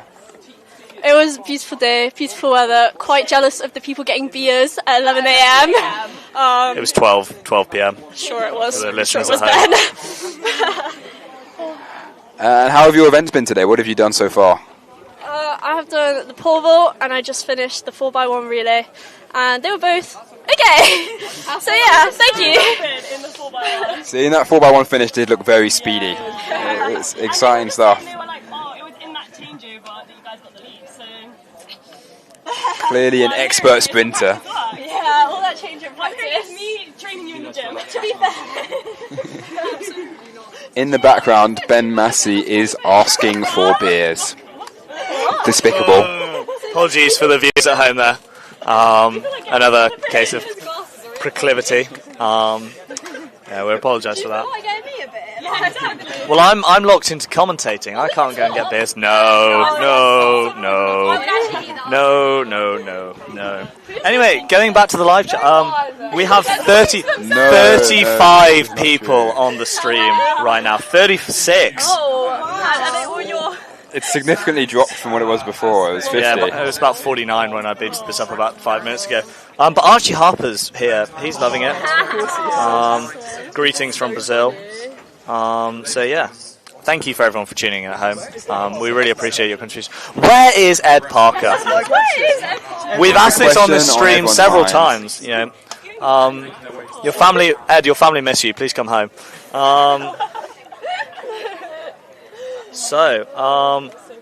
Looking in the chat, we've got some more comments here. The pole vaulters, there we go, we've managed to get rid of them with that one. How good. If you guys do consider getting some beers on, please bring us some over. Commentary's thirsty work, guys. That's cruel. So in the chat, we've got Anna Conroy saying, go Gabby, go Laura, go Em, and then, I don't want to read that last comment out, actually. It says, go the other place. I don't want to say that. Those words will never leave my lips. No, but in all fairness, I think that other place may be taking away a victory today. It could be, but you never I don't know the scores exactly, but that is the feedback that the producers in the studio are telling me. Yeah, that's what I'm getting in my ear as well. And then we've got Kath Wallach saying, enjoying the commentary, looking forward to the 5K. Now, I don't want to make assumptions, but I assume that is probably a relation of Owen Wallach, who is coming up, Coming up in the 5K. Joined the Hare and Hounds this year, been putting in some really strong performances. Season's best and PB earlier this year with a 14:41.8. And the 5K is underway. That we one snuck go. up on us. In the men's 5,000 metre race. Now, we have a nice pack forming here. Blues athletes followed by second athletes. I think Max Walk is in the league, but as we well know, these long distance events, it does not matter who leads the first 100 metres. It matters who leads the first 5,000. At the end of the 5,000. At the end, not at the start of the 5,000. But here we go. Coming through the first 200 metres in about... In the men's seconds, Oxford leading by 96 points to 69. Now, this will be a very tasty 5K, I'm sure. I'm trying to listen to it. What happened? They just reading out the scores on the doors. I apologise, I was talking while they were announcing the scores, which should have been excellent information for myself and Massey. Did you hear anything, Ben? No, but I'll get Miles over in a sec. Absolutely.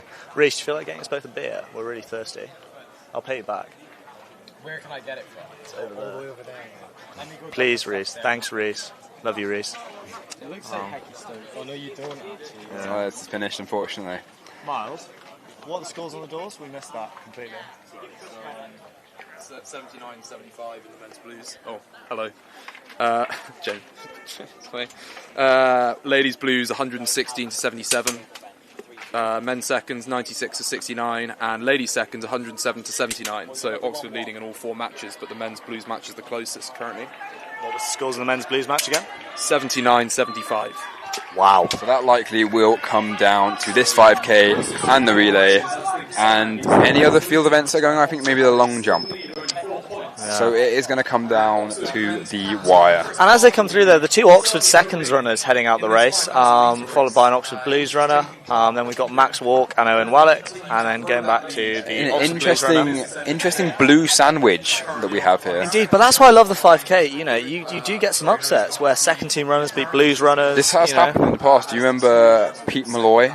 I believe won this track in 24, a second team runner who won the 5K outright, beating all the Blues athletes as well.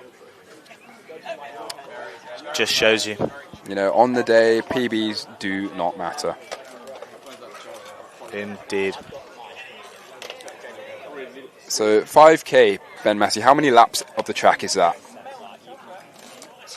I don't know. Let's see some mental maths. How many laps of the track would 5K be? Wow. That's slang for calculator, in case you didn't know. There's no calculators here. The mental math is going on, but it's taking time. Ben Massey is staring into the stars, thinking deeply about this deep mathematical question. I'm no expert, but I would have guessed he did a maths degree. And in that, you would be incorrect. Shock. Well, every time I got close to thinking something, then you said something and ruined my little mental maths train. Well, I've done the maths in my head. It's about 12 and a half laps, which is quite a lot of laps, and I think that we should try our very more hardest. than 11 and a half laps. Yeah, It's more, yeah, that's true, that's true. We should do our best to try and understand how many laps they have to go. Looking at the board, I think it's 10. I'd say 10. So that is, they've done about a kilometre, I think. Ed Parker sending me heinous abuse via WhatsApp here, saying 12 and a half, you moron. Thanks, Ed. Again, question that everyone's asking is, where are you? Why aren't you here?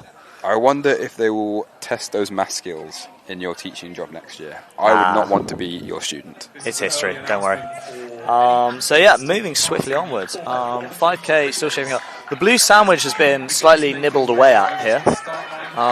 So still being led out by an Oxford second team member. But then we've kind of got a nice strong showing in the pack there from kind of all number of people. Elliot Heath at the back. Two there. So to share with you guys some maths, so we have 9 laps remaining, which means there have been 3 laps already.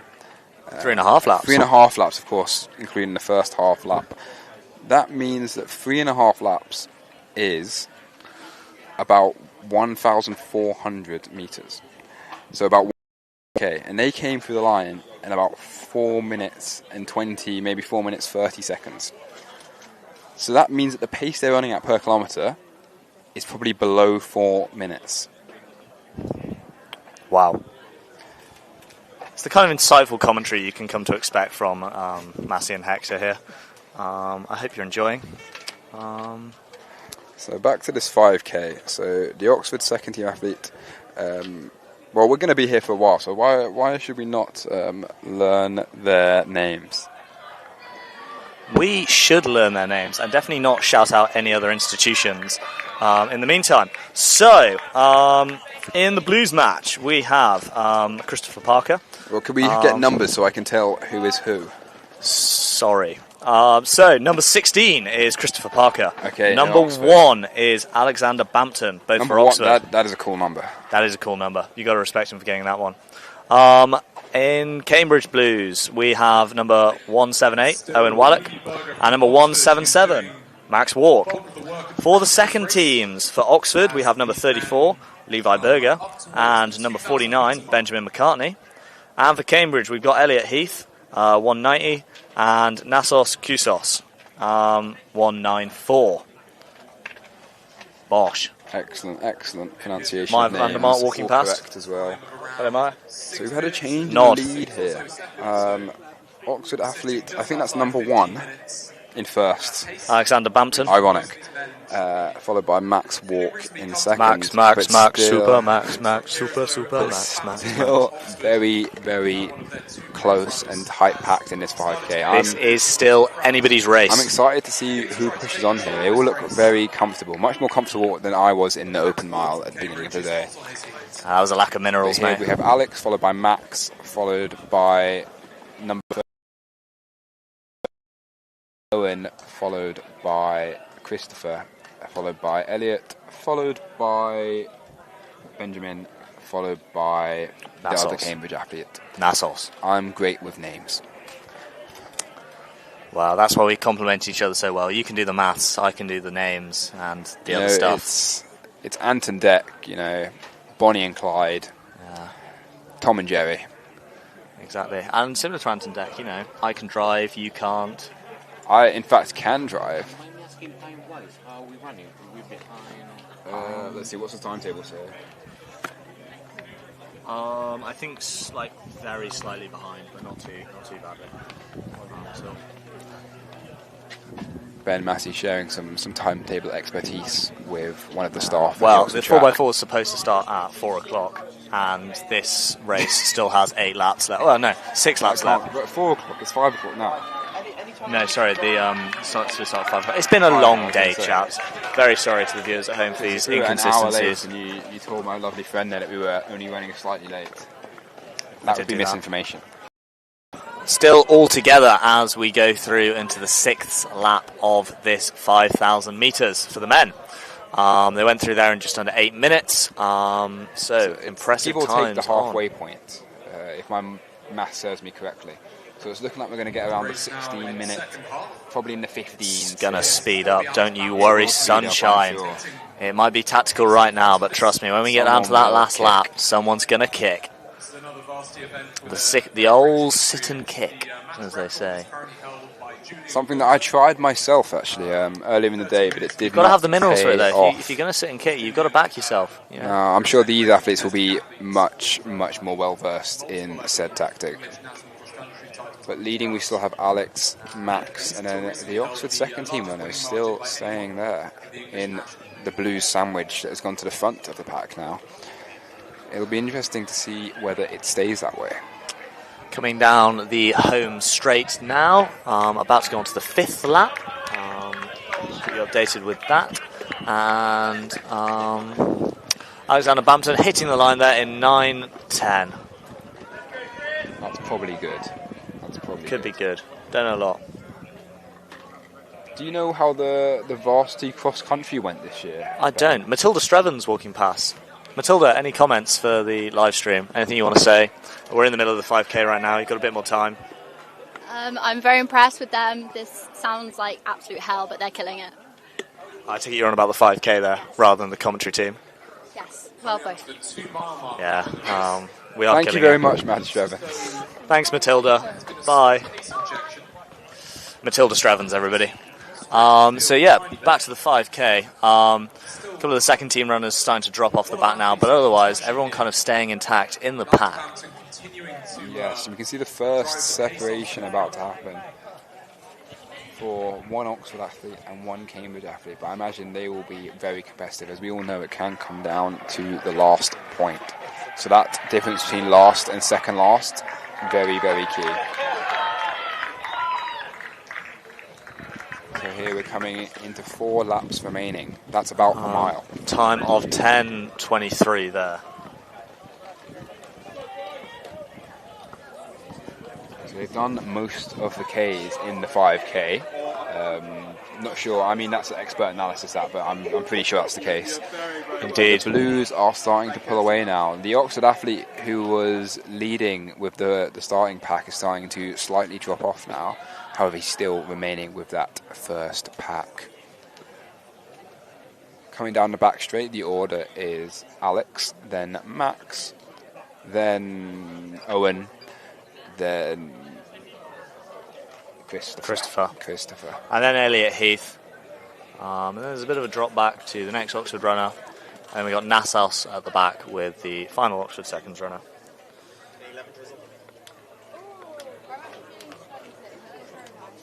So this will be a good one.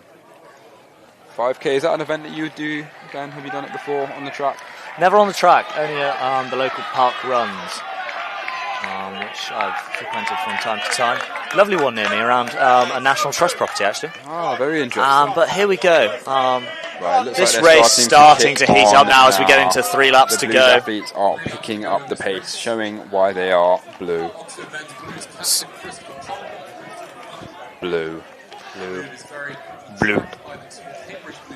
So it still follows Alex, then I think Owen has pulled into second place, overtaking Max there.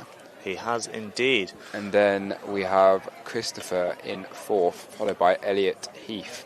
And while there is no points difference for being a second team runner to beat a Blues runner, there is aura. It's all about mentality. If you, that push, it does a lot for the team.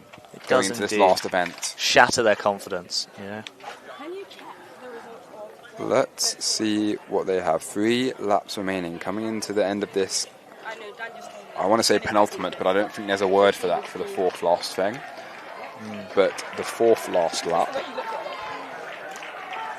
It seems that I misread. There are actually 2 laps remaining. They just changed it, Ollie, don't worry. So 2 laps to go here. 800 Strong meters. Competition between Owen, Max and Christopher. That is exciting. It's really going to come down to this. Of course, the men's Blues match being the closest match of them all. Whoever wins this will be a great Who wants it position. indeed? Great question. We're about to find out as we go into the last lap and a half of this men's 5,000 metres. Commanding lead, by the way, honourable mention to Elliot Heath leading out the men's seconds match. Still in touch there with the final Oxford Blues runner. Can he pip him to the line? That's going to be the race within the race, I think. We've also got Nassau's and the other Oxford seconds runner. Sorry, I can't see his number from here. Battling for that place as well. And as we all know, every point matters. So there has been another pack from, I'm not sure if you said this already, I was not listening. I said I pretty much gave the state of play. Don't worry. Great. Don't you worry your cotton socks, Mr. Hector. So, we're coming around into the home straight now. The athletes are going to take the bell. Who has got the minerals to take this race by the collar and drag it around to the finish line? I'm excited. I like that. Yeah. Great commentary. Good save, Mr. Hector. Who wants it? The crowd are yelling. They're all still tightly packed in. Who's going to kick first? It's a game of cat and mouse now. Owen Wallet moving around. Max Wart moving around as well. 2 abreast going into 300 metres to go. Here we go. Now it gets interesting. Owen Wallet going for it. Owen is kicking Max now. Wart going with him as well. Coming into the back straight here. Max is staying with him. And so is Alex. This is going to be tight at the front of the race. Let's see, this is exciting. Max and Owen pulling away now. Coming into the last 200 metres. I think Owen might take it here. He's looking very, very strong. Here we Legs go. are starting to open up. 150 to go. Heels oh, this is are beautiful. kicking his This bum. is He's 5K pulling running away at here. its very best. Owen Wallet coming down onto the home This straight. is going to be quick, and it's going to be a I'm huge, on my feet. huge boost. I want to see how this Cambridge goes. Blues team. It's looking beautiful. Owen Wallach coming down now. Here he about is. to take victory. Number 178, Owen Wallach. pulling away. Great. Owen Wallick cruises over the line at a time of 14:57.76. Then Max Walk. Here comes Elliot Heath to take victory ahead of the final Oxford Blues runner in the men's second match. What a beautiful, beautiful boy he is. Owen Wallick, Max Walk, Oxford Blues runner, Elliot Heath, another Oxford Blues runner. I'm not biased at all, but that was beautiful. It's scenes you love to see. About 40 people online. Yeah. We're in the big leagues now. Thoughts on the race? That was amazing. Super happy. Elliot, win for the twos. And also, 1-2 Cambridge. Went very well. Beautiful, beautiful. It's what we love to see in the modern racing environment. People asked who wants it. Well, Cambridge wanted it. There we are. Some people would say that the commentating that we've seen today is a little bit biased. That is arguably actually the first time we've been biased the whole day. I'm joking. That's just what I heard. On the grapevine. So I'll be here for the 4x4. Do you want me to do like a little intro? Since I know. Who are you? Yes, tell us. I'm Gabriella, the women's captain from Oxford. And so we've got the 4x4 coming up. Should be a good race. And I'll let Ollie lead you into it. Great. Thank you very much, Gabriella. Please genuinely do come back for the 4x4 because we don't know the Oxford team that well. Okay, I will come back. I'm literally just going to be here. Cool. Nice. We'll be here. Stepping into the 4x4. I'm sure the scores We're going to acquire another pundit for the live stream. I'm going to go and see if I can get Max Walk's opinions on that race. Go for it. I might come with you. Come with me, Ollie Hector. So we're walking now. We're on the move. I don't know if the live stream's going to hold up to this. Where are they going? Max Walk. Let's do an interview. Can we get your comments for the live stream, please? In polite language. I think it's an excellent day for Cambridge sport as a whole. That's all I've got. Owen, any comments? Your mum was on the live stream chat earlier saying good luck. Any comments for her? Thanks for the support. You're the go. I love you. Go smash it, Kath, at your next race. Beautiful stuff. Great to hear. That's what we love to see. Great Thank you very words much, boys. of wisdom, especially after a 5k, Exactly. I think doing an interview after some very difficult running always proves to be quite difficult, doesn't it? It does. Me, myself, I was sick, so much better that these guys are able He was to talk locked afterwards. into running the mile. Alex Kingston, looking ready for the 4x4 for the Alverstones. Now, he's not going to be allowed anywhere near this microphone. It is likely the event that gets the crowd the loudest. This one gets very exciting. Last event of the day, everyone gets excited. Ben Massey's about to sneeze, so... Sneeze gone, it's all safe. Don't you worry, sunshine. But here we go. People crowding the finish line here for the 4x4 This is where it gets finale. exciting. Everyone gets round the finish. This is what we've all been waiting to see Cheering all on day. their teammates, cheering on their rivals, The event may be decided for some of the teams here, but for at least one of them, it will come down to this. It's all come down to this. They thought it's all over. It's not yet. Don't you worry. We've still got the 4x4 to go. I love this sport. Let's see if we can do some interviews. The 4x4 takes a long time to set up. We're going to have to get them to come over to us because I don't think the range will Of course, go the mics are not very long range, but let's see if we can make eye contact and hear from some of the athletes that competed today. Besides the finest just go and do athletes, some of box course. box with people stood around us. Go and integrate with some of the Oxford athletes. Say hello. We could do that. We could do We that. don't know them at all, but we could say hi. Let's see if anyone wants to talk to us.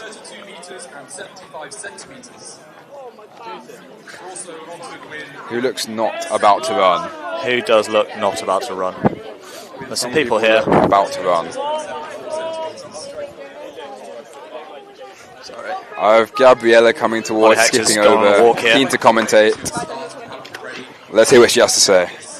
Okay, we got a 4x4. We got the 4x4 relays, and it's going to be a tight one. The men's match really is hanging in the balance. It is tight.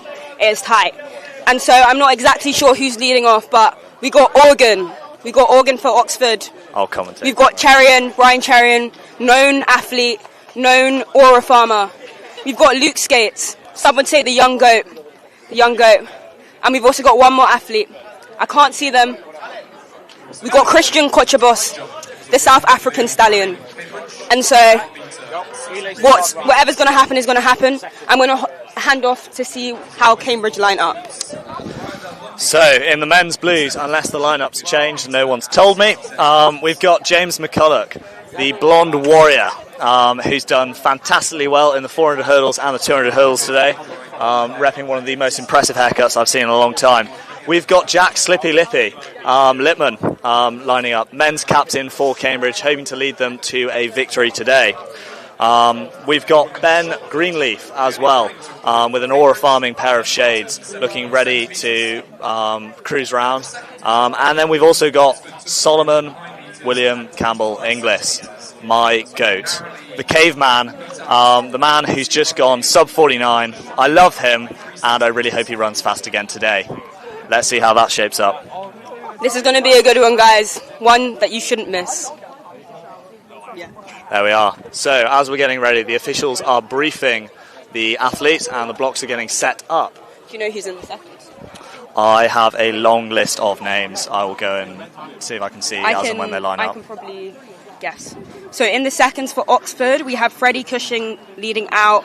Ran the 1500 mile, earlier today. I'm sure we have Matthew Kemble running as well in there. Incredible athlete. His brother Tom Kemble, the name may ring a bell, once was a winner of the 400 metres at Varsity only 2 years ago.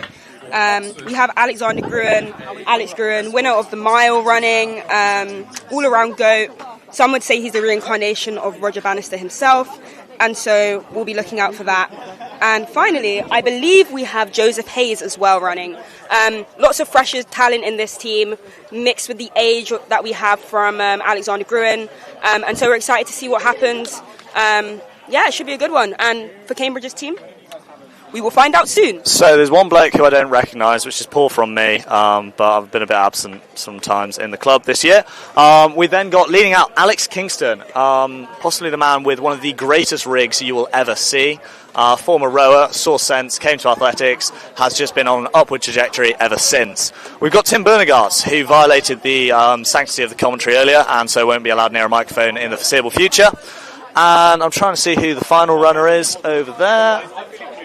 I can't see. It might be Cameron Deverill, actually. He seems to be in a green vest for the Cambridge seconds team. But we shall see. So, yeah, I am very excited. We're going to see how it goes. I just want to confirm that you're aware this is an enormous race, man. Yeah. I'm aware of the enormity. Do you want to tell us why it's an enormous race? Rhys Gibbs, speak your truth. Because this is where the varsity magic happens, and really, I have to say, what I will say. Ben Greenleaf. Soul out glass, okay? Because that home straight. Do you know who the fourth leg men's is? You know what? I'll tell you, Organ's getting hawked there. Yeah. Ooh, we've got fighting talk from Cambridge. Bold of them to assume. Let's just wait and see. Bold of them to assume there, by the way, that he's even going to need hawking down. I like that from you, man. Yeah. Jack Lippman, nobody runs the break like him. I would say input from some passionate Cambridge athletes here. But obviously, for the neutrality of this stream, Rhys, just wait for the race to start. You should have seen the passion that I had when Sol won earlier. Yes, he's been given passion. What do you mean? The race hasn't started yet. You've got to let it. You've got to let it simmer. Let it cook. This is okay. You know what I mean, I've guessed. Are you of the belief that Cambridge are going to win? Oxford are going to win? Ben Greenleaf, they're asking. I back us. In the streets, in the fields, in the cars, on the track. The thing is, a relay team can never be one man. What happened in the club last year? The thing is, it was his headbutt. Solomon Inglis. Relays, that's all I'm going to say. That's because they were letting anyone in. To tell a brief anecdote. You've outlived it, to be honest. Did you see how your 4x8 team got on? Bro, I think we might have finished in the same position as you if we're like going that's on actually numbers. factually inaccurate. Yeah, we finished 8th. And where did what? 30 or something. For the viewers at home, there's a bit of a debate here going on. I hope you're all enjoying. If we sent... It's tough. Don't know if the mic's all picking all of this up, but there we are. It's just very interesting. You know, I always say that relays are about getting the baton around the track. But sometimes it's also about having fast runners. And the only reason Cambridge did get into pen relays is because there were some disqualifications, I believe. Right, I don't know. here we Fake go. news, guys. The men's 4x4. Under starters orders now. Let's see how this goes. I am very excited. Same. A subtle hush descends upon Iffley Road as the athletes get ready for a make or break decider in the men's blues match here at the 151st Men's Athletics Varsity. I am shaking with excitement. I hope you're all ready at home. We're ready here. There's a massive crowd on the start line, ready to scream for their team. The athletes are locked in. They're set. And we're off. You can hear the crowd behind me now. Strong start out there for Oxford, but James McCulloch keeping in touch there. Similar in the seconds match, and apologies if I ignore that slightly, because we are going to be focusing on the men's blues here. Big leg from the lead-out Oxford runner. Luke Skates running, Radley AC Home Club, ran an amazing, blistering 200 metres winner of that race in the blues team. And let's see if he can keep this going. James McCulloch closing though as the stagger unwinds. Luke Skates needs to get his skates on here. I'm not going to lie to the people at home, there's going to be a time that you're just not going to be able to hear us. The passion here is electric. James stood there, he skated him back in, and we're going to make the change over here. Here's Littman taking the baton. Let's forget the baton just before Cambridge. And it's Kotrabos versus Littman, captain versus South African. We'll see what happens. Jack Littman going through the break here. It's neck and neck between Cambridge and Oxford. This is electric. This is a fine 4x400 metre race. They're giving Seconds, it Cambridge just ahead. They are both giving it everything indeed. And that's what we love to see. That is where the passion of a varsity match comes from. Jack slightly pulling ahead here. On the third leg for Oxford, we have Ryan Cherian. Okay. On the third leg for Cambridge, we have George Warren. Jack Littman bringing it home here. Still slightly ahead, but it is neck and neck. You can hear the passion of the crowd behind me. How is this going to turn out? Go, go, go, go! Oh, goes George Warren. Let's go, Ryan! Neck and neck still. This is still anybody's race. Oxford just ahead in the seconds. It is on indeed. George Warren just ahead of Ryan Cherian here. Jack Littman looking beautiful. He's got to go. He's got to go. Ryan Cherian coming round. The outside of the Cambridge athlete. And it's still neck and neck. This is all going to come down to the final runner. It's tied in the varsity match. It is tied in the race. It has all come down to this final 400 metres. Oh, change over there. Ball from George Warren, but it's still clean. Sol coming round. This is neck and neck. You would not believe what this is going to be like. Oxford just ahead in the seconds match. It's so close. Can Sol have the composure to bring this back? Far too much. This is stressful. I'm stressed. I'm nervous. I'm shaking. Let's go, Oregon. Sol English still in touch here. What has he got in the 500 metres? They're coming around now. Out of the final bend. What has Sol English got to deliver? I'm excited. I hope you are too. I can't see what's going on. Who's going on this? Sol English is coming round. What's going to happen? It's neck and neck. It's going to come down to the dip on the line. Who's going to take it? Oxford. Damn. I want to say some nice words there. Oxford taking it on the line.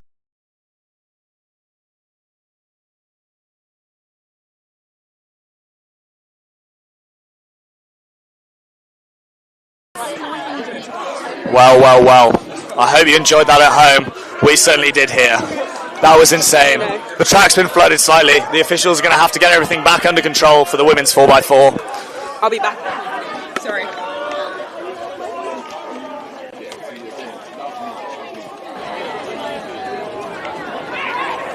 There we are. That was a race for the ages. Oxford just pipping at the line there. It really came down to the final 100, final 50 metres. You know, And that's a real testament to the quality of athletes we've got going on here. Final lap between Jack Organ and Solomon Inglis.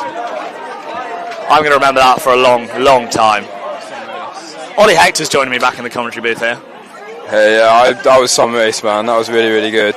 I actually didn't see the end of it. I think Jack Organ won, but I didn't see what happened at the finish line. He pipped him by about 30 centimetres. A hair's breadth, some would argue. Wow. See if we can grab anybody for interview. Very, very close. I thought he had him. I thought he really did. I thought he was going to pull through. Sadly, he didn't. On the whole time, like, damn.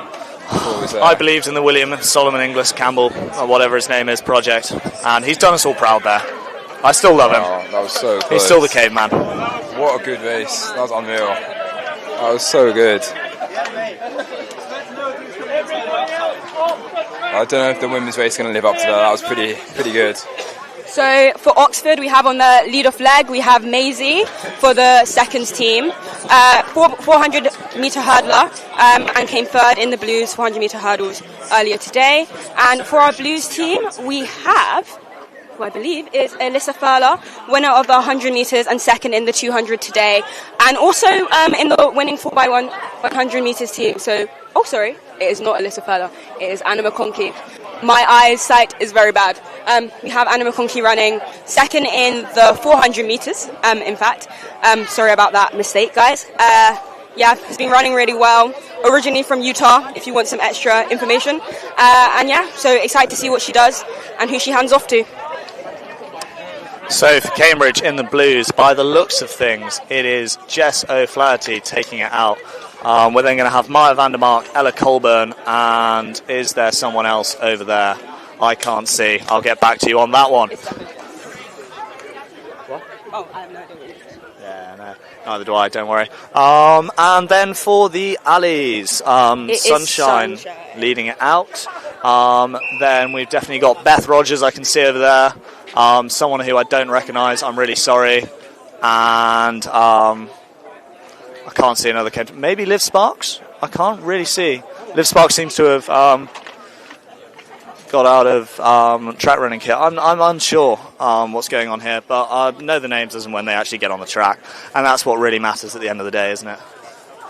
So, here we go. The final race of the 151st, 51st, 3rd Oxford-Cambridge Athletics Varsity. How's it going to go? Go away. You cause problems. Alex Kingston tried to eat the microphone last year at Varsity. I then got an earful from the people running the live stream, so he's banned. He's got to go away. While we wait, can you tell us some news about you, like your life? Tell us about you. So my name's Ben. For those of you that haven't joined, the race is about to start. Wow. What a shame you won't be able to hear my long and colourful life history, which I'm sure is a great disappointment to all of our viewers at home, especially Archie Harper. I hope you're still listening, Archie. I miss you. Please come back from Brazil. So there we go. Not as much of a hush descending. I think still the palpable excitement from the race previously, still kind of coursing through the track. The officials just bringing the crowds under control here, straining to get as close to the action as possible. So we're still waiting for the officials to begin. They're in their blocks. They're set. And we're off. I can't see what's going on. Strong start for both Oxford and Cambridge. Anna McConkey is out there. She is trying to chase Jess O'Flaherty, the Cambridge president. In the seconds match, we have kind of a rematch of the 400 hurdles, some would say, with, who have we got? We've got Sunshine and Maisie. Maisie, who ended up coming third, but Sunshine in fourth. But we can see what they do on this leg of the relay. Just being closed down there by the Oxford runner. So coming up next for Cambridge, we've got Ella Colburn, and for the seconds team, Beth Rogers. But it's still neck and neck. I mean, the stagger obviously important, but it's close. It is close. And handing over, we have Athena on the seconds, and Ella Fryer, our president, for this team. Handovers there for both of them. Ella Colburn, bit of work to do there. And then the second match, Cambridge with a bit of a commanding lead there, if I don't say so myself. Ella Colburn, a lot of work to do here as they come towards the break. It's a rematch again of the 800 metres with Ella versus Ella. Ella Fryer taking the win in the 800. We can see what she can do in the 400. She's looking strong, and so is our other Ella Colburn. Cambridge is streaking away. We have Athena, who has done like 5 events today for Oxford Blues, Oxford Seconds. This commentating thing isn't easy, guys. And so we can see what can happen on the next leg. It's still close as they come into the final 100. Oxford with a bit of a lead here, but Ella's closing down slightly. Up next for Cambridge, we have Maya van der Mark. Ella Fryer is handing over to Julia Johnson, winner of the 400 hurdles and the 200 hurdles, with Maya van der Mark on the next leg for Cambridge. What about Beth Rogers?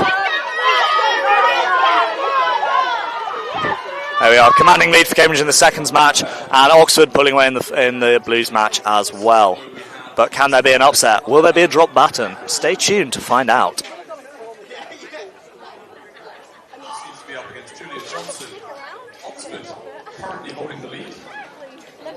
Beth Rogers, give me your thoughts for the live stream. Yeah, we're getting Yeah, I think it's been a good day. Nice. So a bit disappointing in the performance, but everyone did really well. But the bus is amazing. A bit frustrating, but good. Thank you, Beth Rogers. And back to the action now. Oxford with a lead of about 40 metres, 30 metres, doing the changeover here. Handing over to Natalie Groves, winner of the 400 metres and match record holder of the 400 metres as of today, winner of the 200 metres, all-around GOAT, but silver medalist, ex-president. Let's see what she can do in the final race of her Oxford career. Liv Sparks taking off for Cambridge for the Blues, and Daisy Kay for the seconds. The Cambridge seconds still maintaining a commanding lead here, and if I sadly have to say, I think the Oxford Blues have a bit of a commanding lead themselves. We have Amelia Coleman, 800 metre Blues runner for our seconds. I'm going to hand over this to someone else as I go and celebrate with my team. It's just me on commentary now. I've been abandoned. If you can't hear behind me, Natalie Groves coming down for the cheers of the crowd, celebrating as she crosses the line to win Oxford the Blues match. Liv Sparks also now coming down the home straight to the applause of the crowd to bring home the Cambridge women's team. And now here in the seconds team, 4x4, Daisy Kay bringing it in for Cambridge with, again, about a 50-metre lead. How good. And that, with the Oxford runner coming towards the end of the 400 metres, there is the end of the 2026 Oxford-Cambridge Athletics Varsity. I'm going to go and socialise now. It's been a pleasure commentating for you. Ollie had to run away, but he would say the same, I'm sure. Hopefully you'll be hearing from us again next year. We shall see if I'm allowed to hold a microphone again after today's performance. If you did enjoy it, please email the Cambridge University Athletics Club to demand that Ben Massey and Ollie Hector are allowed to commentate again next year. And that, I'm afraid, is that. I'm going to sign off now. Have a lovely rest of your weekend, ladies and gentlemen. Goodbye.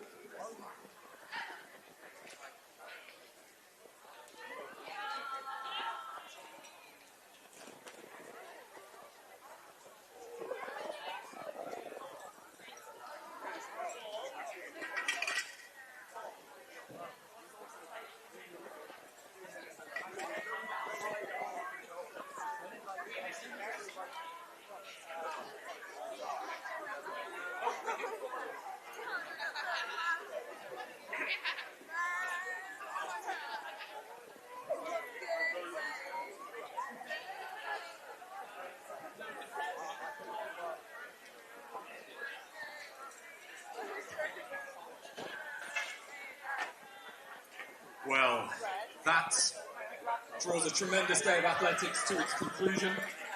And while we add up the final scores and prepare to make some presentations to celebrate the achievements of the day and the season, I think it would only be fitting if we all tried to raise a big hand to all of the officials who've given up their valuable time today to ensure that an event like this can go ahead to such a high standard.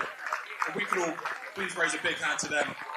I think it's the very least we can do. They are the lifeblood of our sport. Thank you.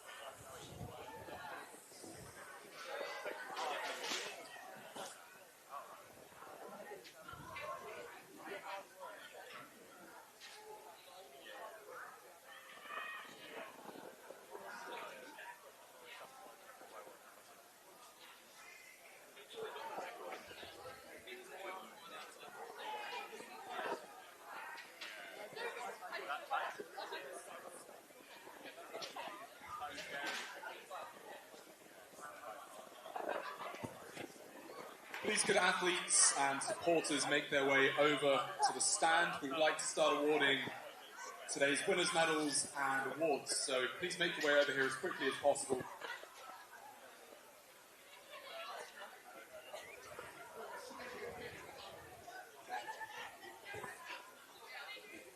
There will be plenty of time to dunk people and things onto your hands.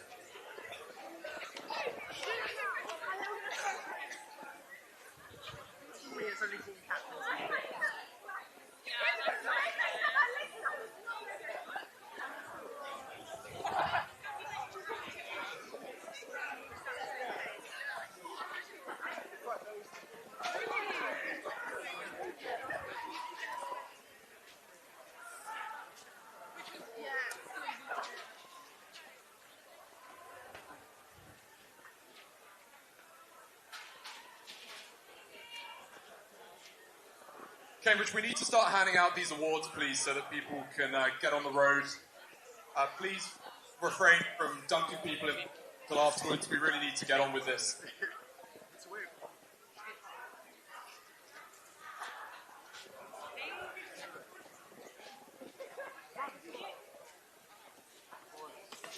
Come on, little bro.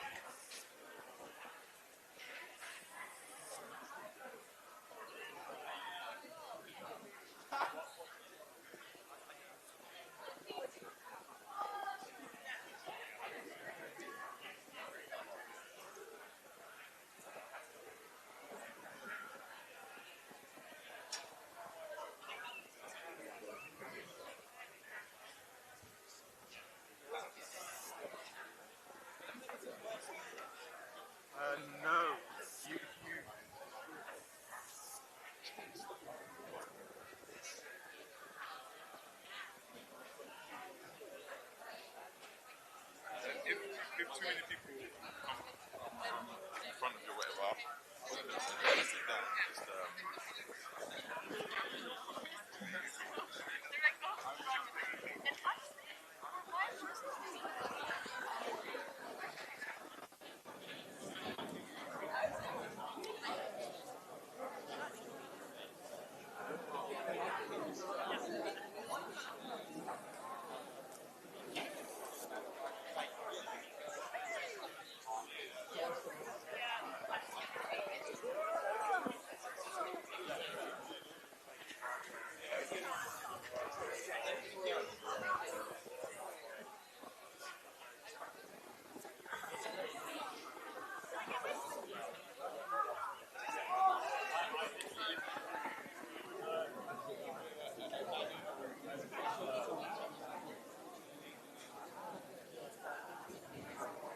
Okay, we're going to get underway with the presentation of medals. These medals are handed out to the winners of individual events in the match today. If you could all please settle down so that we can get these presentations underway and show the respect to the athletes who've done tremendously well to win these awards. That would be excellent.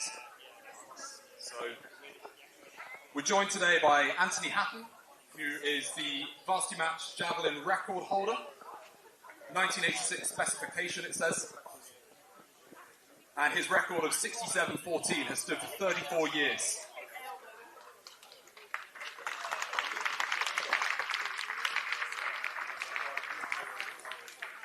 He also holds the record for the number of wins in this match, triumphing each year from 1989 to 1992. Okay,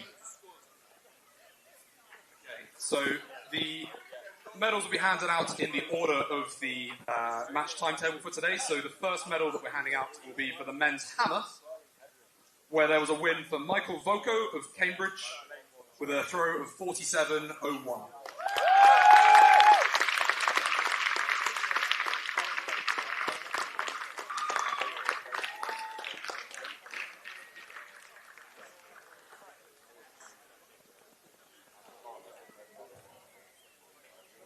The next event on the field was the pole vault, the men's pole vault, where it was another Cambridge win, this time for Oh Chin Aik, with a vault of 3 metres and 60 centimetres.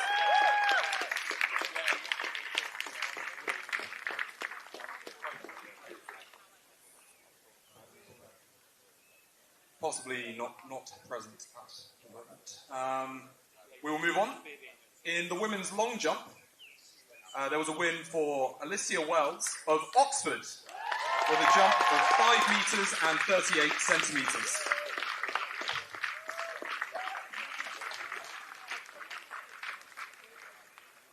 Moving now to the track. In the first track event of the day, the men's 400 metre hurdles, there was a win for James McCulloch of Cambridge in a time of 54.25.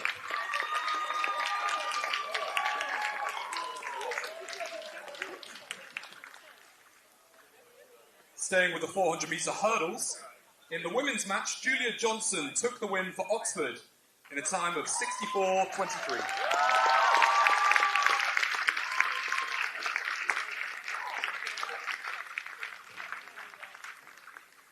Moving back to the field, in the women's hammer, it was a win for Leonie Brunning of Cambridge with a throw of 47.29.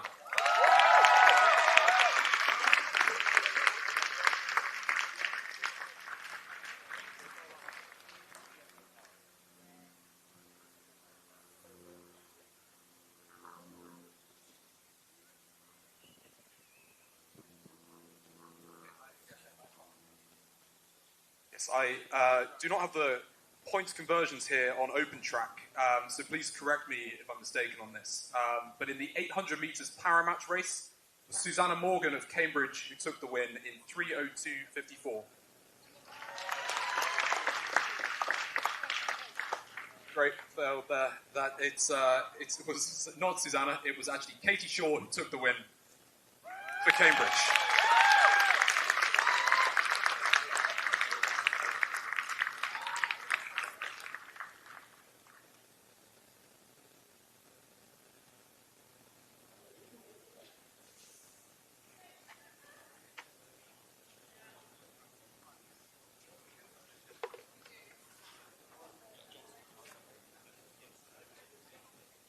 Jack Johnson would like to give me the results of those matches, that would actually probably save some embarrassment for me going forwards.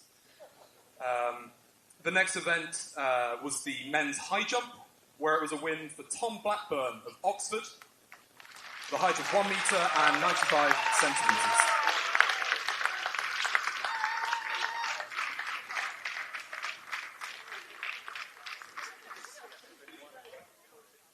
Next up on the track was the men's 800 metre blues race, where Jack Organ took the win in a time of 1 minute 49.08 for Oxford.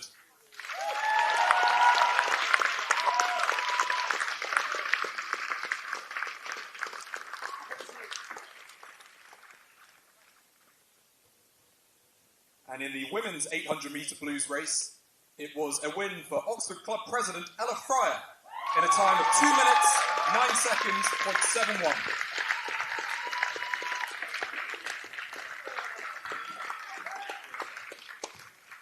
Heading back to the fields, on the men's triple jump, it was a win for Seb Mobus of Cambridge with a best jump of 12.94.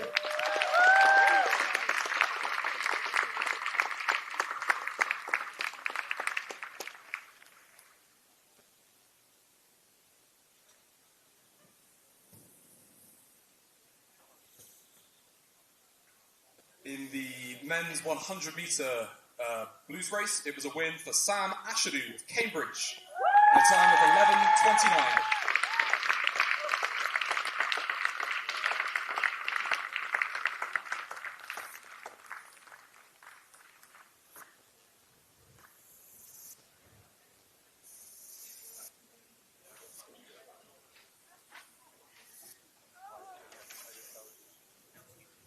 In the para 100 metres, it was a win for Susanna Morgan with 119 Brazza points.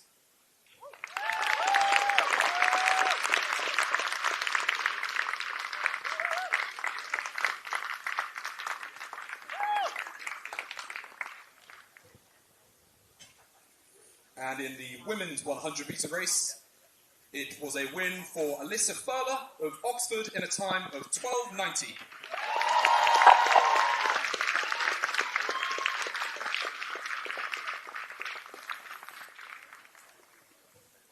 Heading over to the men's javelin, it was a win for Oxford's Samson Briccieri Colombi with a best throw of 55.91.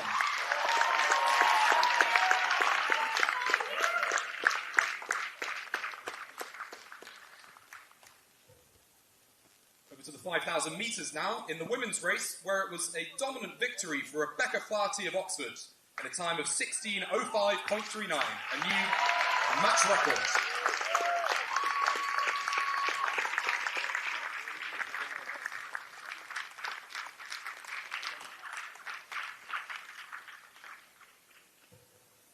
In the women's pole vault, it was a win for Esther Tay of Cambridge with a best height of 3 metres and 40 centimetres.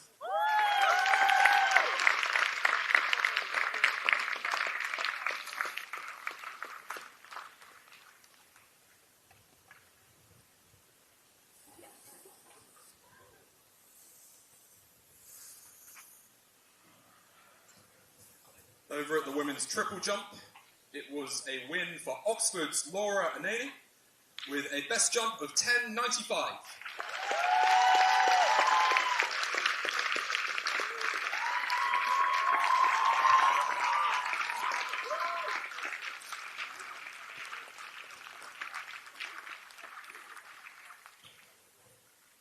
In the men's 3,000 metre steeplechase, it was a win for Oxford's Thomas Renshaw in a time of 9:37.2.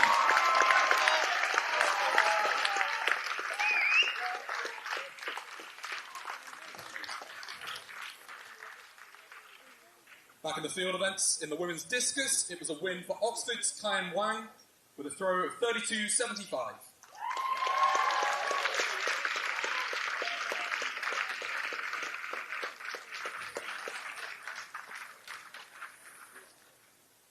In the men's high hurdles, it was a win for Oxford's Thomas Wasserman, 16.34.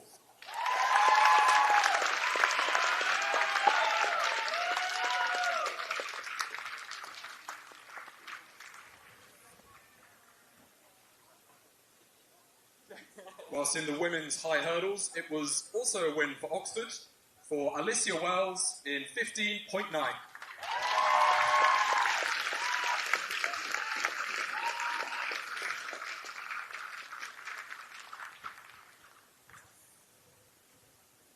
In the 400 metres para race, it was a win for Katie Shaw with 401 Raza points for Cambridge.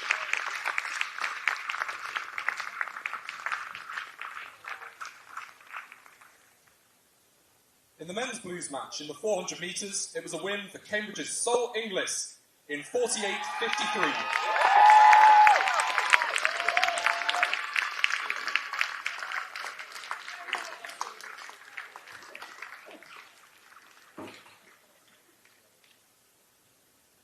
Back over to the field. In the women's high jump, it was a win for Cambridge's Leonie Brunning with a best height of 1 metre 63.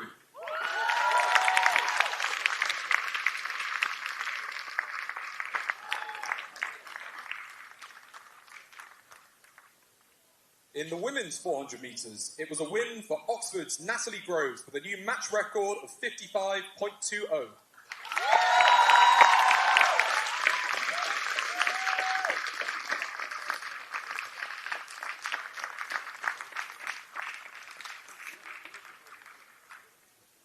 In the women's shot, it was another win for Leonie Brunning of Cambridge with 11.71.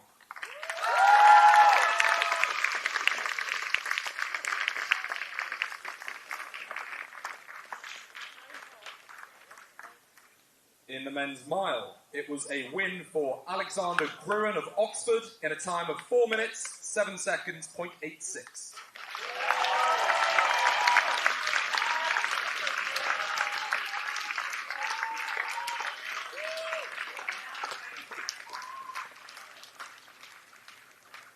In the men's discus, it was a win for Cambridge's Alex Blake Martin with a throw of 38.09. He seems to have won maybe on countback.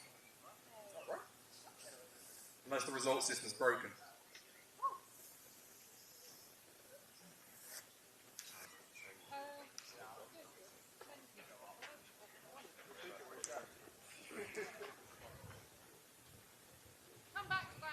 Yeah, well checked. Okay, we may have to come back on that one. Two athletes on my system were showing 38.09, but apparently the correct one is Gabe Lamb, still of Kuak, who took the win in that men's discus event there, if Gabe's here.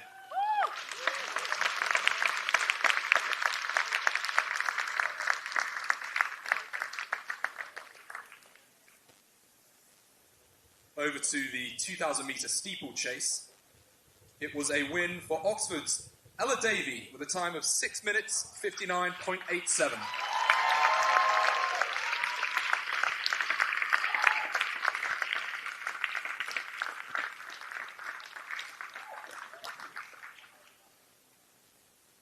In the 200 metres men's match, it was a win for Oxford's Luke Skates with a time of 22.51.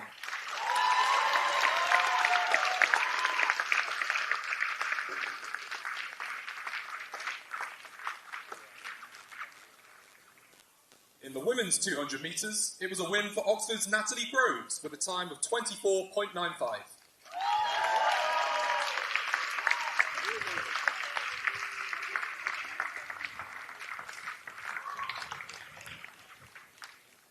In the men's long jump, it was a win for Oxford's Han Lin Feng with a best jump of 6.39.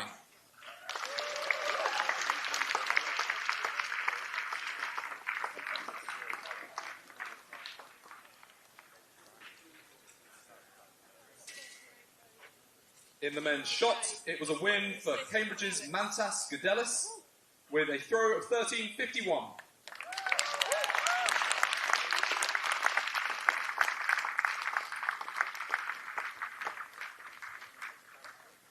In the women's mile race, it was a win for Rebecca Flaherty of Oxford in 4:54.85.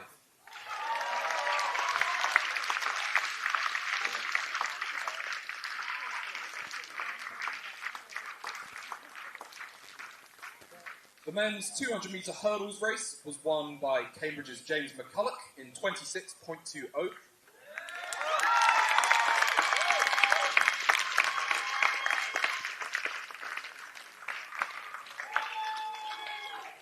While the women's 200 metre hurdles race was won by Oxford's Julia Johnson in a time of 30.33.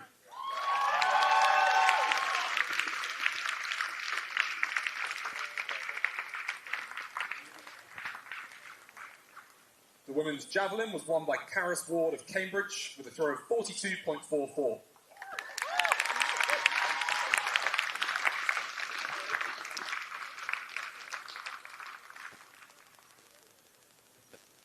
Over to the 4x1 now. In the men's race, it was a win for Oxford. So if the athletes involved could come up and receive their medals.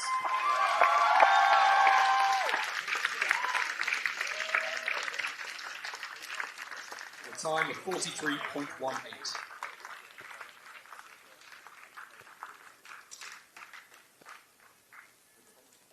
And in the women's 4x1, it was a win again for Oxford.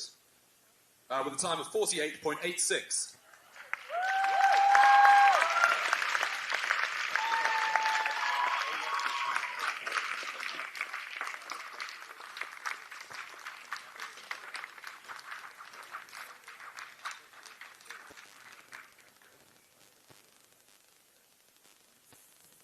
The final individual event is the men's 5,000 metres, which was won by Cambridge's Owen Wallach in a time of 14:57.71.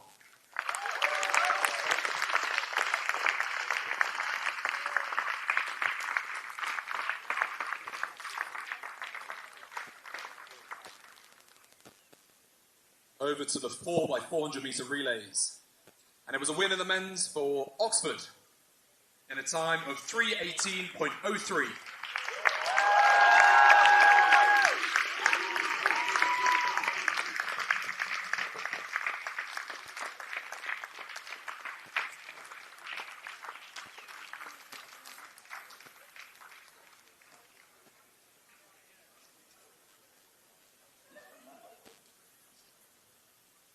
In the final event of the day, the women's 4x4, it was the win for Oxford in a time of 3:49.70, which I believe is a match record.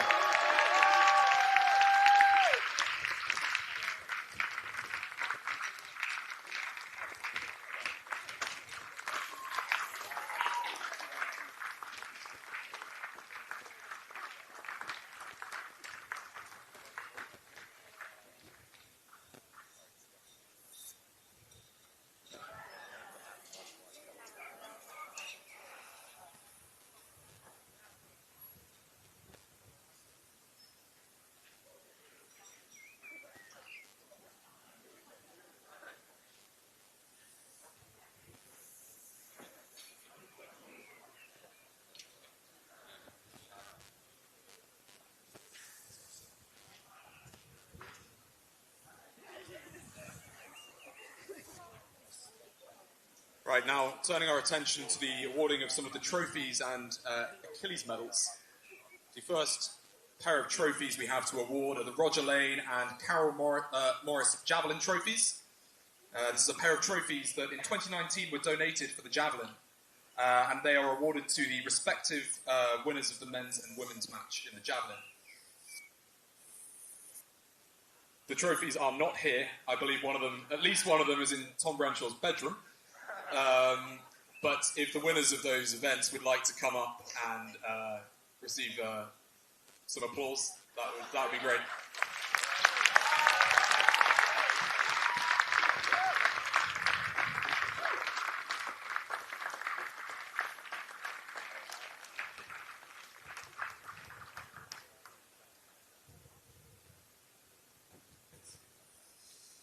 Now on to the awarding of the Achilles medals. These are two medals, usually awarded for track and field events respectively, and these are awarded annually to the Achilles Club member who's viewed by the committee to have accomplished the most impressive performances during the year.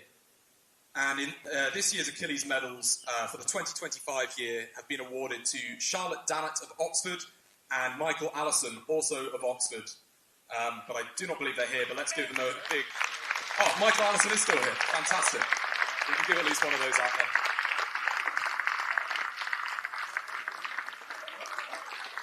Michael Allison, of course, awarded that for what was a tremendous javelin season last year. Now, in a departure from convention, we are awarding a third Achilles medal this year. This is to someone who has really put heart and soul into the club, operating as secretary since 1986. During that time, he's overseen many a tour, many a varsity match, and has really been just extraordinarily generous with his time and resources. Certainly someone I'm personally very grateful to. So this year we are making a third awarding of an Achilles medal to Paul Wilcox.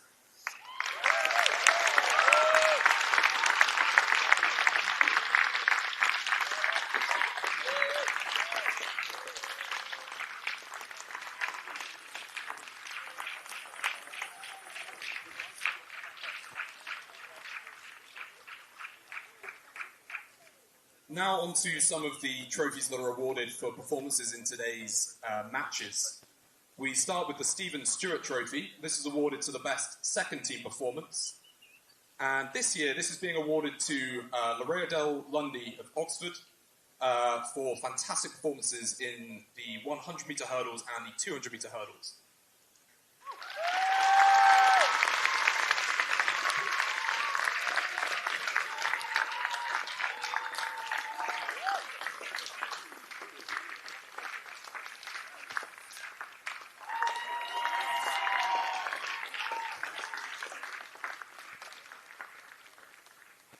Next up, we have the Latuke baton. This is awarded to the most improved athletes.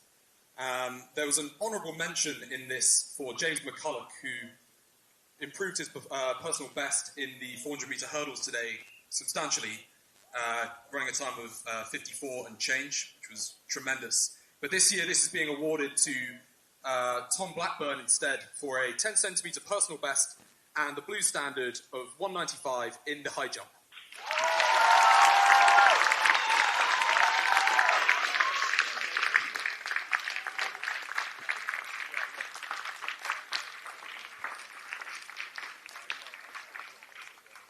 Next up, we have the Paul Gomes Trophy. This is awarded to the best inter-varsity throws performance. And the attentive listener will probably have picked up on the fact that this person we're awarding it to won a number of events today. But in particular, this is being awarded to Leonie Brunning of Cambridge for a 47.29 metre personal best, 7 metres over the blue standard.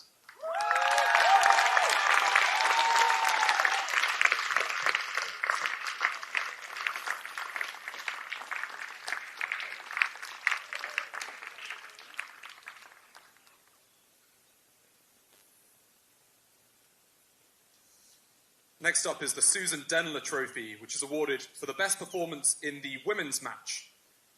And this is being awarded today to Rebecca Flaherty, who broke the match record in the 5,000 metres with a time of 16:05, and then came back not anywhere near long enough after that to also win the mile race.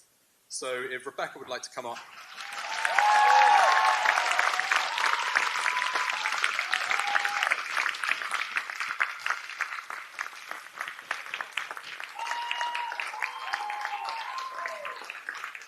This adds to a tremendous season for Rebecca, who is adding this accolade to box medals and the like, so best of luck to her for the rest of the season.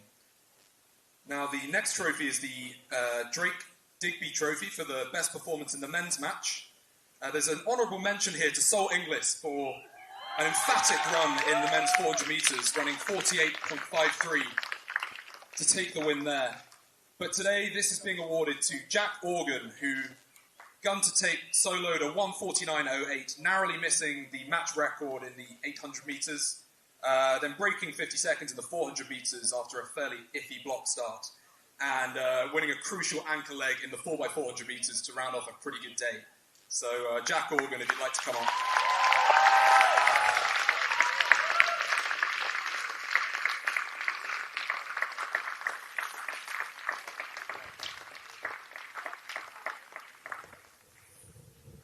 Now, the final trophy is the Achilles Trophy, which is awarded for outstanding contribution to Oxbridge athletics. And this is being awarded to Natalie Groves, whose time at Oxford has seen her win varsity event after varsity event. I think it's 4 wins in a row in the women's 4x4, certainly, and breaking her own match record in that again today. Breaking the match record, taking it off an Olympian, in fact, in the women's 400. And also has served the club extremely well as a previous president as well.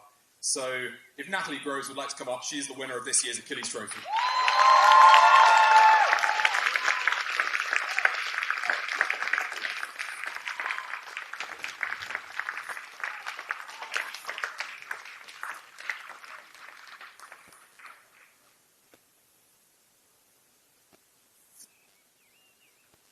Okay, so the final thing to do here really is to award the match trophies. So today, the Derek Steele Trophy, which is awarded to the winner of the Millipedes versus Alligators match, is being awarded to the Millipedes. And I will be able to get the score the second my Edgerome works.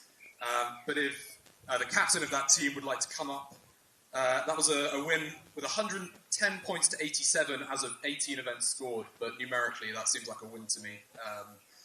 So congratulations to them.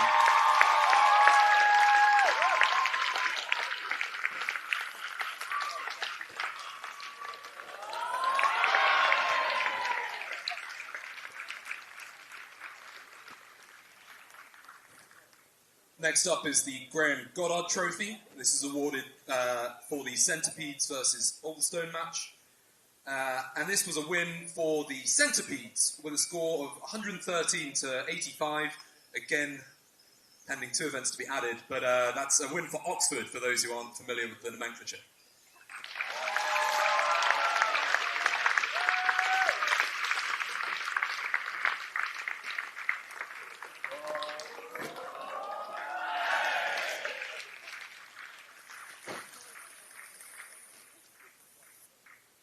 Next up is the Para-Varsity Athletics Trophy, and this is being awarded to Cambridge.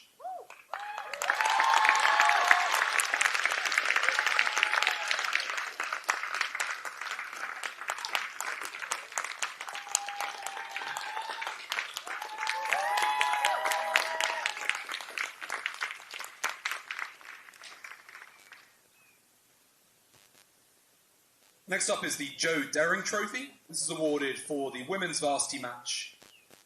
And in this, it was Oxford who once again came out on top with a score of 124 points to 87 points.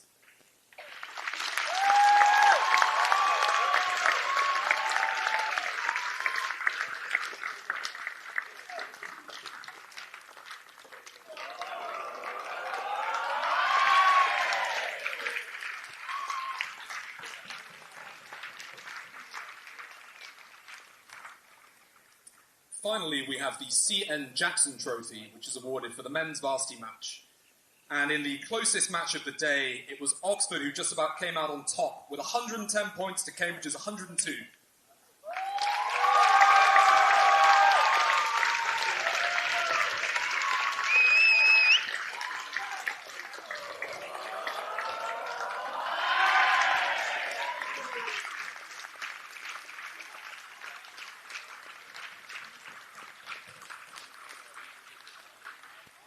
Now this wraps up the awarding of medals and trophies, but I think if we could all just give a big hand to both the committees and also members of the Achilles Club, but more importantly probably the officials who've managed to give up their time standing in terrible UV and heat, putting on such an incredible event for us. I think even though some of them may have left by now, I think in spirit it would only be right to show our appreciation for that.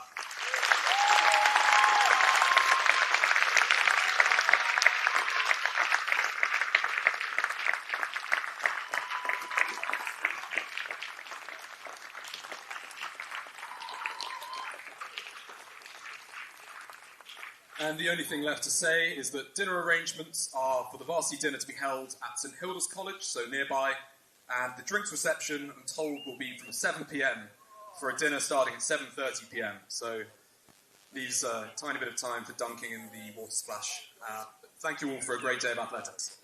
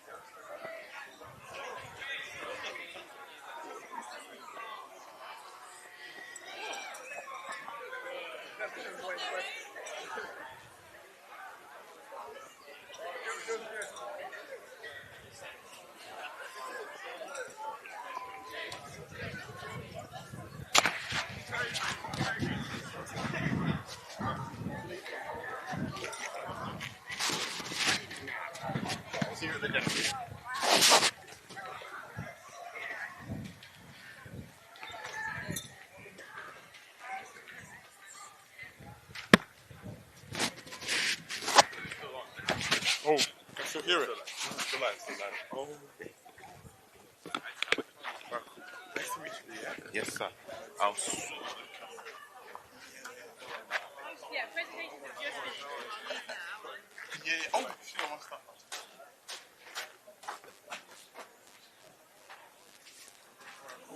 If anything, let me know, yeah? Alright. Come on now. Thank you.